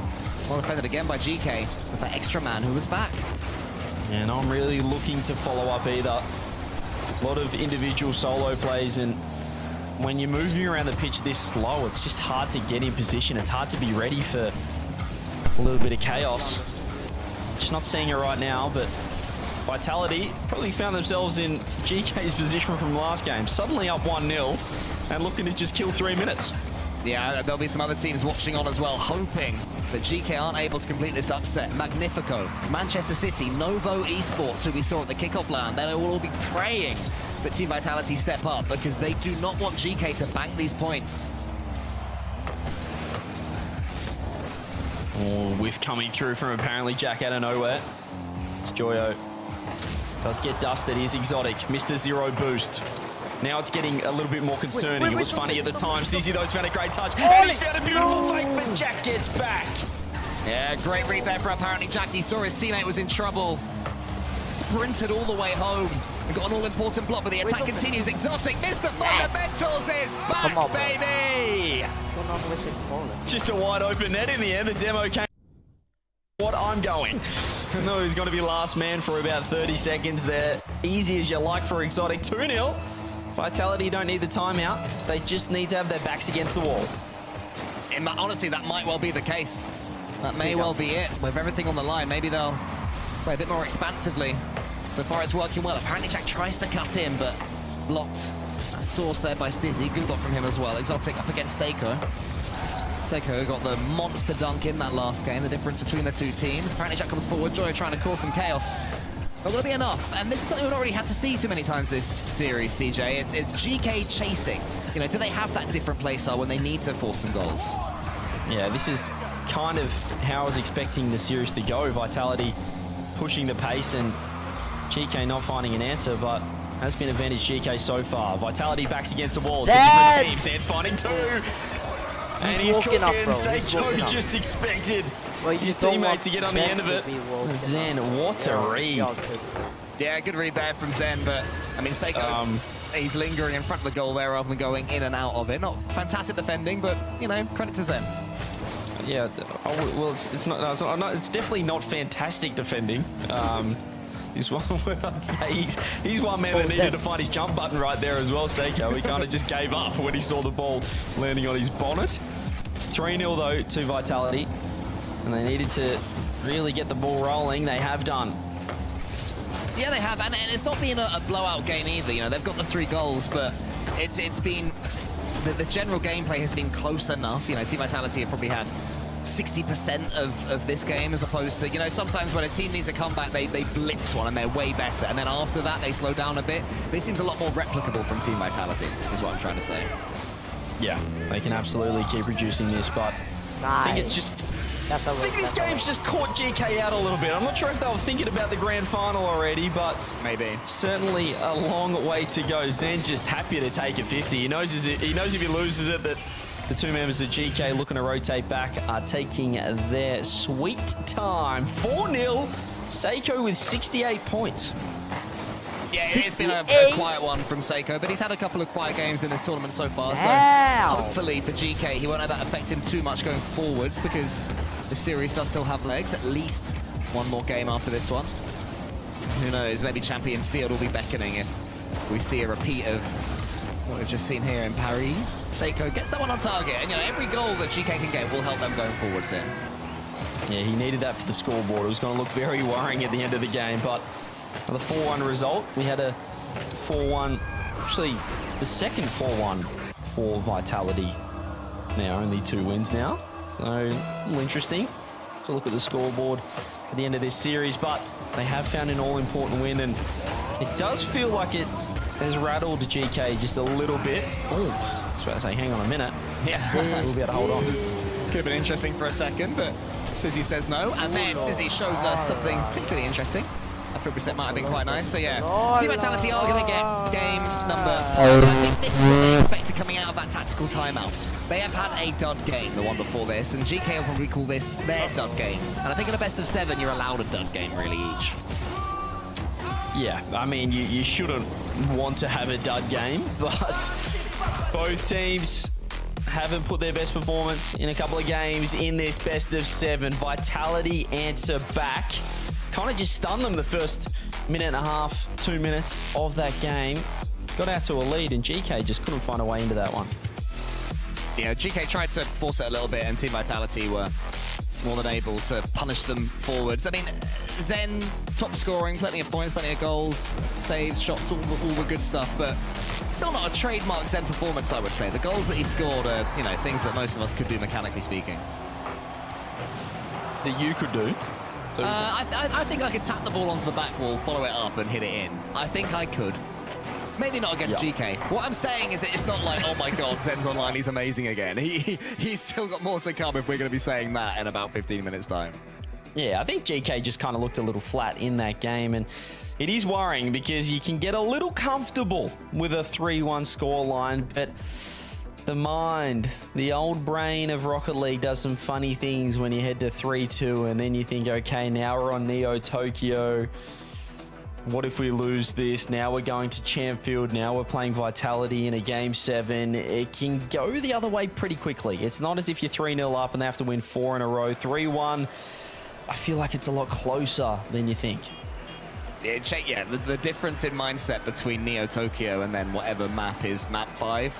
I've not been in these situations, but I know from casting that it feels different, and it must feel different when you're in it as well. You know, suddenly the chance to lose a game and still win it comfortably disappears, and it's like, oh man, we got to step up right here, right now.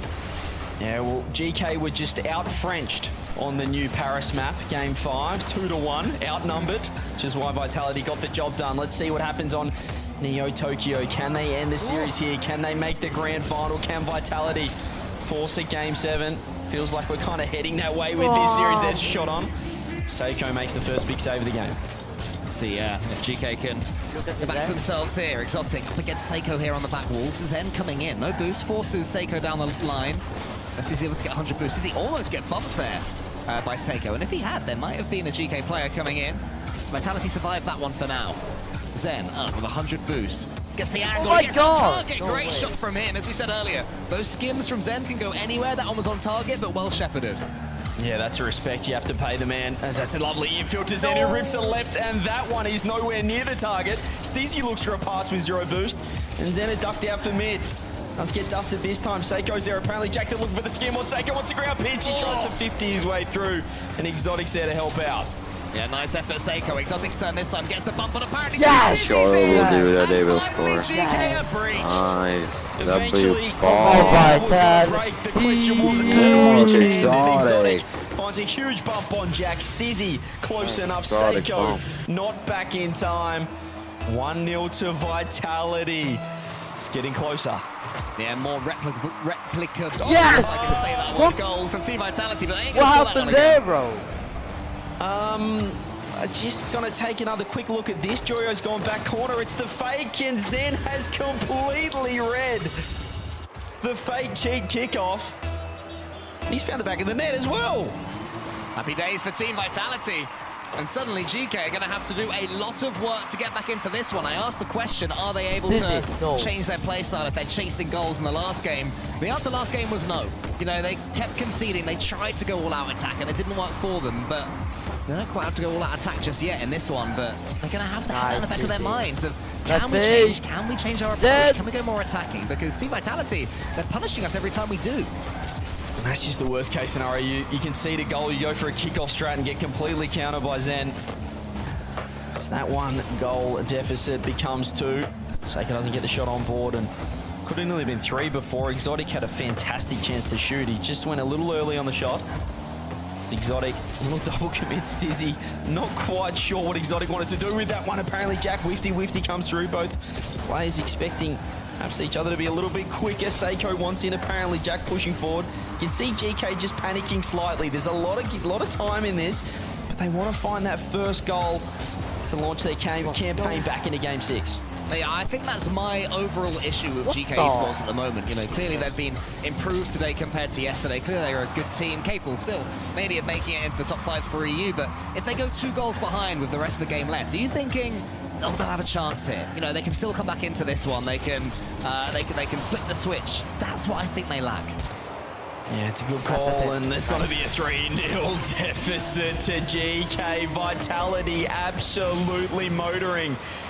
Well, that 3-1 lead, they've just creaked the door open in Game 5. Okay, and if Vitality they win this one, I'm gonna stay here to the Welcome end. to Game 7, the way this one's going. Yeah, GK do still have a tactical timeout, I believe, though, so they'll have something.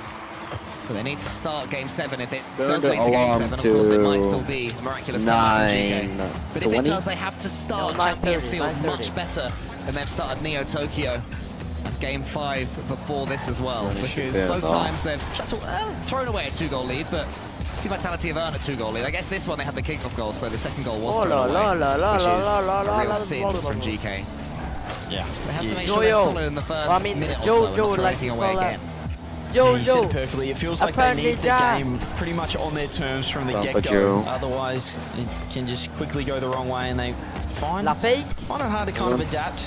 Joe is kind of cooking. They love the low scoring 1-0, 2-1 type games, but once Vitality get a couple of goals, the comeback looks a long way away. Minute 20 now, still scores here for GK.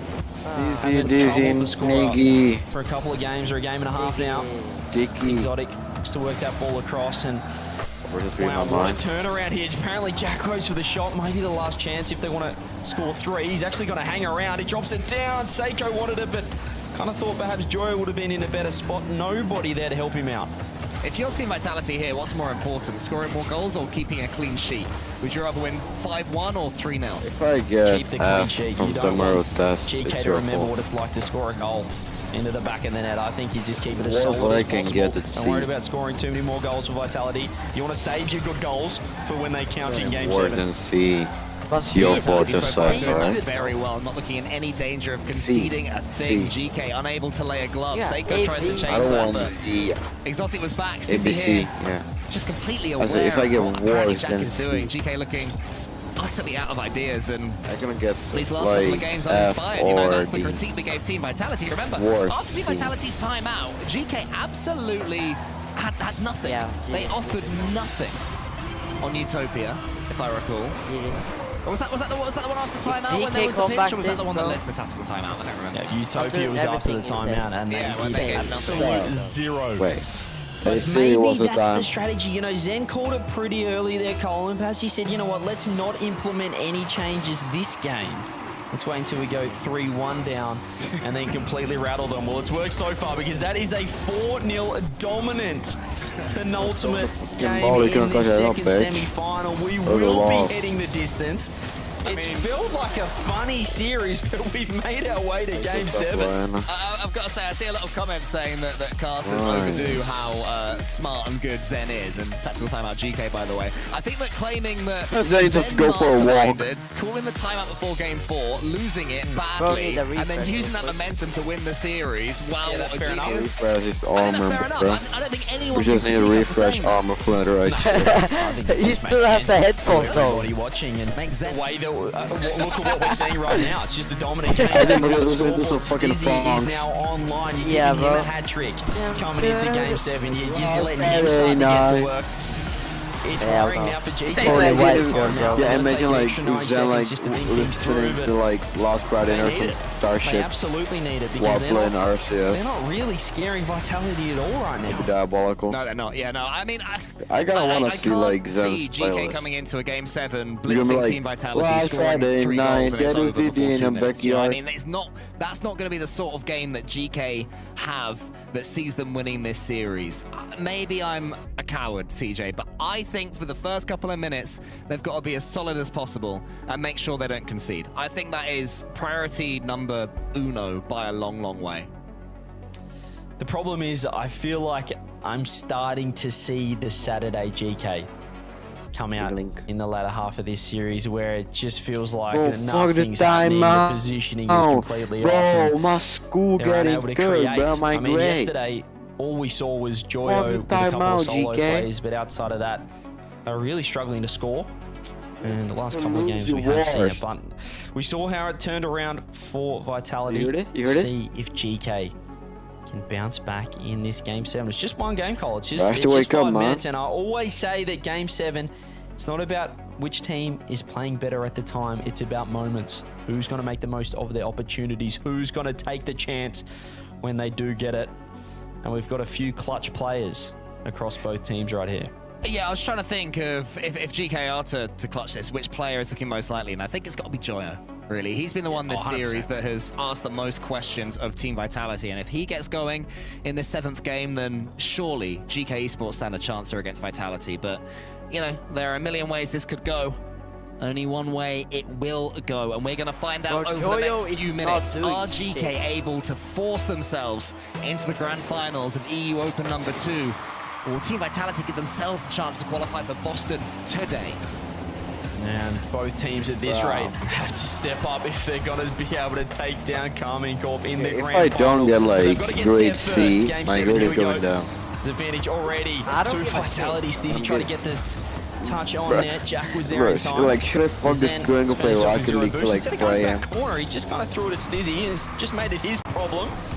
He's able to grab boost now, and here he is on the ball. Man. It's just a little investment to grab How boost. we going to pro school to school? Possession later on. There's Joyo. Yo, just go to school, man. Are we going pro? By surprise, but That's he knew the what he was grace doing. to say. Yeah, the Faco to Seiko, and it worked out pretty well, because now GK have Hard to GC, possession for but the just first time like this split game. the school, man. Are we going pro? Vitality half as well. Joyo all the way around the world.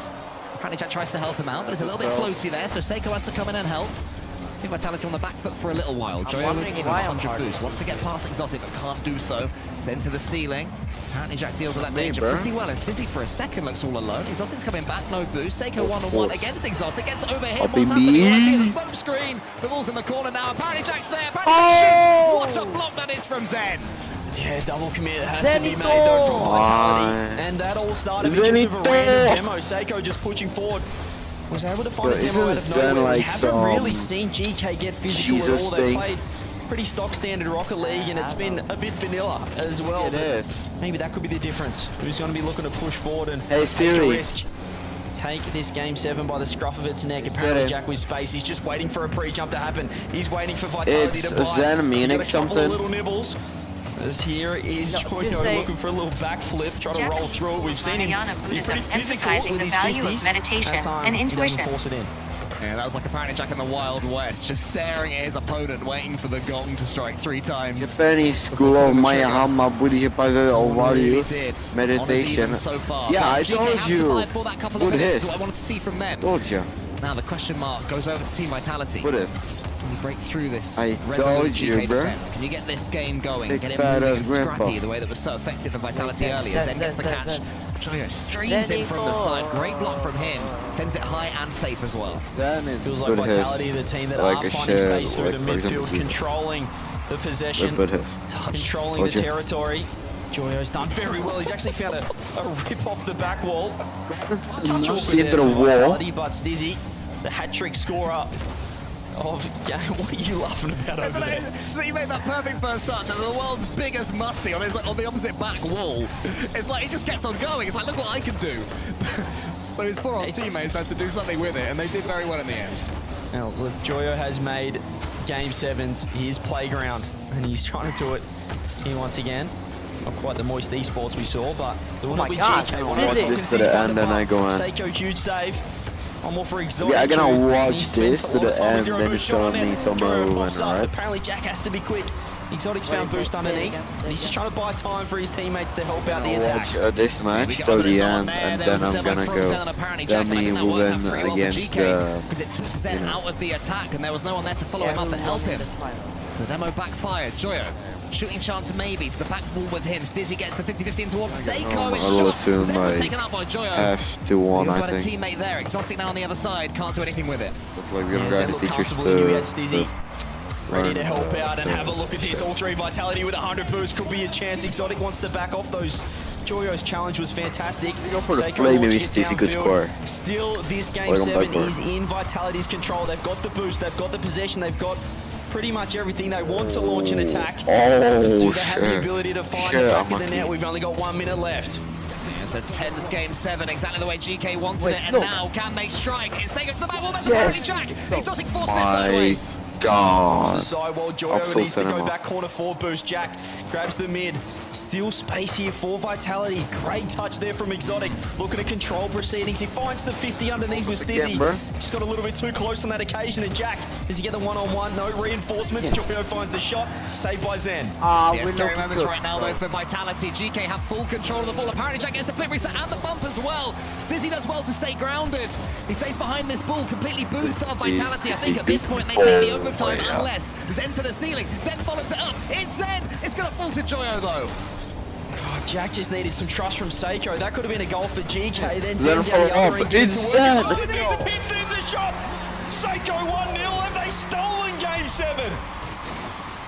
And it's an echo of what we saw earlier. Seiko with the dunk. And it goes past the despairing dives of Stizzy and Zen, and suddenly Vitality have got 11 seconds to save this. Rinse and repeat. Yeah, GK Here we wins. go. 10 seconds left. Zen steals the boost. Seiko launches it downfield. GK just there to keep the ball down his end. The ball, the demo, they've done it.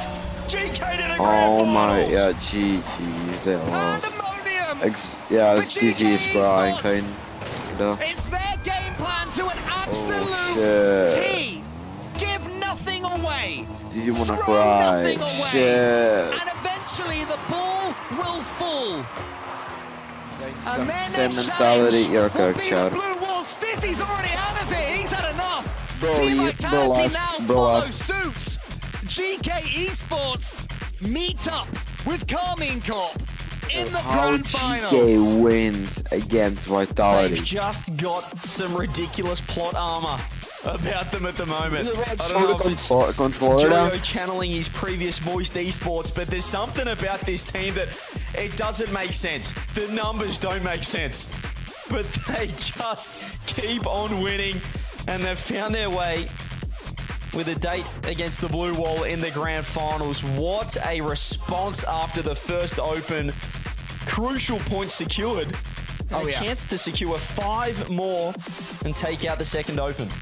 Incredibly important wins here for GK. Every single one they get has just paramount importance of making it to the major. What is it with this org and late runs? Do you know what I mean? What is it with Joyo and late runs as well with this org? It's incredible what we're seeing from GK Esports yet again.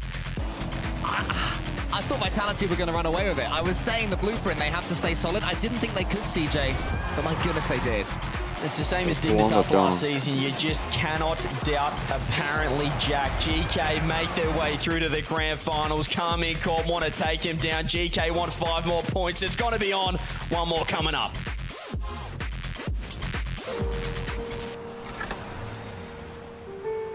There's a reason they don't call them clean bikes, am I right? Oh. Yeah. Okay, I'm Dirt going. bike. Gas stations. Whew. You gotta start at the top and work your way down. Tell me we Want me to won, do okay, yours next? tomorrow. Oh, you're from Oklahoma. They have to fill the silence. The bathroom code's 9914. Progressive can't protect you from becoming your See ya. parents, but we can protect your home and auto when you bundle with us. Look at this hot rodder.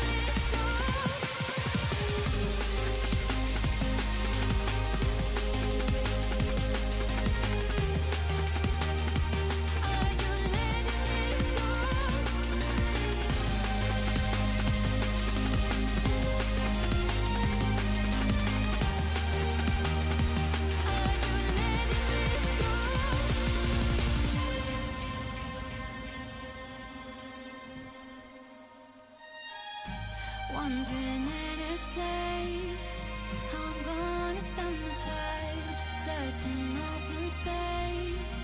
So we still come back for more, leaving it behind. Isn't always easy, but how we tried. No more, no more. I see you hide. The stars aligned, and we had everything to heal us. No fear, no fight, as we decide to put the distance back between us. Take it away now. Take it away now. Are you letting this go? Take it away now. Take it away now. Are you letting this go?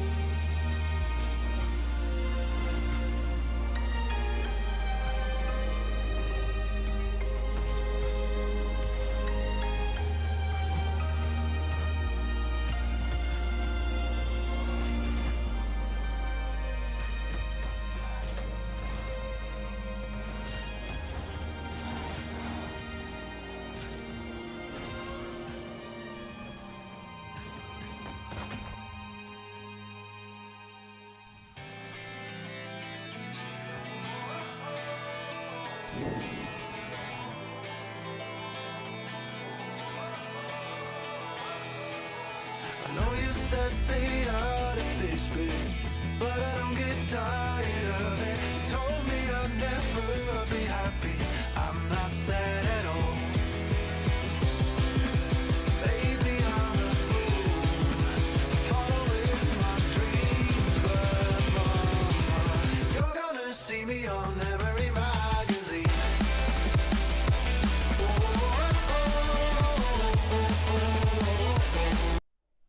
And grooving, she wanna cut up, I'ma slash again. Buckets on buckets, I'm switching edition. Back in my bag, going back again. I feel like Aladdin, yeah. I'm on a carpet, flying through orbits, ain't doing no talking. Wow. They on my body as soon as I walk in.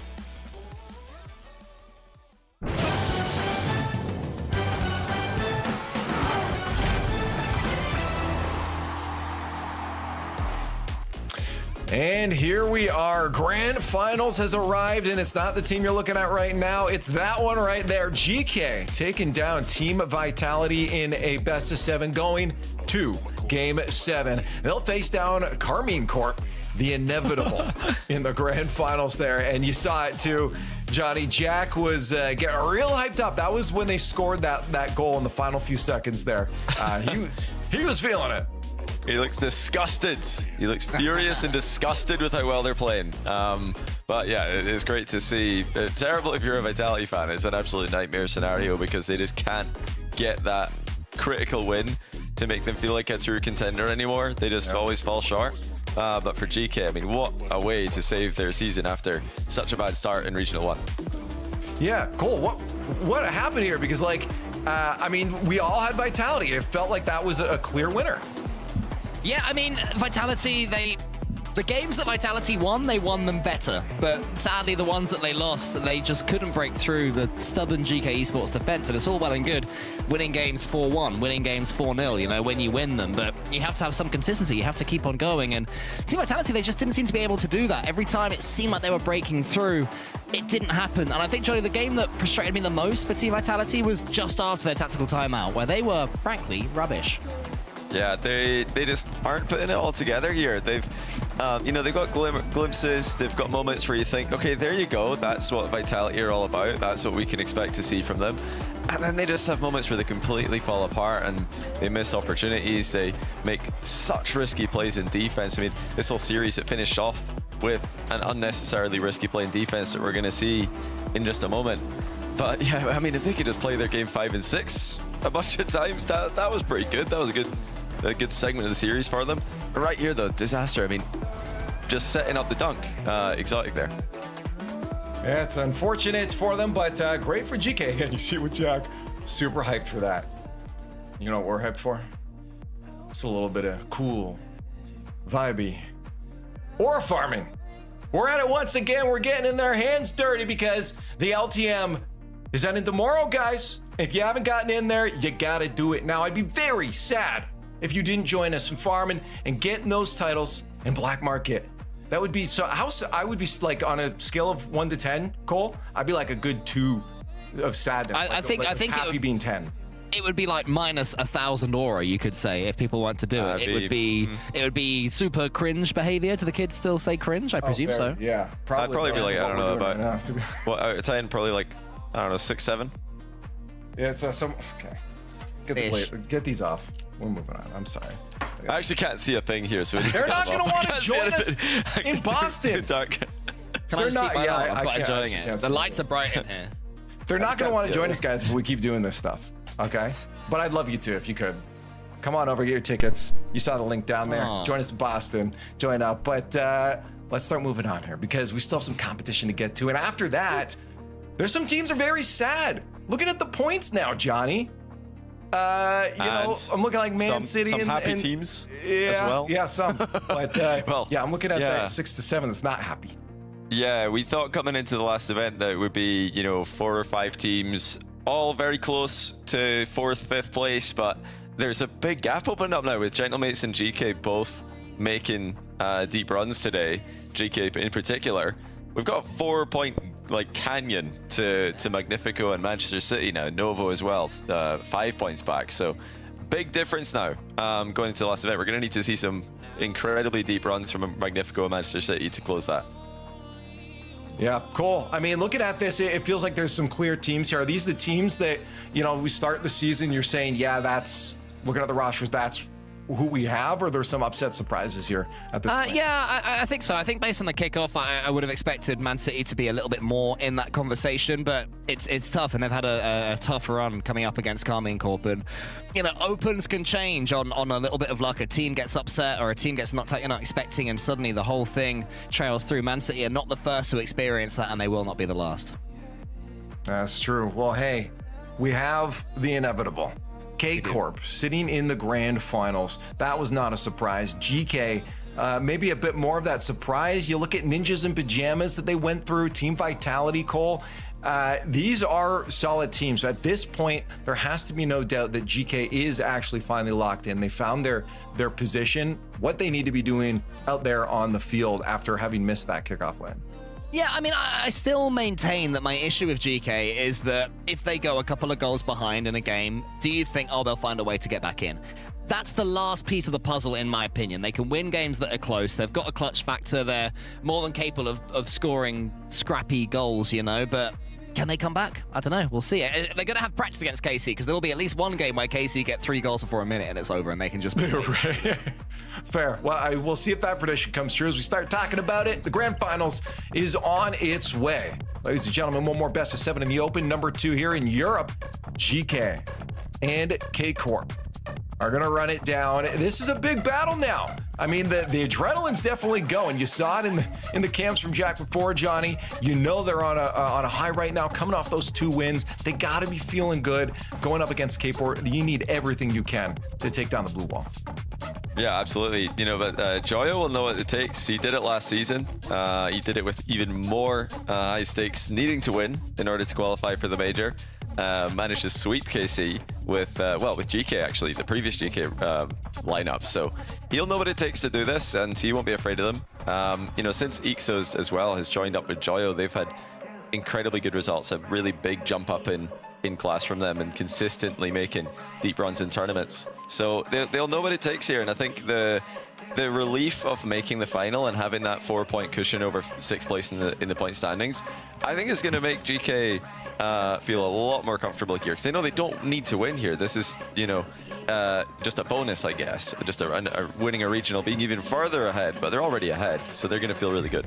For sure, they're playing with house money. I mean, this day has gone pretty much as well as could have been expected up to this point already. And, you know, it's Joyo against Vatira. He's going to want to sort of dent his confidence and do well. And as you say, Johnny, GK did beat Carmine Corp last season when everything was on the table. But it's a freebie for them, Leaf. So I hope they experiment in it. You know, I hope they play a slightly different play style and we get to see how they can adapt to that. Are they going the whole way, chat? Hashtags in the chat, progressive fan vote up now. We are counting. You guys have been, honestly, right down the middle for a lot of these different series here. I am curious if we got the vibes behind GK, though. Again, we know these got some fan favorite players on there, but man, there's a lot of fans behind Blue Wall as well. So it's time to battle it out. And this is hard because, like, well, I mean, it's not hard really. I guess I know where I'm going. I know what I'm predicting here, but it is also like there's part of your heart that wants to see an upset, but that's what I'm saying. It would be an upset. I think K-Corp has to win this, right? Earlier on, I said that only sort of like handsome, intelligent people would predict Gentlemates over Carmine Corp, and I stand by that. But now only cool dudes, only real cool dudes would predict GK over Carmine Corp, and sadly, I'm not one. So I'm gonna go. Where are you going? I think I can take this one. You're really looking really cool there with your squid shades. You look like we got Neo at home, kind of thing. Oh my days! No, I mean, no, we're not gonna pretend here. Like the Carmine Corp are obviously the massive favorites, and even though there's much pressure on GK, there's even less pressure on Carmine Corp. They're just going through the same thing they've already done a million times. So yeah, Carmine Corp, massive favorites. Got to predict them away. It's got to be blue across the board here for us. I mean, who else? What everyone else predict? I got to see. Anybody Gibbs, go? Gibbs went Vitality. Gibbs committed Vitality the whole way through. So Gibbs is hoping Vitality win this grand final. Yeah, he's you wrote Vitality and walked away. You can have my shades. That's cool dude behavior. Oh my goodness. That is a little bit further on the side of GK than I thought. I knew that it'd probably be on the side of GK, but it's over 60%. You guys have the belief. Want to find out? Let's do it right now. Grand Finals are here. Ladies and gentlemen, European Open number 2 Grand Finals has arrived. Who else to represent one of the teams in the blue wall but is GK upsetting along the way? Let's get in, have some fun with our last Rocket League match. Oh my goodness, what a difference a month can make. 1 month ago, GK were in the pits of despair, looking at a Boston ticket that might have just gone up in smoke in front of them. Now they've got a grand final CJ against the blue wall. Game 1 brought to you by Progressive. Let's see what we've got to work with. I'm trying to lock in for this grand final, but I can't stop thinking about Cole's wonky sunglasses. He almost managed to put it in his own eyeball. I was so nervous. That is some of the worst sunglasses I've ever seen, but we've got a best of 7. GK have found their way to a grand final. We keep on doubting this team. I mentioned it yesterday as well. I keep on doubting, apparently, Jack. Even when the eye test doesn't make sense, they get to the grand final. A huge result so far. Could get even better after this best of 7. We are in the cycle. Yesterday, it has never been so over. Today, we have never been so back. GK always seem to find one of these sort of results every season. Yeah, I mean, the organization, absolutely. Joyo as well. And if you would have told this team that after what we saw yesterday, they'd be here against Carmine Corp in a grand final, you would have said that is absolutely ridiculous. But here we go. They do have the advantage of playing the most recent semi-final as well. So I'm expecting them to be warmed up, ready to go game 1. And a couple of early chances, 0 boost for K-Corp, and Vatira just flying around the ball. Yeah, maybe they aren't warmed up. Here we go. Seiko tries to find 1, find 2. Juicy gets a clear. Casey definitely not impervious to a mistake in their earlier series against Gentlemen, but they were incredible for the most part. Looked like a different level compared to one of the best teams of the weekend, and that's how they start. It looks to be how they mean to continue. Yeah, it took him a minute just to warm up, and now it's business as usual. Beautiful double for Atto, and this combination is as deadly as any other in the entire world of Rocket League. Atto, Vatira, Vati to Atto, any combination. Oh, good kickoff! First, but off the kickoff, apparently Jack 1-1. You can see it getting work the moment the contact was made. That's so well done. Abjack fakes out the touch. Don't need it. I'm straight to the passing lane. And the ball made it over. What each? And of absolute nowhere, GK, which is pretty much sums up their run. This has caught everyone by surprise, I dare say. There were questions about this team even a few hours ago when we saw them in their first series on Champ Sunday. But they keep on showing up. They make the other teams look awkward, and they win in any way possible, showing how much they'll fight in each and every best of 7 today. Minute 45 gone in this first game, and so far, I think GK will be pretty happy settling in against a new opponent. They've certainly played a few games today and incredibly warmed up. Well, if GK do end up winning this, then we have to start questioning what is happening in their matches against Gentlemen, but for the moment, they are not winning it. It's another goal for Vatira. He's got 2, and it's the same old suspect that got the ball to him. It's so well set up as well, because he's faking the 50, and Joyo was probably happy that he was able to find his way around Vatira. Unfortunately, Atto was right there on the sidewall, rips it to Vati, and there is the goal. As we're not going to see an instant response this time off the kickoff. Oh, hang on, are we? Seiko sitting downfield. He was hoping it hit the ceiling. But this time, KC can hold on to that 1-goal lead a little bit longer than their first. It's interesting to see, though. GK have got a kickoff strategy on every kickoff. They have not defaulted to anything just yet. Juicy gets the second challenge. Seiko's on very little boost, but still does well. That demo might actually help him. He gets some boost into the tank. Juicy does well to wait. That's awkward for Joyo, who has had an incredible weekend for himself, even at the worst of times in their series against Gentlemen. Joyo was the standout. That has been the continuation. He has been that guy. You mentioned the kickoff strats, the playstyle as well for GK is I believe Johnny Boy mentioned it in the pre-game. You have to give a lot of credit to Eek. So when he joined a different roster featuring Joyo, they just completely went to another level, and they're doing it again here. They're just finding ways to win. It feels like they play a little bit of a different style depending on each and every matchup against top fellow European teams. They keep finding ways to just get to that next stage and perhaps book their ticket to Boston pretty early on in the next event. There's the pop, 90 seconds to go though, still advantage KC. It's been a sweep from the predictions, except for Gibbs, who thinks Vitality is still going to be able to get the job done here. Clearly very confident coming into today. We would see the Golden Hornets, not to be. It's maybe a late chance here for GK. Yeah, GK have got to try and figure out how not to get stuck in their side of the field. Ever since that, a second goal for KC has gone in. That's really been KC's game and KC's rhythm. Just boomer ball. Joyo on the wait. Straight back it down into the path of Juicy. Atto looking for the side skim. Doesn't quite get it, but as anybody that has defended that position knows, you just have to step back. You have to respect that it could just go on net. As actually that's gone long, and Atto just palms the ball over to Juicy. So much respect. In 2026 Rocket League, you just got to know that if the reset's on, if they get space, every player in this league's got to make magic happen, including a veteran, including a world champ. And this is what GK do. Out of nowhere, they read the touch, and Jack drops a dime on Seiko's head. Well, that's really out of nothing.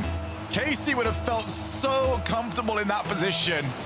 How quick was that? Communication to execution. Seiko just says, I'll be on the penalty spot. Get it over to me. They just keep doing this. They just lull you into a false sense of security. You think, oh, well, it's been a nice game, and then bang, out of nowhere, goal. Just there's little to no build-up. And just one touch, one pass, one play. That time it was Jack. Just quick to make the read and executing, making the right decision. 10 seconds left. See if KC can steal this one back off the sidewall. Joyo right there. Seiko's actually very low boost. They need that bump. Vatira wants to keep it in. They know they might have them here. There's the shot. Seiko doing very well. Juicy can keep it in. I think GK want the ground, and the ground they have found. We've got overtime in game number 1. Hopefully a sign of what this series has got coming towards us. Seiko, a bit of time. Goes ceiling, realizes his touch is too heavy. Atto does lay claim, gets challenged. Seiko's harassing Juicy, and it's made it so difficult. Yeah, it was a bit of a mosh pit going on, and, well, one of the people wanted to be there. Yeah, I think a mosh pit's probably the E for everyone version. I'm not sure what was happening, but kind of felt like we were intruding for a second there. 30 seconds gone, drop down pass, what a play. Seiko this time has decided to leave the KC net and help out his own. Joyo towards the corner. Difficult for the offense to really create much from there. Got another passing play. Might even try and get it back to Jack instead. Seiko back to the scene. Again, that touch is too heavy. Seiko's in good positions. He's not executing quite right yet. Juicy dodges the demo, heads forward. Or just maybe get a demo instead. Now his team's stuck in defense. That's a great challenge though from Atto. Jack's going to be called into action. Has time. Straight into the path of Juicy. And he wanted to get a little bit straighter down the pitch than that. Juicy pretty much ate that pass up for breakfast. As Vatira throws it across, Juicy probably want to be on the right side. You can see the idea, but nobody home. Juicy throws that one on net. KC looking to pin. You can see them setting up the infamous KC structure. Everyone in the attacking half, but GK find a way out. Joyo, plenty of boost. Again, first touch, a bit awkward, but it's Joyo. Awkward is a little bit too easy for him. Juice is on the breakaway. Seiko has to make sure he gets the ball and doesn't get demoed. He does get the ball, he does get demoed, so apparently he's going to be able to manage both. As on the way up comes Joyo. He's not going to be fast enough. Oh, Seiko! Oh, Seiko! Uh-oh. That is not what you want to be seeing if you're a GK fan. In game 1 of the grand final, Seiko has missed an absolute dolly, an absolute sitter, for no other reason other than probably wanting to get the most finite touch you could possibly imagine, but so unnecessary, Shogun. That's That's heartbreaking. There's no excuse for it. It's an RLCS finals. You don't get practice swings. KC have been handed a game. They're not a team that need to be handed games. Yeah, no practice swings and no mulligans either, unfortunately. As those kind of moments is sort of what we saw yesterday, and a reason why we were so, I guess, confident. Camera on us. I don't want it to. I'm still sad. That's what we saw from GK, and that's why we thought, you know, okay, well, they beat Ninjas in Pajamas. They didn't look great. They're not going to be able to beat Vitality. Then they beat Vitality, and you're like, okay, well, it still didn't look fantastic. I think KC are going to win, and then that's what happens. This is why it's hard to be confident in them, but they're here. They're in the grand final. That's just not a grand final moment in 2026 European Rocket League. The rest of it was great. The problem is, it's like we've just had 6 minutes of great Rocket League, completely overshadowed by a moment of madness. That was wild. I've not seen something like that in quite some time at this level. Yeah, a moment of madness certainly created a moment of sadness, pretty much for everyone except the blue wall. I think we're trying to see the best possible overtimes, the best possible games, and not just a complete whiff like that. Here we go, game 2. What's it done to the mental of GK? Can they lock back in? That's going to be the big question here. KC do not need second looks.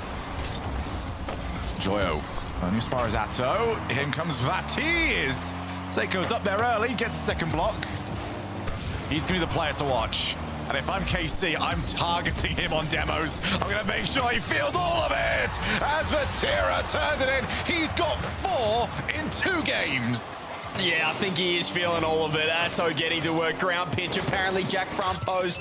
Just a little out of position. He gave a little pocket in behind as he looked to watch the infield, but he was low boost and he was facing the wrong way. And KC, you mentioned them punishing that mistake. They can make that whiff hurt over and over again. Yeah, this is now just for the mental of GK. They've got to get something on the board here. They've got to get themselves rolling. Seiko tried for the setup. Nobody was around. Jack into the path of Joyo. He's already got Atto for company. Good catch from Vati. Oh, he might land on it. Yeah, Seiko does well to get a body in the way. Yeah, it's one of those ones where it's obvious from Vatira's point of view, but you're just hoping that the GK defense are as aware as we were. Juicy finds the pinch with apparently Jack. Vatira with space, looking for 2. How's the skim? Not too bad, but not on target. The Seiko's been dusted. Apparently Jack had no boost. Don't think he really wanted that touch, and he's found himself in a very awkward spot. Joyo had to help out to keep it out of net. But that net just seems like it's got an absolute homing missile. There's a target on it. Atto nearly pinched it in as well. Yeah, and what was that, Joyo? Not plan A, B, or C. Seiko wants the 50, gets it. It's at least somewhat open, but look at the passing plays.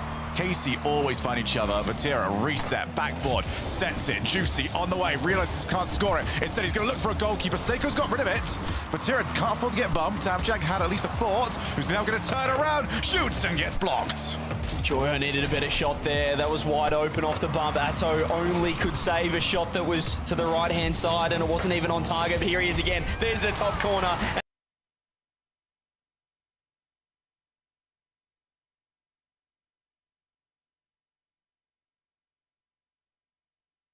Communication issues. KC, brilliant on the track back, brilliant when it just comes to not having to play any defense, but not for the first time this weekend. When they've got static players, they make up the wrong choice.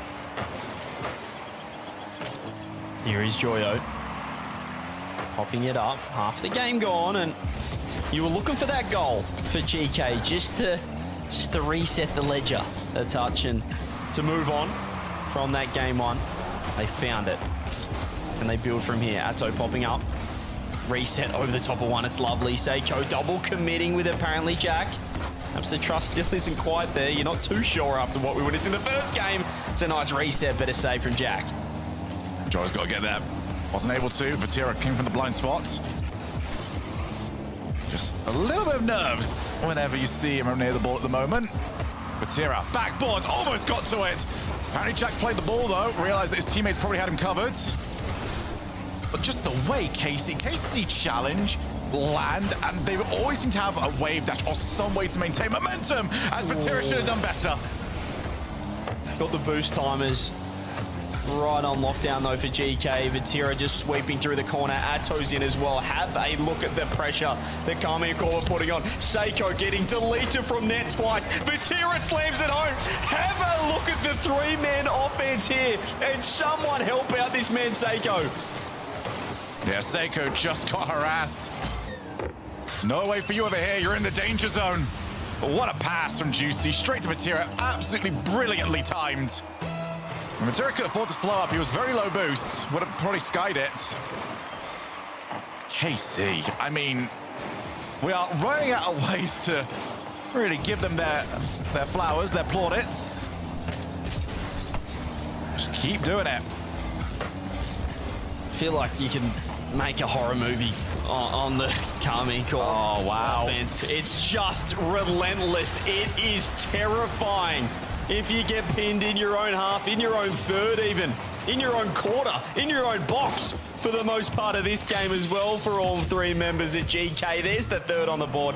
Atto just runs it around the sidewall, and they're absolutely humming the blue wall. Yeah, that's the first goal that KC have scored as well. That hasn't been scored by Vatira. And look for the passing play. Too easy to read for Vati. There's Joyo. Oh, he had the reset. He got it over. They both tried to go as the Hail Mary. And unfortunately, Mary was not going to respond. Juicy thought about saving his own shot, the fourth goal. They had to go for it, GK. They double commit on the infield pass. Vatira was right there, but Juicy can walk the ball home and unassisted in the end, so it did come off both members of GK. And that pretty much has sewn up game two. It was close for a while. They were making it something, but this just is the best way we can describe KC. Just, oh hey, you made a slight mistake. Well, that's a real shame, isn't it? Just gonna score now if you don't mind. Yeah, I'll have that, thank you very much. And there's another goal in the back of the net. 4 to the good of KC. 4-1. And then a 4-1 scoreline in terms of the series at this point, Shogun, would be a good result. The way that this is going, it's been incredibly one-sided. KC all over them, and have a look at this now. Vatira doing jumping jacks in net. He's had enough. He's happy to move on. He has completely parked the bus. Not sure if this is bad manners, but they are feeling good about the start of this grand final. The timeout has been called. The ball hasn't even hit the floor yet. Joyo wants it. Jack wants it. The timeout is actually been confirmed by our admin before it's even hit the ground yet. That's how dominant that just was from KC, who have now won the last 3 games that they had in our first open qualifier against NIP, 4 in a row against Shopify Rebellion, sorry about that, CJ, and 2 in a row against GK. They are on a 9-game win streak in grand finals this season. Yeah, they go all right. This new Karmine Corp team organization, I've really heard of them coming into this event, but I think they've got potential. I think they've got a lot of potential. They might be all right. And I tell you what, it must feel good to, 30 seconds out from a game at a grand final to just basically put your controller down and I guess assume that the other team's going to be calling a timeout because it was just that dominant, and a timeout was indeed called. Karmine Corp absolutely all over GK, who are struggling to get the ball even out of their box. Joyo has left the lobby. I'm assuming we're off for a new car. What are we expecting? What's going to be the change from Joyo? What's the placebo? It was a quick leave and rejoin, so whatever he had, he knew what he wanted. Look, as an OG of this game, there's only 3 cars, and that's Dominus, Octane, and Fennec. There's about 348 others. And there's one of those he's not... well, no, it's Joyo. There's another one in there. Could definitely be a... I think that's the spare one in the pocket. He's got a few planks that he can indeed implement as well. He's a man of many tricks, and he's going to have to pull out pretty much all of them the way that this grand final's going. But gee, we've seen some similar things happen so far. I mean, the GK just community response even, throughout a series is hilarious to watch back on, because they lose these 2 games and we're thinking this team is terrible. and then all of a sudden they'll just come out and win in 7. So it's not over, because I've doubted them too many times before, Shogun. That's when they're at their strongest. When the doubt is at its highest. That's maybe why this is going wrong, because chat voted 62%. So you need to not believe. I see. See where we're going wrong here. Well, hopefully GK can also see where they're going wrong on the pitch, because right now it's perhaps maybe not even them doing too much wrong, but, well, actually I say that and then I remember what happened in game 1. It is a little bit of them doing some things wrong, for sure, but game 2 felt like Carmine Corp doing every single thing right. Let's see what the timeout has done to this GK lineup. KC came straight in with a kickoff play. It's nearly a goal straight away. It's a great way to ruin the timeout buff as well, of just, you've given us the time to talk about the next kickoff we want. We can ruin your new, improved mental and momentum by just scoring immediately. It'll be the worst possible result, but they found a way in, and right now they need to get things settled. I'm stealing some boost. Vatira throws the ball away, actually, and he didn't get the 100. Juicy's awkward as well. Vatira has to make the save. All of a sudden, it could be the first goal on the ball. Vatsi's made a double save with 0 boost. GK should be 1-0, is 1-0. Yeah, Vatira made a half mistake, spent all of the time trying to make up for it, but that second save I don't think was needed. Atto would have had a better angle. He would have got rid of it. And instead, it's GK 1-up. That was just a very poor misplay by Vatira at the start. As you mentioned, he just gave the ball away for free. Now apparently Jack wants to sit behind this, get as good a possible 50 as he can. Seiko just went a little bit too early, following up Jack's touch, and got caught out. Off the sidewall, still in a lot of trouble. Look at Vatira just backing off. Atto looking to get involved as well. As Jack finds his old mate Joyo, no boost, so all he can do is launch it downfield. Yeah, ignoring the OT in game 1, I have not liked Seiko's first touch. He keeps trying to control the ball, but he's popping it every single time. He's inviting KC on to challenge him, and usually he's not the first one up to that. So Jack's gonna call for the ball. Joy's got to avoid some cars. That's exactly that. They're gonna need some really good play now out of Joyo. He's provided so much for them.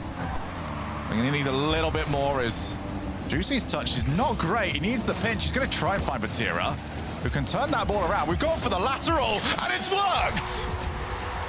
That's just way too easy. Way too easy. This is what happens when KC opt to, instead of going the direct play, just work the ball around every single member of GK. Apparently, Jack ended up backwards. That's how confused he was. An absolute sitting duck in net in a 2v1 play. His teammates did nothing to help him out either. And there's the equalizer. Another lead just disappears. Seiko back down. It's into the path of Vatira. Puts it too high. Seiko almost turned it into his own net. Atto will show him how it's done.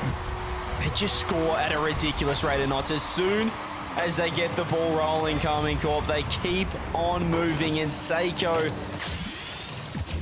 you don't want to harp on it too much, but that needs to go somewhere else. Better than that. Yeah, the original save has to go somewhere else.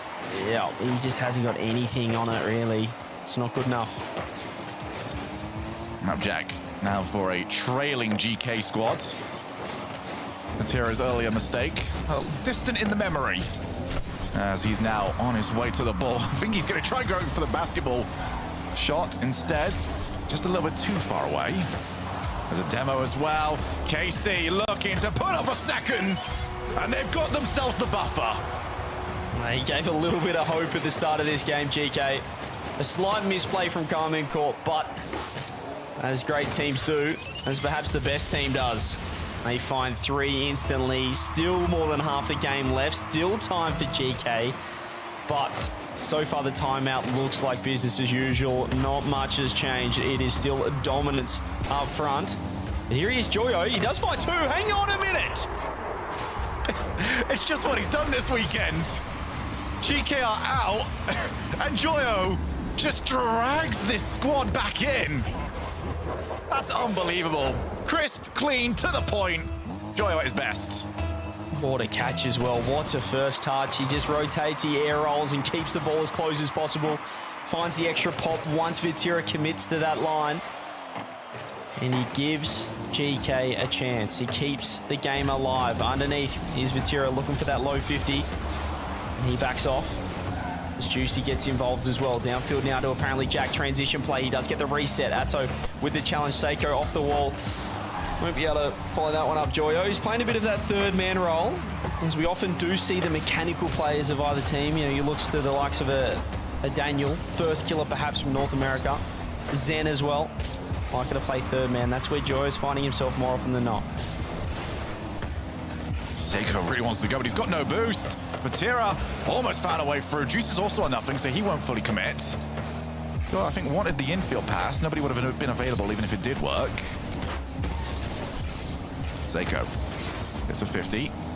Vatira very comprehensively wins that one. As Atto looking for a player. Nobody around.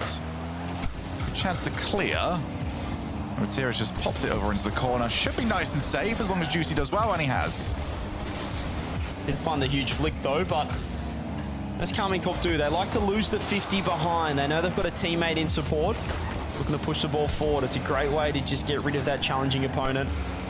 Lose the ball on purpose, lose the challenge, keep possession. Here's Atto, can he find the shot? No, Seiko's found a nice touch. Apparently Jack and Joyo do double commit, but Joyo backs off. Jack finds one, doesn't find two. Joyo looks to keep the ball in. He has got around an opponent, but slow enough that Atto can help out. 45 seconds now. And we'll see if GK can find more magic. Will it be Joyo again? Joyo's got a second touch and somewhat caught Vatira out. Goodness for Vatira, he's got two players behind him. 30 seconds. GK have got to get something here. A reverse sweep in this sort of environment, it's just not going to happen. Atto, oh, he's still got the flip as well. Gets over to it. Appjack on the win. Gets it midfield. Seiko, slow play against Vatira. Wanted the block, didn't quite get it. Try to dunk, but Vatira finds one and gets the second touch on Joyo, who has to back off, back up, and wait for perhaps apparently Jack on the right. He's looking for the bump instead. He's creating space. He's created the bump. Oh! Oh, Seiko stepped up. 2 goals, 5 saves, 2 seconds on the clock. What a time to show up. That's what they can do.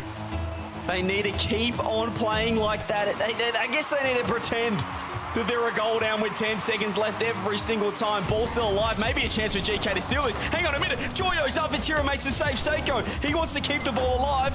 Will it pay off for them? Juicy's up. Joyo's still pre-jumping so up. bad. Carmine Corp on the floor because they didn't have much boost at all. We found overtime out of nowhere. Now the kickoff play. Joyo going to try and get it with Juicy. No, instead, Juicy didn't get the best first touch. Abjack leaves it for Joyo on his way.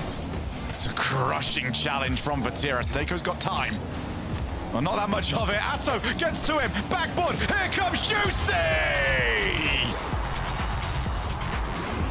It just feels like all GK can do is delay the inevitable, and the inevitable is very, very blue indeed. 4-3, they do it in OT.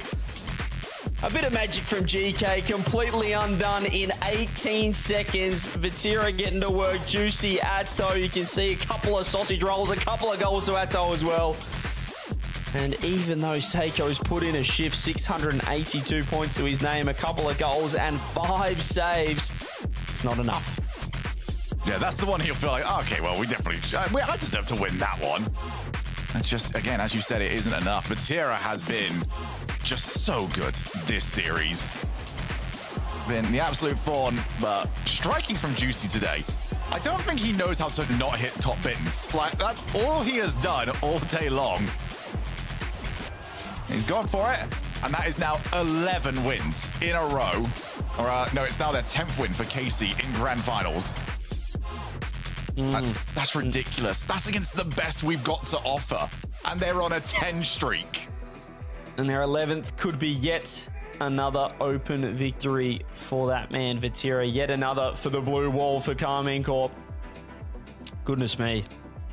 This team already booked their ticket as well. This will be their 3rd win of the RLCS 2026 season. Fun. They took out Open One. They are on a side quest, CJ. This is side quest season. This is perfect sweep season right now for KC. They took out Open 1. They took out the kickoff gauntlet in Copenhagen to secure a 5th spot for Europe, to secure their own spot to Boston. And now they're just having a good time in Open 2. That's their 3rd overtime win of that streak, by the way. And they've taken 1 against every one of their opponents. NIP got beaten in an OT. Shopify Rebellion beat in game 1 by KC in overtime. They're not just dominant, they're clutch. They are so well-rounded, and they could be back-to-back regional champs. I mentioned it before, but Tira, it feels like they like pressure. They want to play for something. They like giving themselves challenges, and when it is an overtime, it's crazy. They like putting themselves in the fight, oh my goodness, in the absolute heat. And GK cannot stand it. Get out of the kitchen, KC are cooking. Oh, Juicy has just destroyed that entire play. Joyo thought he had a read. Instead, Juicy just lobs the ball into the air. Says, have some of that. Figure it out if you can. There is no answer.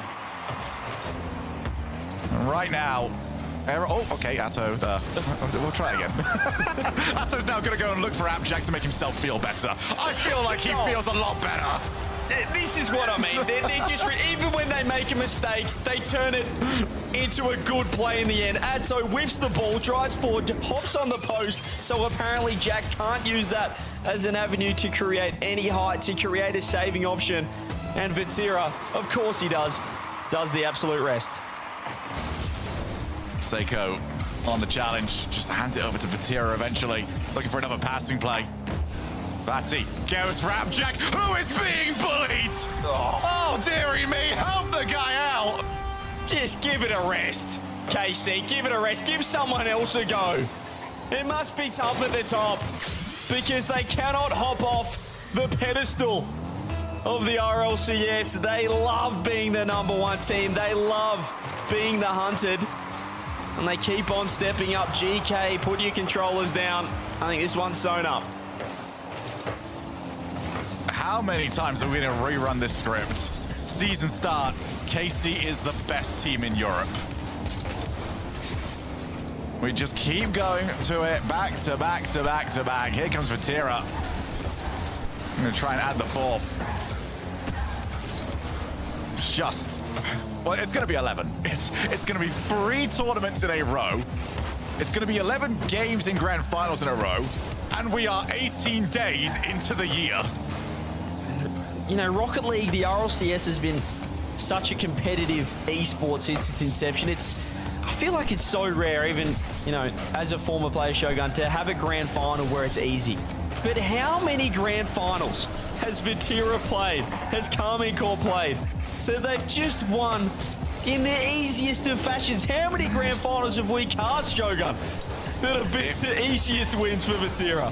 It really reminds me of BDS whilst we were online for everything during Season X, where it was just, hey, that was a really good performance you had, as Vatira's got another one.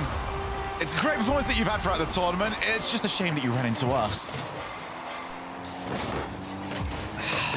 I feel like they've got the speakers, they've got the music rolling right now in the KC office, in the prac room, and they're just vibing. They're in absolute flow state. It is just business. They know exactly where to be. They know exactly what to do. And everything is coming off, everything paying dividends right now for this Karmine Corp team. 4-0, half the game left in what is the final game. I'll say it. No chance GK are coming back. They've pretty much put the cue in the rack now. And just yet another dominant open, a dominant qualifier. Doesn't matter what we call it, whether it's a regional back in the day or an open as it is now, it's still Vatira's game. Yeah, we can call it anything we want. For KC, it's a tournament. And that's all the motivation they need. Reminder, this is a team that is already qualified for Boston. They are gatekeeping right now. We got another one. Vatira's got a hat trick. Juicy's not even got 88 points yet. He doesn't need to. He doesn't need to. What is that? How does he dodge the oncoming bump, get under it, flip, and then take the ball away from the second player? It's unreal. The system just keeps on rolling with infinite software updates. These guys just keep on rolling season after season, open after open. They've taken out one, they've taken out two. It's the start of a new RLCS season, and it is once again Carmine Corp's beginning of the year. It hasn't quite been their end of the year just yet. No, we've not So had my though. We've had goodness. two. Do they know how to start a season though? You got to give them credit. Yeah, I feel like there's a definition of insanity.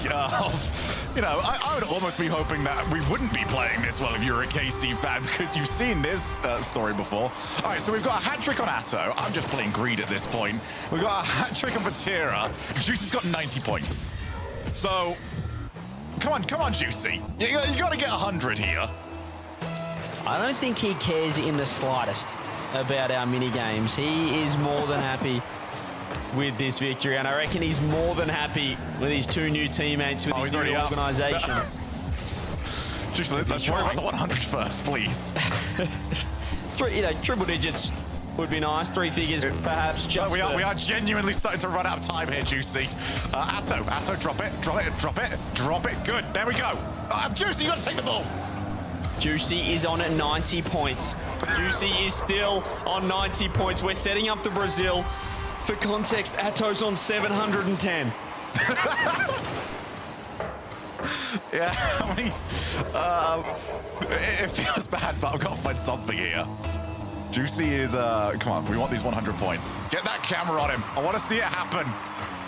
I think he knows now. He knows now. He's got it. Right, there we go. That's not even 2 more. Atto, get it to your boy. Get it to your boy. Shot on target. He's on 102. He's done it. He has done it. The century, the long-awaited century for Juicy, and that will be his prized possession from the EU Open 2 RLCS 2026 season. Do we get to Brazil now? That'll be the only thing to top off this grand final for Carmine Corp. It has been flawless, it's been faultless, it's been superb, and they have made it look easy, which I think, Shogun, is the ultimate compliment. Yeah, new season, same old story. We start as KC mean to end, the best team in Europe, and for the rest of the world, the gauntlet has been thrown. Simply outstanding, and maybe one last crack. Talk to me. Oh, on the roof, anyone home? Nobody. KC 4-0, once again on top. When they start celebrations, I'm sure that it took them that long. You gonna see it? Okay, here's the huddle, and... Oh, there's a bit of... Okay, all right, that's the worst synchronization we have seen from them all grand finals, but doesn't matter, they've already won it. Yeah, they can work on that, because everything they've been working on the pitch is pretty much flawless. They are a very, very good Rocket League team. We're the second team in Europe right now, at least for this weekend, GK. We're made to look probably 2 levels below. That's how dominant it was. The timeout did nothing, and anything that GK were trying in that game was just not enough. When you're coming up against the God Squad. Yeah, they just saw that first game go away, and then after that, KC got further and further in the lead. KC are your Open Qualifier 2 champions. Well, they look good in the game. They definitely have to practice the hip huddle twist to get a little bit more there. But KC, once again, your grand final winners here. That's 2 in a row. They're doing the region service by giving them an extra slot, and they're going to need it at this point, because KC's not giving Cole that top spot to anybody in anytime soon. Yeah, I mean, I should have thought about that earlier on when I predicted Gentlemates versus if we keep Carmine getting Corp. KC There's grand something finals, I that don't just know what else we flips could expect, inside mate. Carmine Corp's head when they reach a Sunday, when they reach, approaching a grand finals. It is utterly ridiculous. Johnny, though, I mean, it was the inevitable, right? We all saw it coming too. Did you expect it to be a 4-0? There's a couple overtimes in there too, or is this right down with your expectations? I didn't expect a 4-0. I thought that GK would have something for them, but that was just dominance from KC. It's just a totally different level. They're by far the best team in the region. It feels like with EU having 5 spots, I mean, not really. KC have got 1 spot to themselves. That's their spot. That's going to probably be their spot the whole season. Then the rest of Europe has 4. So they're just miles ahead. Again, start of the new year, like Shogun said, new year, but the same old KC dominating. Yeah, I think the rest of the region is going to have to step away from this one and give a bit of a thought, give a little bit of a, okay, what do we do to shut them down? Or do their goals change? I mean, obviously you want to take down K-Corp, or do you just start focusing on taking out the teams that beat you maybe? I mean, Vitality, Ninjas, Pajamas, Cole, probably not going to want GK running them over again. No, but I mean, when a team is that good, there is so much you can learn from them. You know, you can look into their VODs, you can look into the way they play the game, and you're not going to beat Carmine Corp by trying to be Carmine Corp, but you can use what they are doing incredibly